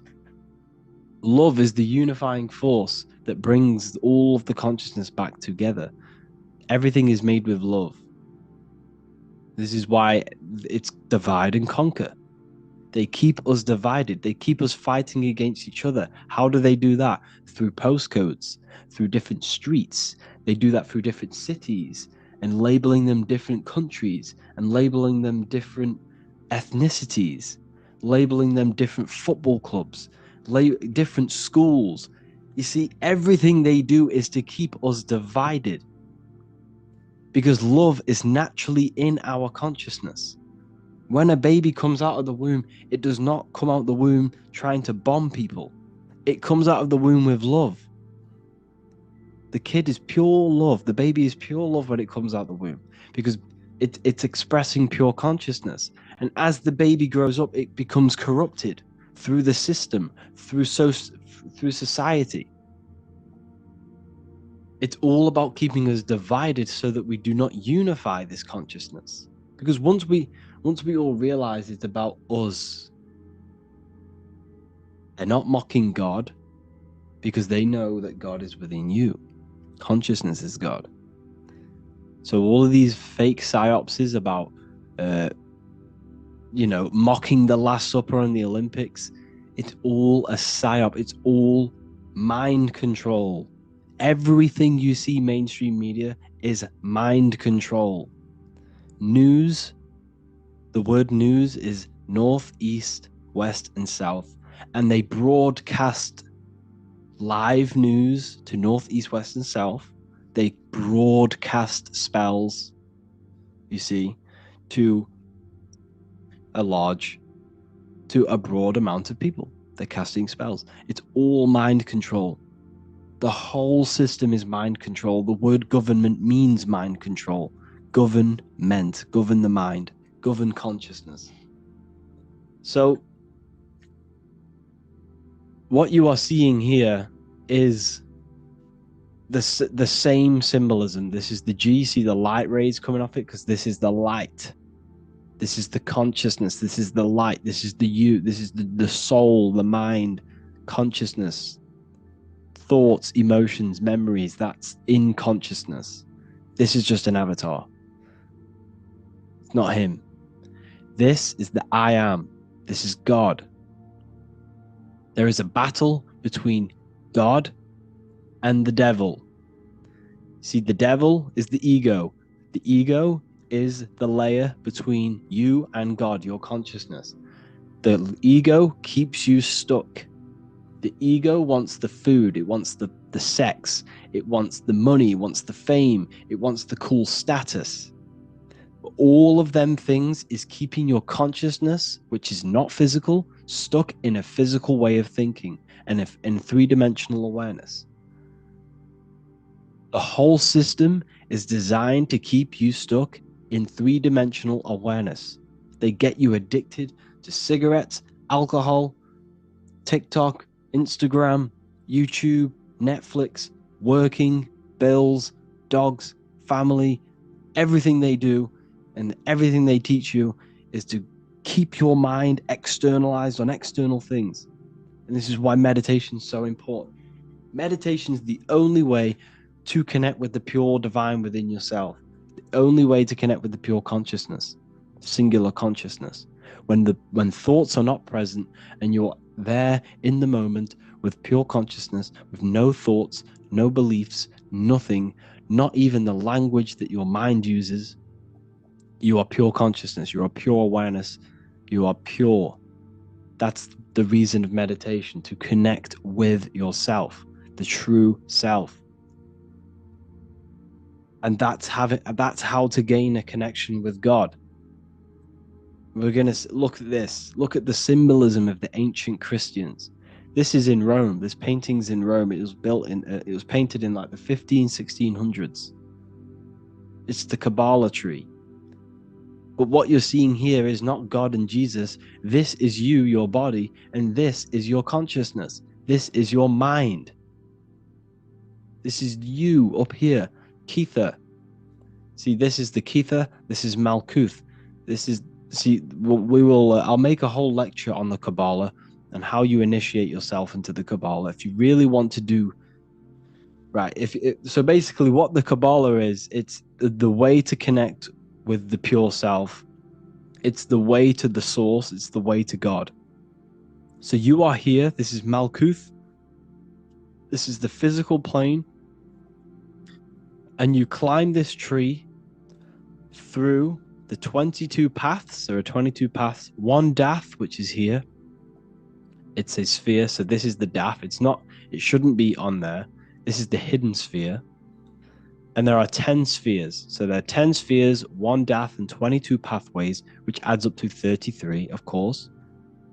So this is why Jesus is crucified at 33, because Jesus being crucified at 33 represents the sacrificing of the body and raising yourself up to the consciousness. There are 33 vertebrae on your spine also. And where is the consciousness? Well, the radio receiver of the consciousness is in the brain. That's why you always see brain symbolism of God in the brain, Michelangelo. So the 5 wounds on the cross, what are the 5 wounds? The 5 senses it's the data of the 5 senses, because your body is technology. So the data of the 5 senses must be shut off, and you must crucify your body, which means shut off the 5 senses, crucify yourself, crucify all of the ego, crucify every desire, every lust, every negative emotion, every physical attachment you have, and crucify your body and your materialistic way of thinking and the ego and the 5 senses to the divine mind. That's the crucifixion of yourself that you must go through to reach the highest potential of yourself, to reach pure consciousness, to exit the simulation, to exit this physical plane. That is what the crucifixion is about. And this is the Kabbalah tree, because every religion, if you go to Albert, I don't know why it's not loading. There should be a picture of Albert Pike here, which is, okay. Albert Pike, the most well-known Freemason in the world, said in his book, Moral Dogma, all religions has its roots in the teachings of the Kabbalah, because the Kabbalah tree is the way back to your source. You came from here, you came from Kether, you manifested down into Malkuth, which means kingdom, physical plane. And this is where you are now. And this is the path back to source. I will make a whole lecture on this. This is a very, very long lecture I need to make on this, so I can't go over the Kabbalah tree now. Do your own research on the Kabbalah. You don't need to join a lodge. You don't need to join a secret society to initiate yourself in this journey. But I'm warning you, if you initiate yourself into the Kabbalah tree, you're going to have very, very challenging ways. You're going to have very challenging things happening and occurring in your life, because it's the whole point of the Kabbalah tree is to rip apart your ego and destroy your old self to be born again to the pure consciousness, to reach your highest potential. Okay. So this is why you always see the Father, the Son, and the Holy Trinity. This is always the reason why Hinduism or Buddhism, there's always 3 gods. There's always a trio of gods. If you look at all the religions, there's always a trio. Not all of them, but a lot. There's 3 gods, the Father, the Son, the Holy Spirit. It's because it represents the 3 top spheres of the Kabbalah tree. See, he has a triangle here. This is you. This is your consciousness. See how he's an old man, symbolizing an eternal consciousness? You will never, ever die. This is your body. This is Malkuth. Okay? So this is also hopscotch. Remember playing hopscotch as a child? Well, this is also the path to source, the path back to Kether, the path back to your consciousness, to the oversoul, whatever you want to call it. So man is both human and the divine. This is Albert Pike. See this Masonic symbolism here? You have the eye. This is Kether, which means crown. So you know when kings wear crowns on their head, it represents Kether, because Kether means crown. Kingdom, this is death, because the physical plane, there's death here. You can't die. Your consciousness will never die, but your body will die. So this represents kingdom, the lowest point on the Kabbalah tree, which is matter. Then you're going up through these pillars back to the light bringer, Lucifer. Lucifer is the light bringer. Lucifer is your consciousness. That's what Lucifer is. They demonized all of this. They made it sound so bad. But Lucifer just means loose, see?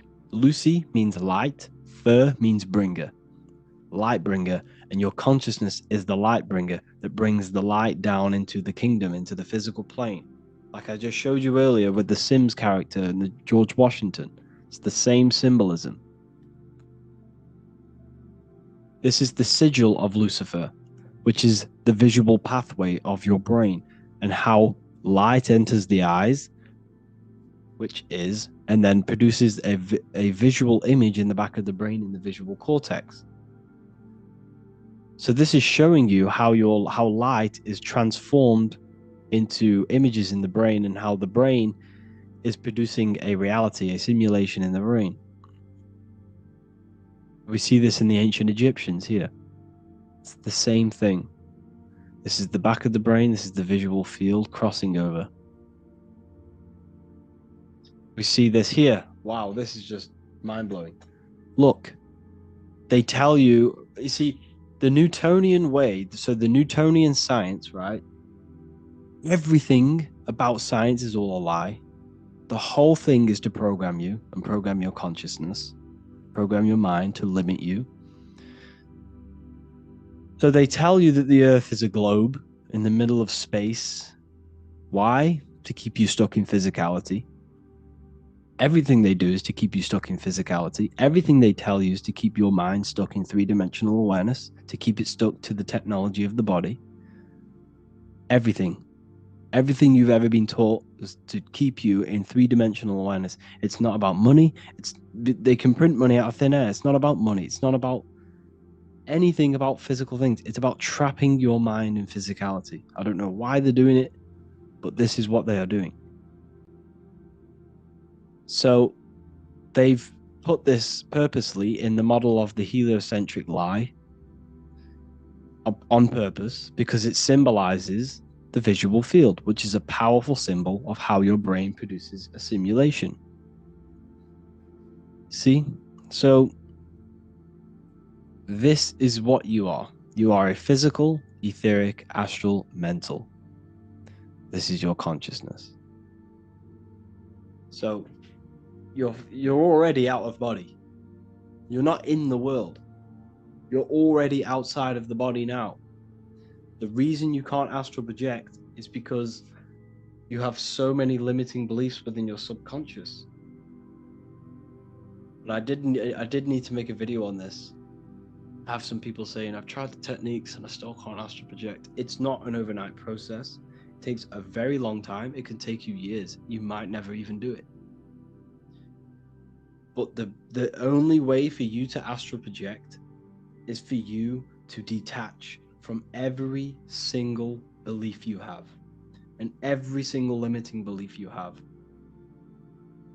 Because that fear you have, that emotion you have, that mental attachment to external things is keeping you stuck.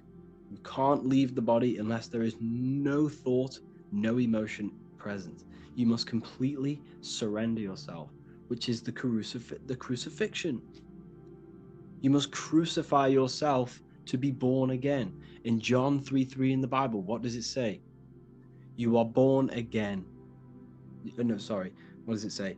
It says, In order to see the kingdom of heaven, you must be born again. Where's the kingdom of heaven? It says that in Luke. The kingdom of heaven is within you. It says that in Luke 21:12, I'm pretty sure. The kingdom of heaven is within you, and you can only see the kingdom of heaven when you are born again. You must kill the ego. You must kill every material thing about yourself. If you truly want the path of enlightenment and you truly want to reach the divine, this is how you do it. You must sacrifice yourself. And now, I'm not saying don't work on your life, don't work for greatness, don't work for wealth.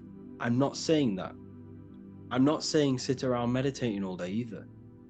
I'm saying that yes, you work on your wealth, you work on your body, you become 1% better every single day, physically, mentally, spiritually, in every way possible.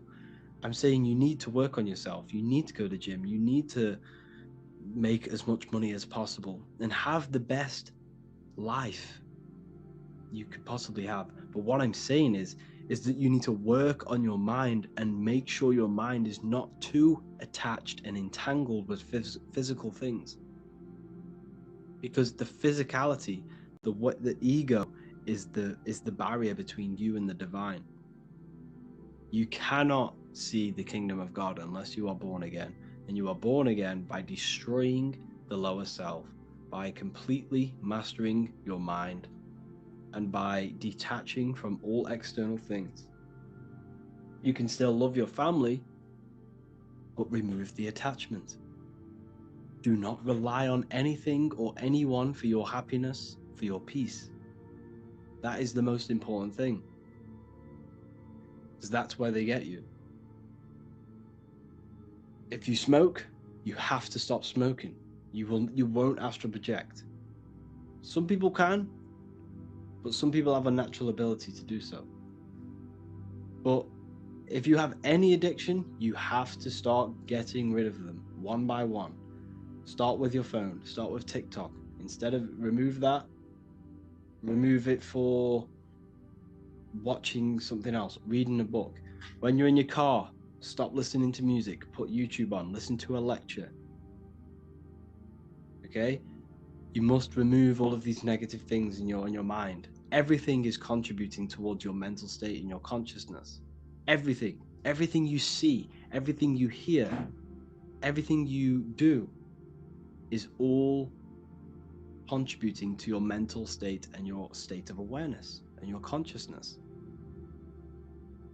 So the whole point of this lecture was to show you and to make sure that you understand that you are not the body, you are the consciousness. And in order to get out of body, in order to reach that higher state, you must crucify your old self. You must crucify everything. You see, death is a very powerful force. They teach you that death is bad. They teach you that sacrificing is bad. There is good sacrificing, there is bad sacrificing. Sacrificing creates a very powerful force. Death is a very powerful force. So when you sacrifice, maybe in order for you to grow, in order for you to reach that next stage of your life, that next stage of your consciousness, maybe you need to cut off an old friend. Maybe you need to stop hanging out with them people who do drugs, or who drink alcohol. And we all know alcohol is a potion. It's a magic potion which invokes spirits. So the only way for you to progress is through sacrifice and through crucifixion. And that's what the Bible is telling you, through crucifixion. So that's the only way. So you must sacrifice. You might need to, in order for you to reach that next level of your consciousness, you're going to have to sacrifice some friends. And if you don't, then that will stop the evolution of your soul. The whole point of the universe, the whole point of you coming into physicality is for the journey of the soul. You are here because you are for growth. You are here to grow. It's the whole point of reality. That's the whole point. You cannot not learn something. So what does that tell you? That's the whole purpose of life: growth and expansion, the evolution of the mind, the evolution of the soul, the journey of the soul through the universe. That is the whole point. You can't not learn something. You have to. You will never not learn something. It's impossible for you not to learn. So, the mastery of your mind, the mastery of yourself, is the only thing that counts when you transition from this physical body back to your consciousness. It's the only thing that counts. It's the only thing that matters. You need to prepare for your life after death. You need to prepare because you will not have this physical body forever. What we're discussing now is very deep ancient teachings. You won't find these teachings anywhere else. You're in the best university ever, ever online. And that's what it's all about, people. The transmutation of your mind. The Bible says, the Bible tells you, because the Bible's a spiritual text. It's not about God. It's about the God within you and how you manifest the God within you. Jesus never said he was God. Jesus came to show the divine within other people. He never praised about himself. Read the Bible. Jesus never ever said he is the best. He came to show that people that they could do better than him. Whatever he could do, you could do. That's what he said to his disciples. So the whole Bible is talking about you and how you upgrade yourself. And that's the whole point of exiting the simulation. It's the growth of the soul and being a free traveler. The word Freemason means traveler. And when Freemasons meet, they say, "Are you a traveling man? Are you a traveling man?" Well, the word man means mind. It comes from the Latin word mens, which then got turned into men and man. So when Jesus is the fisher of men, he's the fisher of minds. You see, once you start to learn these words and what they actually mean and the etymology of these words, that's when you find the truth. The Bible, you got to research these words. The word spirit, the word man. What does man mean? It means mind. So when a Freemason says, "Are you a traveling man?" it means, "Are you a traveling mind?" Because that's what Freemasonry is. It's the mastery of the self. It's the growth of the mind and the soul. It's self improvement. Yes, there are bad Freemasons. Yes, there are good Freemasons.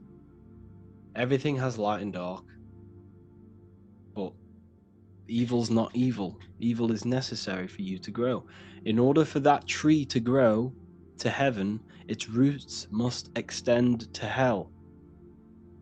In order for you to reach the higher state of consciousness, you must descend into physicality, into evil, for you to then ascend higher. It's the growth of the mind, the growth of the soul. I hope you enjoyed this lecture. Please comment whatever lectures you want to see next. I'll make one about the Kabbalah tree and how you can initiate yourself into the Kabbalah. But just know that is a very painful process. That you will go through some very traumatic events that will occur because each sphere is governed by a spirit which will test you, and you must be tested to reach back to Crown or Kether. So anyways, yeah, I'll make a next lecture on that. Thank you all for joining the university. I'll see you soon. Let's talk about the soul trap and how they are trapping our soul in three-dimensional awareness. What is the soul? The soul is the essence that transcends the material realm. It is the part of us that is invisible. It is the live spark of all things. It is the consciousness. It is the I am. However, the mind acts as a connecting medium that connects the soul to the material plane. The mind is what projects the soul into material realms or other realms. So the mind acts as a bridge between the physical and material realms, the physical and spiritual realms. So what they are doing is tricking your mind into only believing physicality. Like I said before in the last breakdown, you are experiencing the body. The body is producing the simulation to your consciousness. You do not experience the external world. The external world is produced by your body. So therefore, what they are doing is installing programs within your mind which keeps your mind limited into three-dimensional awareness, which keeps the soul and mind stuck to the material plane. This is why it all goes hand in hand with the material heliocentric model. Because what they are doing is only teaching you physical things. They want you believing that your mind is your brain. They want you believing everything is only physical, and they want you believing that you are your physical body. By awakening the mind and transcending the physical plane through astral projection and meditation, this is how we expand our awareness to beyond physical reality. It is the physical plane that they want our mind stuck in. They do not want us traveling the astral realms free from our physical bodies. Because what they are doing is harnessing our energy within the astral plane. So everything they teach you is to go hand in hand with materialism. They promote materialism in the music, through the music industry, through films, Hollywood. Hollywood is made from the holly tree, which the ancients used to make magic wands out of the holly tree to cast spells on you. All of this is casting spells to keep your mind stuck in physicality. So it's essential for our minds and for us to prepare our minds and our soul for life after death. Because we are eternal beings. We are the intelligence within the physical form. The physical form does not live. It is simply a technological machine powered by your soul power. It's important to notice that everything they do is to keep you stuck in three-dimensional awareness and keeping you looking outside of yourself so you never do the internal work. What we need to do to prepare for life after death is to train our minds to remove all external addictions.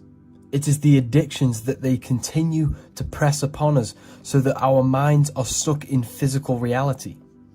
When your mind leaves the physical form and leaves this material veil of consciousness, this is when our minds are still going to have these material addictions and will reincarnate into physical reality. We need to detach from our external pleasures, which consist of food, cigarettes, gaming, TikTok, everything, your phone. You have to release all of these addictions before you die. You have to master your mind and soul, or else you will reincarnate, because your mind is stuck in material thinking. We have to transcend material desire and find the happiness and the joy within ourselves instead of seeking external things. Connect with yourselves, people, and detach from materialism. Everything they do is to promote materialism. Clothes, food, the films, money, everything is to do with emotion and mind. Money has the word M-O-N in it, which means moon, which is emotion. Because the money is keeping us tied to our emotions, and our emotions are keeping us chained to material things. I hope you all understand this and gain a deeper connection with yourselves so that you can transcend this material realm. Let's break down the body, the tree of knowledge of good and evil, the tree of life, and your consciousness, and this three-dimensional world. You have two trees in the Garden of Eden. The Garden of Eden means your mind, because everything is mental, the universe is mental, the universe exists within your mind. This world is what you're experiencing, is the lowest dimension within your mind. The central nervous system is what you truly experience. You do not experience the world. What you touch is your brain's interpretations of electrical impulses on your nervous system. What you see with your two eyes is an image produced by the visual cortex in your brain. So essentially, you are the mind experiencing the body. The body is running the simulation to your consciousness. This is why the central nervous system is one of the trees in the Garden of Eden. It is the tree of knowledge of good and evil, which gives you the knowledge of this realm. This realm, this three-dimensional matrix, it consists of a good and evil, day and night, of duality. The only way your consciousness can experience duality is through this central nervous system, which produces the simulation to your consciousness. So essentially, your mind or consciousness is experiencing and gaining the knowledge of good and evil through this central nervous system. The tree of life is the cardiovascular system, because without this system, this is what gives life or energy to the physical body. This is what keeps you alive during this experience within the three-dimensional matrix or the three-dimensional world. Your heart, rearranged as earth, because when you leave the earth, you are actually in fact leaving your body. When the heart stops, you leave earth. So this is why the heart is earth. When you leave the body, you are leaving earth, because the body is running the simulation and producing the simulation to your consciousness. Your brain is an electrical computer producing this whole simulation. You do not experience the external world, you experience the body. This is why everything in this world is a manifestation and expression of yourself. This is why you have 5 fingers for the 5 elements of this world. This is why you have 5 points on your body for the 5 elements created in this world. Your body is the temple of Solomon. And this is why in the Bible, in Acts, it says, God does not dwell in houses not made by man. Because the body is the house not made by man, and your consciousness is God. The temple of Solomon is the temple of the soul and the mon. The soul and the mind is inside of this temple. And the ancients used to build temples in alignment with the geometry of the human body, because they understood that this body is the temple. What they have done, religion, has externalized this, so that you no longer find the divinity within yourself. The moon is an external manifestation of your feminine energy within you. The sun is an external manifestation of the soul masculine power within you. Everything outside is within you, as above, so below, as within, so without. You yourself are the universe experiencing itself. You are the center of creation. Hello and welcome to another lecture of the Ethereal University, the real university. You should be happy that you are here. You are in the only place in the world where you can find exclusive content from me myself for free thinkers and connecting with people who are like-minded and understand and know there is a deeper aspect to life and this reality. And this video, this lecture that I'm going to be talking about today is the meaning of life. What is the meaning of all of this? Because essentially, I've philosophized that nothing should truly exist. Nothing should exist. The fact that something does exist means it's an intelligent design, and something has created this.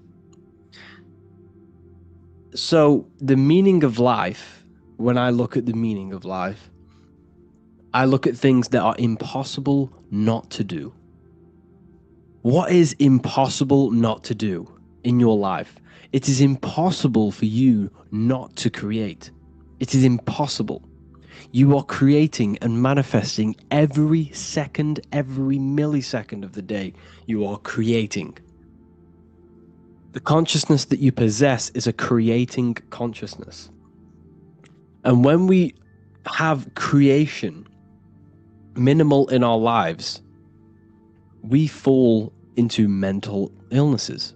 Well, I don't say they're mental illnesses, but we get things labeled as depression, anxiety, and all of these other things. We have to create. As a human being, it is in our nature for every living species to create in some sort of way. We are always creating every second of the day. The mind is infinite potential. The mind cannot be filled. The mind cannot be full. You can't fill the mind. You could know everything about the universe and every little secret, yet your mind would not be full. It is infinite potential. Every thought you think has potential to become true. Anything you think in your mind is true in your mind. There is nothing that you cannot think about. You see the power of the mind now that you understand it is an infinite potential. So when I say the mind is the universe is a giant mind, and we are all expressions of this mind. And when they say the universe is always expanding, it's the mind expanding into new information. The universe is mind, and the mind is always expanding. So creating is something that you cannot ignore. So you have to create something in your life. You have to create, you have to manifest, or else you will fall into some sort of mental problem. Learning is another one that it is impossible not to learn. Learning is the expansion of the universe. It's the expansion of mind. And every person you meet is a product of their mind.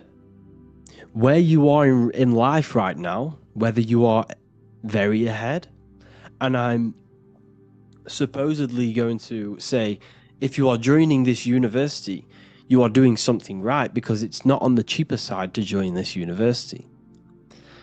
So wherever you are in life is a direct manifestation of every thought that you have thought in the past. Where you are right now is a product of all of the thoughts collectively. And all of them thoughts collectively has led you to this point where you are right now. So what does this tell you? Your life is a product of thought. Your life is a product of mind. Everything you see in your life is a product of your mind, was manifested from your mind, from thought alone. Okay? So that's a very important thing to understand. And you can never learn enough. The more you figure out, the more you realize you know nothing. And I say that. I know absolutely nothing. The more you find out, the more doors that are open within the universe. The universe is an amazing place. You should appreciate being alive. You should appreciate that you are using the most advanced piece of technology on the face of the earth, which is the human body. It's so advanced. It's a piece of organic technology. It's so advanced. All of the systems are working together. We cannot replicate the human body. We can make rockets, we can make planes. You cannot replicate the human body. It is so advanced. It's so advanced.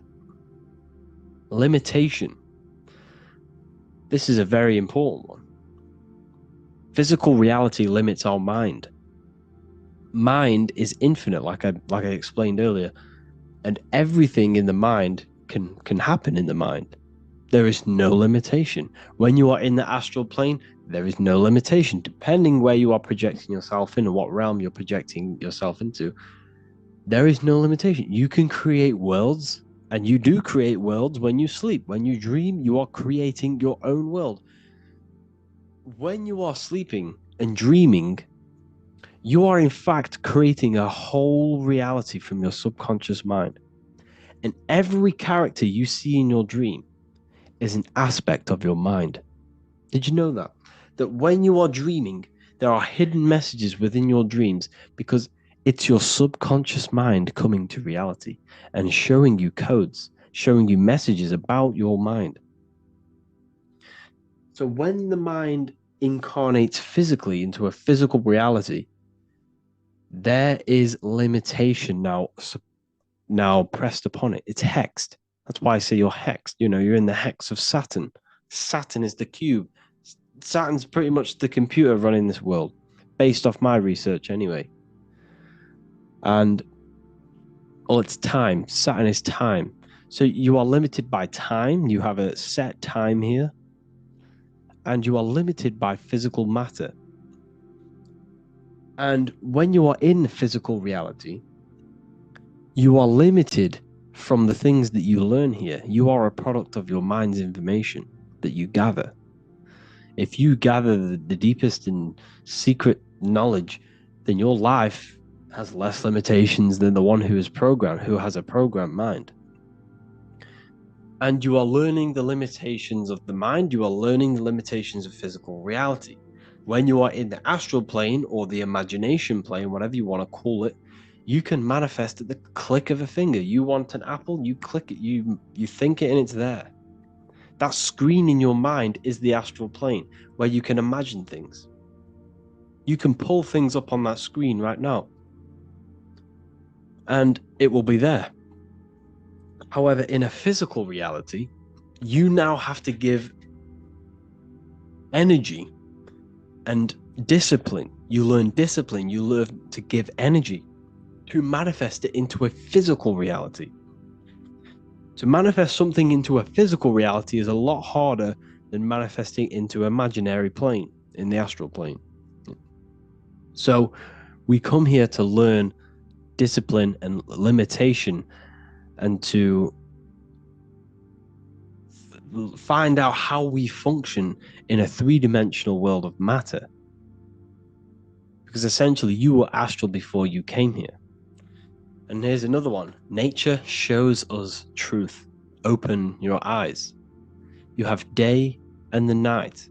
You have the sun, the conscious, the electric, boom, power, the sun, living. You have the moon. You have subconscious, the hidden one, the astral.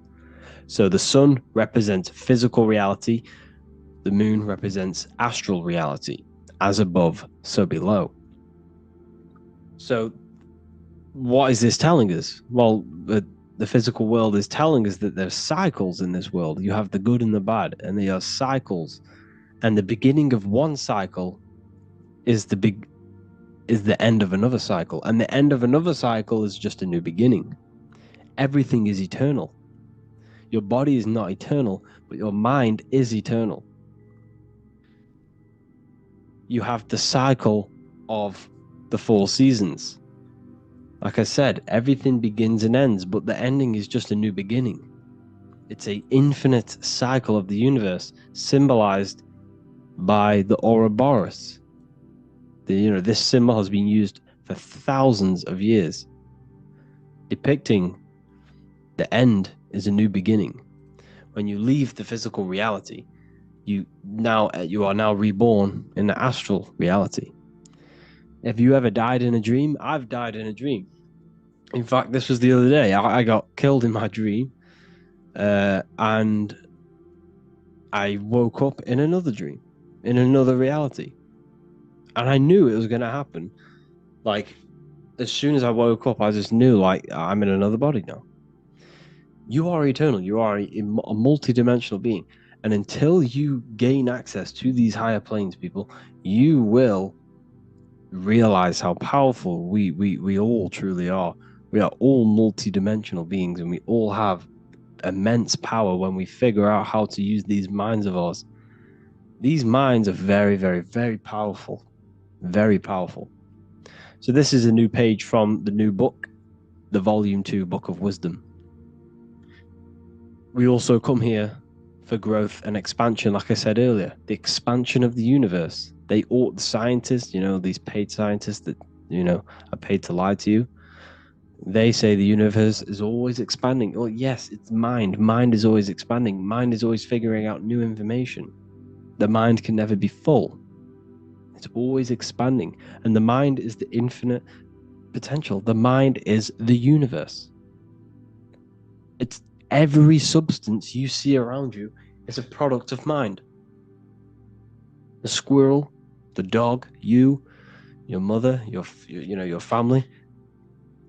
It's all mind, all product. They all possess mind. They all share mind, and this mental plane is shared. And your reality is a product of thought, and this physical reality on a macro scale is a product of God's thought. Now, when I say we are God, we are a microcosm of God. God is within us. Now, I'm not saying that we are the creator of this reality. We did not design the human body. God did. We did not design the functions of the heavens, the order of the heavens, and how the sun rotates around the earth. How it does that, I really do not know. The heavens and the sun and how they move is one of the biggest mysteries known to man.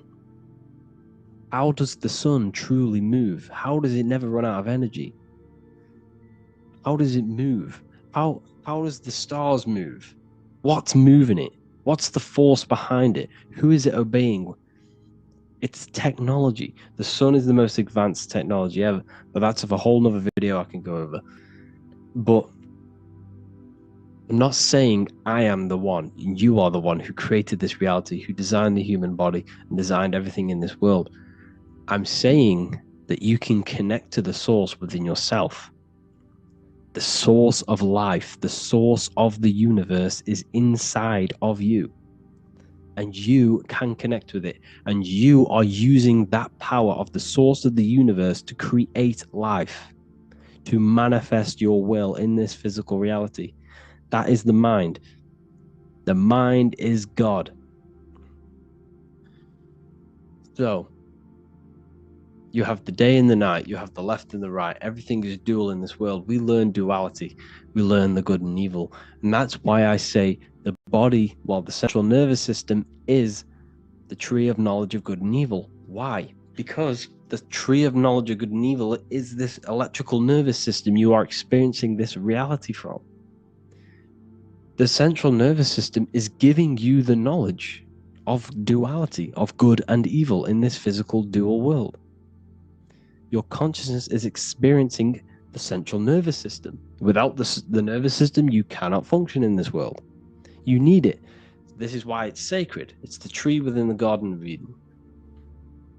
Okay, so I hope you enjoyed this video. Please contact me if you wish, for any lectures on anything you want. Give me a message. I'll create a lecture for you. And yeah, have an amazing day, people. Spirit and matter. So essentially what we're looking at is mind creating spirit and matter. The universe is mental. Everything exists in the mind.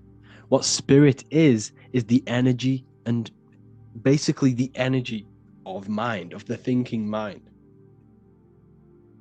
Spirit and matter are polar opposites. They are two vibrational states of the one substance, which is mind. Mind creates matter, mind creates spirit. Mind is the ultimate source of the universe. Man is made in the image of both the divine and physical. He is spiritual, he is physical. Everything is spiritual and physical. Everything physical has a spiritual, life-giving essence to it. Behind your body is the spirit. Without the spirit, you would be a dead meat sack. You wouldn't be able to move. Behind the animal is the spirit, the all life-giving force coming from the divine mind. Now, man is made in the image of both matter and spirit combined. Spirit is infused with matter. Like all things, however, man has the mind to be conscious of the spirit that dwells within. Animals cannot do this. Animals are purely stuck to their animal instinct. They are not self-aware of the spirit within them. They are only aware of They are only aware of their immediate environment, their physical reality. The animal. This is why animals symbolize our lower nature.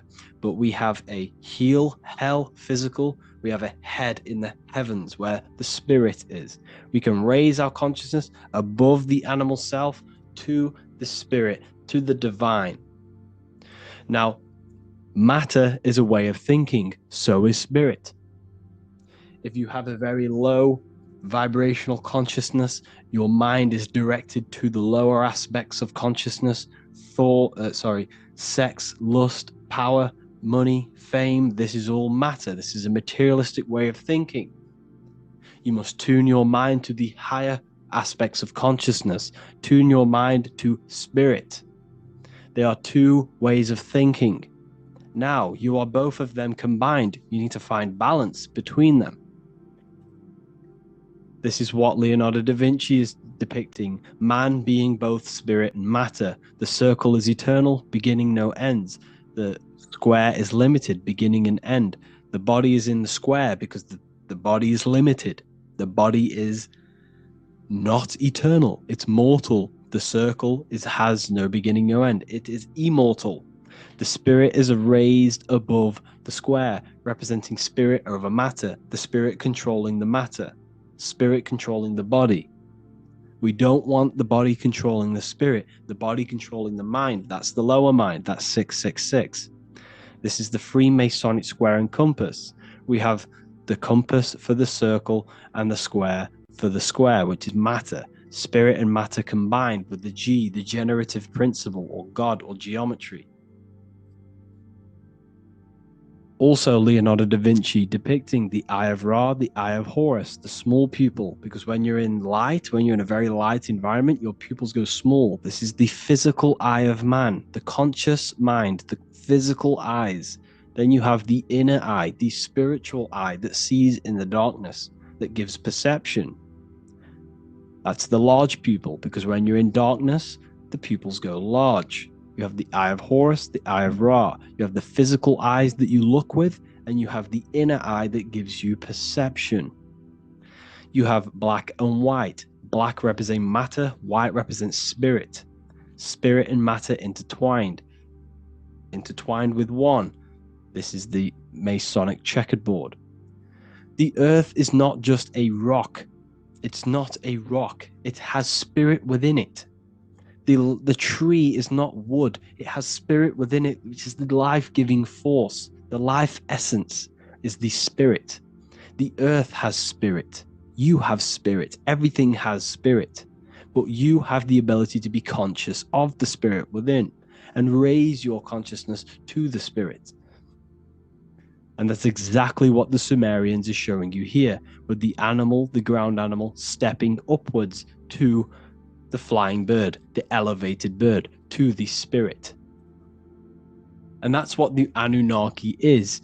Anu is the supreme god of the sky. The sky is spirit. The stars is spirit. And earth is matter. That's why Anu has a wife called Kai. The word Kai means earth. It's another word for earth. So Anu, the supreme god of the sky, who is a Sumerian living essence of the heavens, representing the vast and infinity of the sky. His divine counterpart, Kai, the goddess of the earth. Together, they gave birth to the Anunnaki. This is a symbolic story.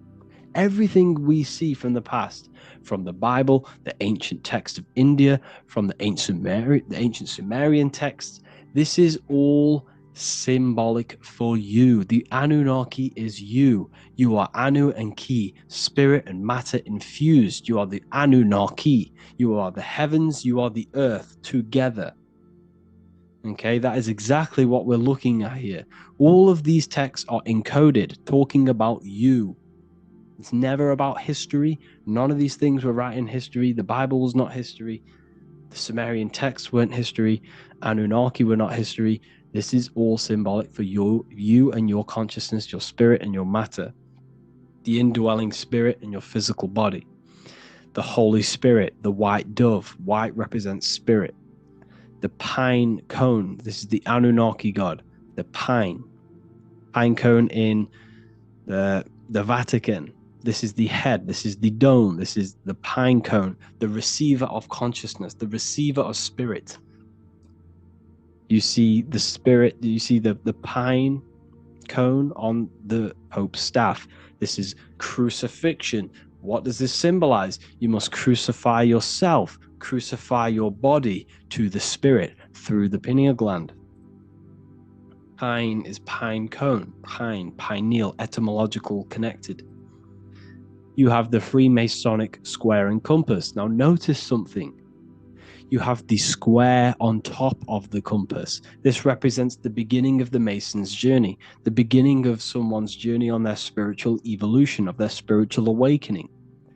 This is what we're seeing here. We're seeing spirit underneath matter, matter over spirit. Now this one is the compass on top, which represents spirit over matter. This is the triumph. This is the ultimate state of consciousness when one has gained spirit over matter.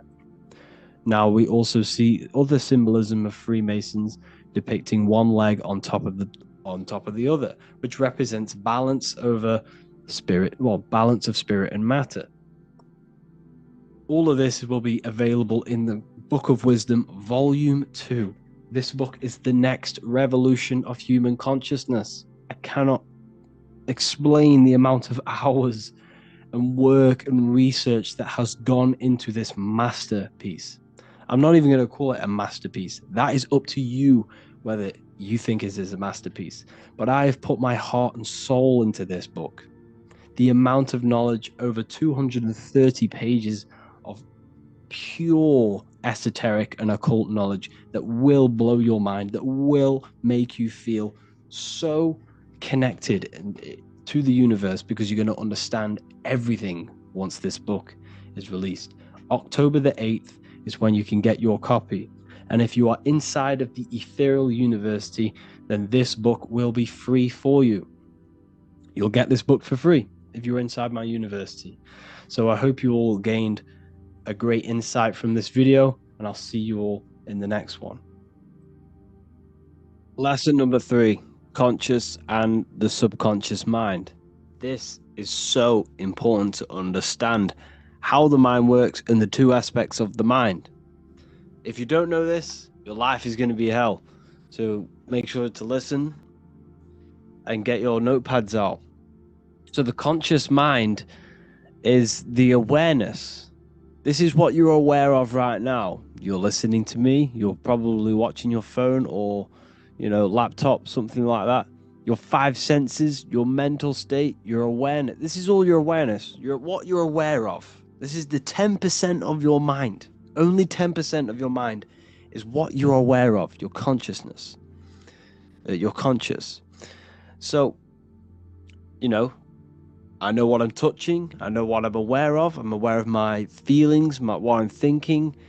This part of the mind, what you consciously do, impresses the subconscious mind, which is 90% of your mind. Think about that. 90% of your mind, you are not aware of what is going on in that part of your mind. It's all there, but it's all in the background. The subconscious mind controls the systems in your body. So it is the mind that is telling your heart to beat, telling your lungs to breathe, telling your digestive system to digest food without you being conscious of it. So the subconscious mind is controlling every single system in your body and telling it to do its job. It's storing all of your memory, all of your paradigms, which are mental programs. Very, very, very important. These mental programs that you have are why you act the way you are, why you do certain things the way you do. All of these programs that you have generated throughout your life from the conscious mind. The conscious mind is picking up on your awareness and your surroundings. So when you were a child, between the age of 0 to 7, your subconscious mind was wide open to programming. Why? Because this is why by the age of 2 or 3 you start to speak. Because your subconscious mind is that wide open. You are literally sucking in every bit of information so you can progress in life, so you can start to talk, walk, and act as a human being. So between the age of 0 to 7, there are programs that are really, really, really deep rooted within your mind. And these programs are operating 90% of your mind. 90% of your mind, which is 90% of your thoughts, and your thoughts become your emotions and they become your actions. Everything in the subconscious is affecting your life, is manifesting. So the subconscious is not only created by these programs between the age of 0 to 7, you've also generated new programs and you're still creating them now. However, essentially, we are deeply rooted with the older programs. But you create programs with emotion and repetition. Emotion and repetition generate mental programs. Driving your car, changing gear, tying your shoelace. You don't have to think about doing these things. You can literally just do it on autopilot because your subconscious mind knows that program is there. So when you consciously think of tying your laces, bang, it's done. You don't have to think about it. The subconscious takes over and does it. So the subconscious is manifesting 90% of your daily basis actions, thoughts, and emotional state on a daily basis. So what's that mean?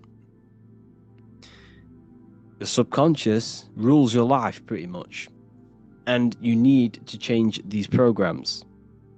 Okay, we're not going to go into this lesson, but the subconscious also sees, counts, and analyzes everything. For example, you go and past this sign. You're in a car, you drive past this sign at 6 o'clock in the morning on the way to work. 8 o'clock at night or 6 o'clock or when you're driving back home, you have a random thought. Oh, I'd love a KFC. Because your mind, you might not have consciously been aware of it, but because of this sign was in your visual sight at 6 o'clock in the morning, later on that day, that subconscious mind has picked up because you started to feel hungry. And this was the first thing you seen that day. This is why it's called advertisement. Ment means mind. They're advertising to your mind and your subconscious. This doesn't really effectively work on the conscious mind, but it works on the subconscious. It lingers thoughts and images in your subconscious memory because of theta waves. When you wake up, an hour or two just after you wake up, your brain is producing theta waves, which is the waves where your subconscious mind has access, easy access. Theta wave is your mind is open to programming. So just before you go to sleep, and when you wake up, your brain's producing theta waves. And this is when your subconscious mind is wide open. This is why you need to be very careful. Never go on your phone when you wake up. Never scroll on TikTok or whatever. Don't do this stuff. The first thing you need to do when you wake up is say something positive and feel something positive. Do this every single day before you go to sleep and after you wake up. This will change your life. This will create positive impressions on your subconscious mind. Okay? It also, the conscious mind, it's like a cycle. The conscious mind, thoughts and emotions impresses the subconscious, and this will repeat. Then the whatever you put into the subconscious will then be put back onto the conscious. It's like a repeating cycle. Okay, so you need to understand this very, very deeply. You need to understand how powerful the subconscious mind is. This is the reason why you think your name is whatever, John, and this is why you wake up at a certain time. This is why you run the way you do. Everything is stored within the subconscious mind. Everything is in there. You identify yourself with the programs that are in your subconscious mind. And that's what the Matrix is. The Matrix, the system, is a program within your subconscious mind. This system doesn't truly exist. In the physical world, there's buildings, and everything. There's only buildings. There's the government building. There's a government group. But what gives that power? The programs, the mind. This system only exists in our minds. We only need to go to school because our mind believes we need to go. We only go to jail because our mind believes this system. The Matrix is a program within your subconscious, and so is your self-identity. Your self-identity is just a program within your subconscious mind. Higher faculties. You need to work on your imagination, will, intuition, memory, reason, and perception. This was in the first lesson. You need to work on these to access the subconscious mind. These are all part of your subconscious mind. You have to work on your will, especially your will and imagination, and your memory. They are the three very, very important faculties you need to work on. Can't stress enough how this is so powerful on your life and your subconscious mind. So for example, I'm going to give you another example of how the subconscious mind affects your life. Let's say you were in a car crash. 20 years ago, you were in a car crash. You were going down the M6 in a red car. Someone flies around the corner, or someone smashes into the side of you. You really hurt your leg. Your leg's broken. Your arm's broken. You might have even seen a fellow passenger die. Okay, right? This was 20 years ago. Because you had a strong emotion that you felt that very traumatic, sad, painful emotion. That emotion that you thought had a very, very big punch on your subconscious mind. And this is why, if you think about that moment, that traumatic moment that you've experienced when you were younger, you can recall that moment so vividly, like you were there. Like you could remember the taste, the smell. You could remember every little detail about that moment. Why? Because of the impression of your emotions. Because of the strong emotion you felt punched your subconscious. It says you're never going to ever forget that. Memory. What did I say in the beginning? You don't have good or bad emotion. You don't have good or bad memories, just strong or weak ones, depending on how deeply you impressed your subconscious mind with that emotion. Okay? Therefore, I've just given you the secret to success. The secret to your manifestation is emotion. Your emotions are not what you've been taught.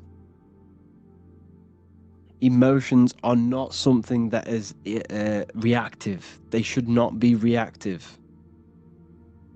Okay?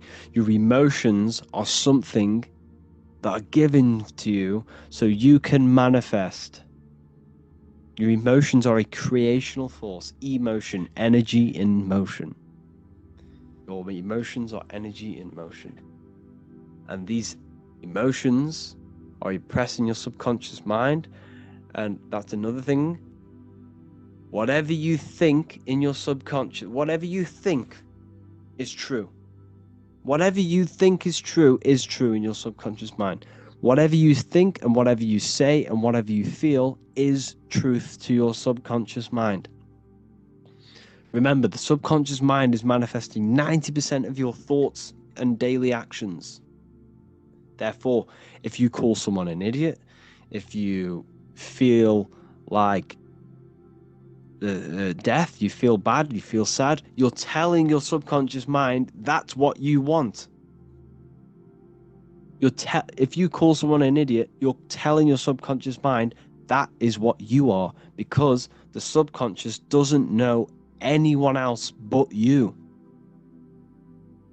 Only knows you. It only knows yes. Yes, yes, yes, yes, yes. I want this, I want this, I want this. That is all it does. If you think a negative thought, you're telling your subconscious, I want that. If you feel a negative emotion, you're telling your subconscious, I want that. And it will manifest it. And that's why you need to control your mind. You have to control your mind and emotions and what you say. Okay? Very, very important, people. So remember, when you were in that traumatic moment, going back to the car crash, right? When you were in that traumatic moment, because you experienced that moment, it still affects you today.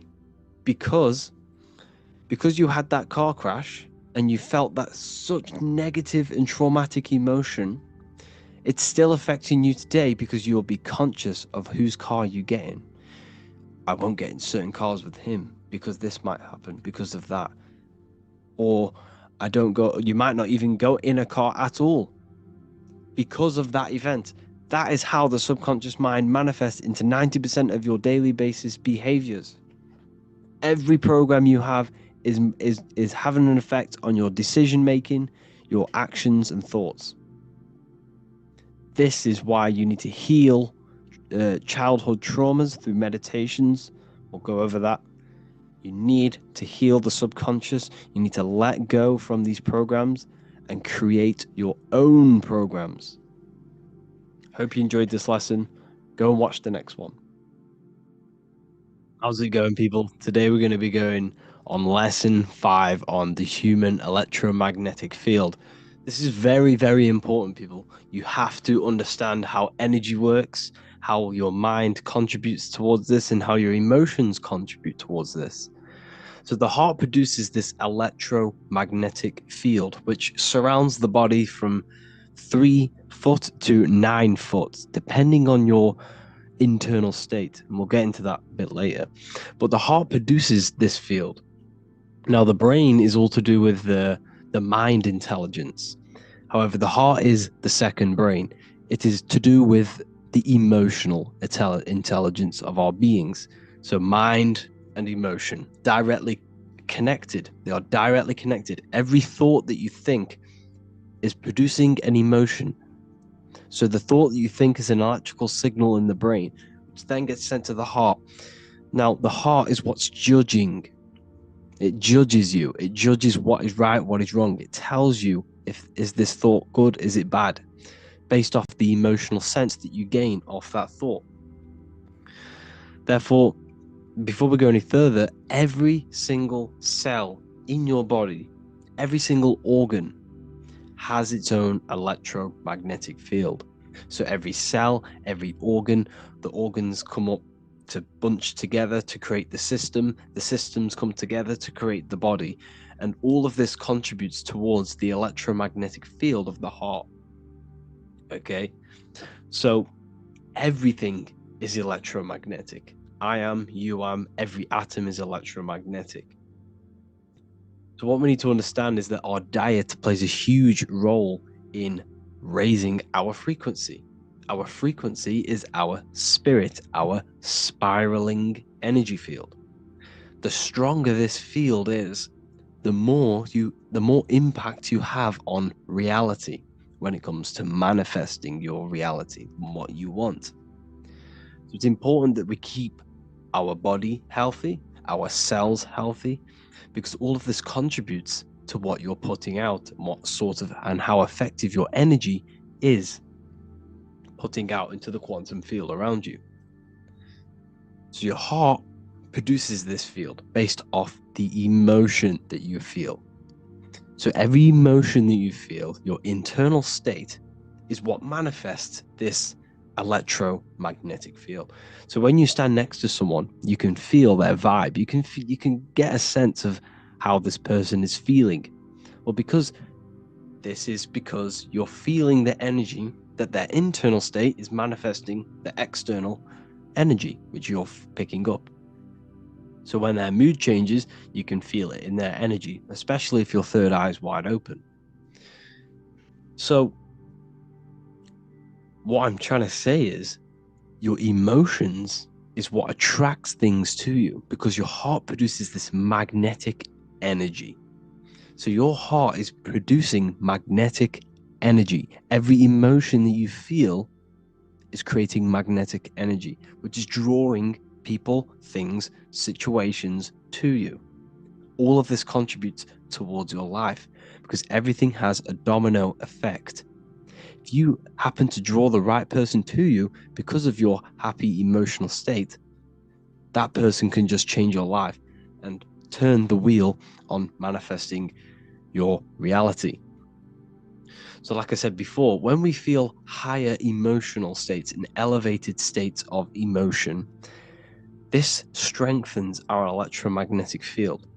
So when we feel happiness, contentment, joy, love, all of this expands our field from 5 meters to around 9 feet, 5 feet to 9 feet around your body. And the stronger this field is, the stronger your emotions are, and the more elevated they are, the stronger impact you have on matter. Why? Because you're vibrating more than matter. You're becoming more spirit than matter. So therefore, it is mind over matter. So if you experience these higher elevated emotions, you then have a greater impact on creating matter and influence on atoms around you and people around you. The higher you vibrate, the more people are going to stare at you, the more things that are going to happen better in your life, because the more energy that you're putting out positively. So this electromagnetic field is so important, and your emotions and your thoughts play a crucial role. You control your thoughts. This will then control your emotion, and then your emotion will control your magnetic energy. And not to mention, when we meditate, we turn our mind inward. So therefore, all of the attention, because where attention goes, energy flows. So where attention goes, energy flows. So if you turn your mind inward and put your attention on yourself, all of that energy is being internalized, and you can then redirect that into manifesting your reality. You can use this energy to manifest your reality. Okay, so the world will mirror back what we feel in our heart. This is a great saying. Whatever you carry in your heart, you will experience. Because emotion is energy in motion. The emotion you feel is the thought motion. So every thought you think produces energy in motion, which is emotion, which will then be put out into the quantum field, which is everything's in your mind, because the words you say, the things you feel, mold your mind, and your mind mirrors the external world. So you need to be careful what you're thinking, feeling, and saying and hearing, because all of this has an effect on your external world, because it has an effect on shaping your mind. Okay, so controlling emotions, we need to get rid of the reactive emotions and use them intentionally. The more reactive you are, the more prone you are to lowering your frequency, which will have a great effect on manifesting your reality. We need to aim to reach them high states of emotion, to keep our cells, to keep our body high frequency. So I hope this lesson helped you. On the next one, we're going to be talking about maintaining this field. Lesson 2, planes of existence. These planes are all aspects of your mind. They are in you, they are outside of you, as above, so below. The Godhead is the sole purpose. This is how spiritual manifests into physical. This is the process that the universe goes through in creating the physical universe. So it starts with the Godhead, the sole purpose, then the mind, then the astral, then the etheric, then the physical. Everything is mental. Everything exists in the mind. These dimensions are not separate. They're all dimensions within your mind. They're different vibrational states, pretty much. So the mind is the realm of thoughts. This is where thoughts reside. There's no form to a thought. It's invisible. There's no physicality to it. It's the most lucid. The higher you go, the more lucid it is. The lower you go, the more solid it becomes. Okay? So the mental plane is the most lucidic. So the mental plane is the thought alone. The astral plane is the imagination of the thought. This is where the thought forms manifest into some sort of form. Not physical form, but some sort of form, lucid form. Like dreams. Then it goes to the etheric, then physical plane. The etheric plane is the blueprint. It's like a blueprint of the astral and the physical form. It's basically the realm of energy. This is where energy is and frequency. And then the physical plane is where physical manifestations happen. So essentially, this physical world is a product and the world of effect. Everything goes through this is a world of effect. You can't change this world by manipulating it physically. You can, but it's not going to last long. It's not long term. This is where we get the saying as above, so below from. You change the higher planes, you manipulate the lower planes. If you manipulate the astral plane, you manipulate the physical plane. This is a mirror effect. You manipulate the mental plane, you manipulate all of the planes. So these planes are how things manifest into physicality. Everything starts in the mind, then goes through the astral. Now, the higher, middle, and lower astral are the vibrational states of the thought, because remember that the mental plane is the thought alone. So, for example, I'm going to give you an example now. This is a chair. Think of a chair. Don't imagine the chair. Just think of the thought of a chair. So you have the thought of a chair in your mind. Now, imagine that thought. What form does it have? This is the astral plane. This is the imaginational plane. This is where you imagine things. So when you hold something in the screen of your mind, this is astral matter. You're creating out of astral matter. That's what imagination is. Depending on the vibration of that thought that you are manifesting in your imagination, depends whether it goes to the higher, middle, or lower astral. If it's a high vibrational form, high vibrational thought, you create the higher astral plane. This imagination will go into the higher astral. Or if you think of a chair to murder someone on it with spikes and kill someone on it, it will go to the lower astral plane because it's a lower vibrational thought form manifesting. So you got to use these planes to manifest things, to imagine things. You can manipulate the astral plane through astral projection. This is a very, very occult teaching of astral projection, and that's going to be taught later on in another course, because that's not for everyone. But you can still access the astral plane through imagination, and that is how you pretty much get there. You use your conscious mind to project yourself, your consciousness, your awareness into the astral plane. So if you manipulate these higher planes of existence, you manipulate these lower planes. As above, so below. You got to look up. But it all starts in the mind. Use your thoughts correctly. Use your thoughts. Use your imagination. Use your energy. And this will all combine to manifest something physical. Okay? So use these planes to manipulate this physical world, because whatever you do in these planes, you manipulate the lower planes. It's like a mirror. So that is the planes of existence. They all exist inside of you. They're outside of you. They're as above, so below. As within, so without. They are everywhere. They are inside of you. They're not separate. They're all aspects of your mind.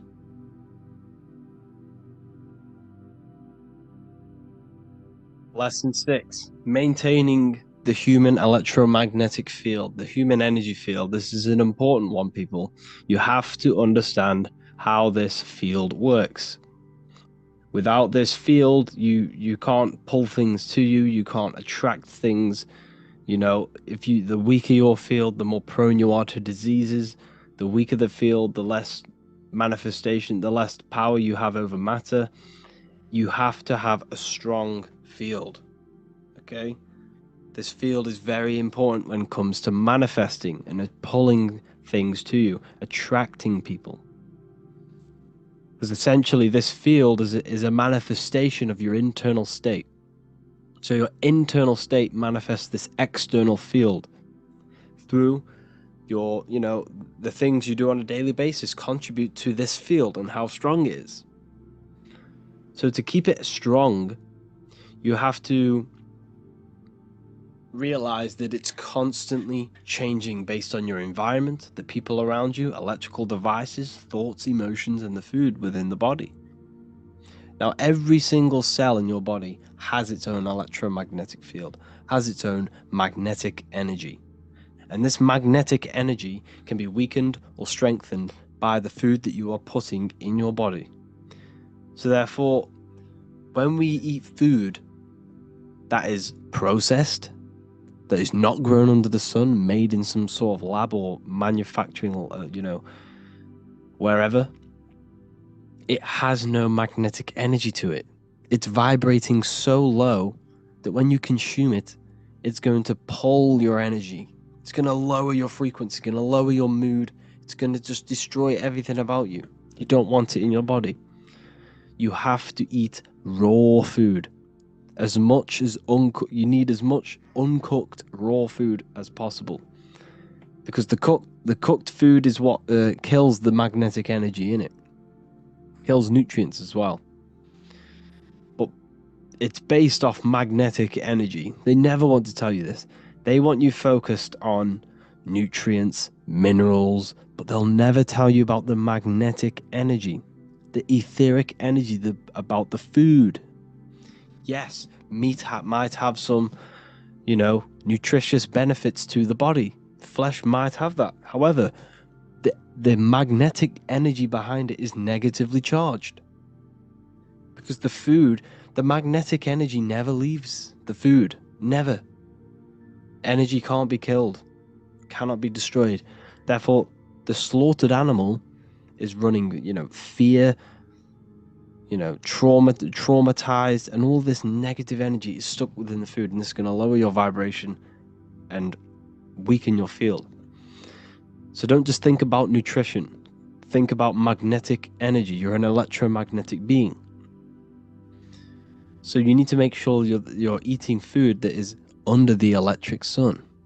When you stand under the sun, you feel that masculine, powerful electrical energy charging you in your body, in your cells. This is why you feel so much better when you're under the sun.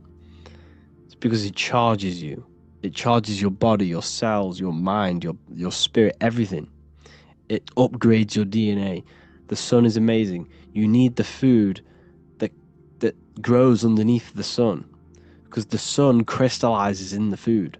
When you eat raw fruit that's grown under the sun, you're eating the sun. You're pretty much eating electrical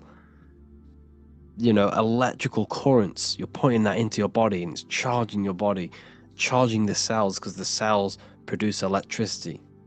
Your body is made of water, which, contributes to moving electricity around your body. So your diet is very important when it comes to maintaining the strength of your electromagnetic field, because the weaker this field, the less impact you have on manifesting over matter and pulling things to you, and magnetically pulling people and, surroundings to you. It's a magnetic field. It pulls things to you. The right people, the right places. So eat fruits and vegetables as much as possible. Grounding, putting your feet in the soil or in the earth. This will charge you. The earth is electromagnetic. This will strengthen the field, strengthen your body, strengthen your cells, put electricity in your body. Everything is just amazing when you ground, especially when you're stood under the sun as well. It's a double whammy. So grounding every day is important to keep the strength of your field up. So if you have a very weak field, you're just gonna, you're gonna attract negative people. You can sense it from a mile off. When you see a negative person, you don't even need to know them. You can just sense that they're very negative, very low vibration. You see it on their face. You feel it in their energy. It's a no-brainer. Energy doesn't lie, and this is because their field is so depleted because of the food, the thoughts, the emotions. They're so unattached from nature, and this is why it's so important to get back in touch with nature, back in touch with your body, and this will strengthen not only your field, but your mind and emotion will be better. So your diet plays a massive role. Grounding, very important. Proper thinking, being present. Your field is made out of your thoughts as well as emotions. Being present is a very important one, because when you put your mental attention into the future or the past, you're giving energy to it. So when you are in the present, you retain energy. Okay, you don't give energy away by retaining energy by being in the present. Proper thinking. This is a very important one. So thinking is energy, mental energy. Every thought is either, positively impacting you or negatively impacting you. So every negative thought that you think, you need to think 3 more positive ones to try and counteract and balance this out. And over periods of time, this will create you to, think positive. And you need positive thinking. You're just dragging yourself down. You're slowing the process of where you want to go in life just by negative thinking alone. You see, your external world it's not actually external. The world is within you. You're not in the world. The external world is within you. So therefore, your mind is like the controller of your external world, because you are a result of your thoughts. Where you are in your life now, where you are right now listening to this, is an effect and a direct manifestation of all the thoughts that you have thinked in the past. Think about that for a minute.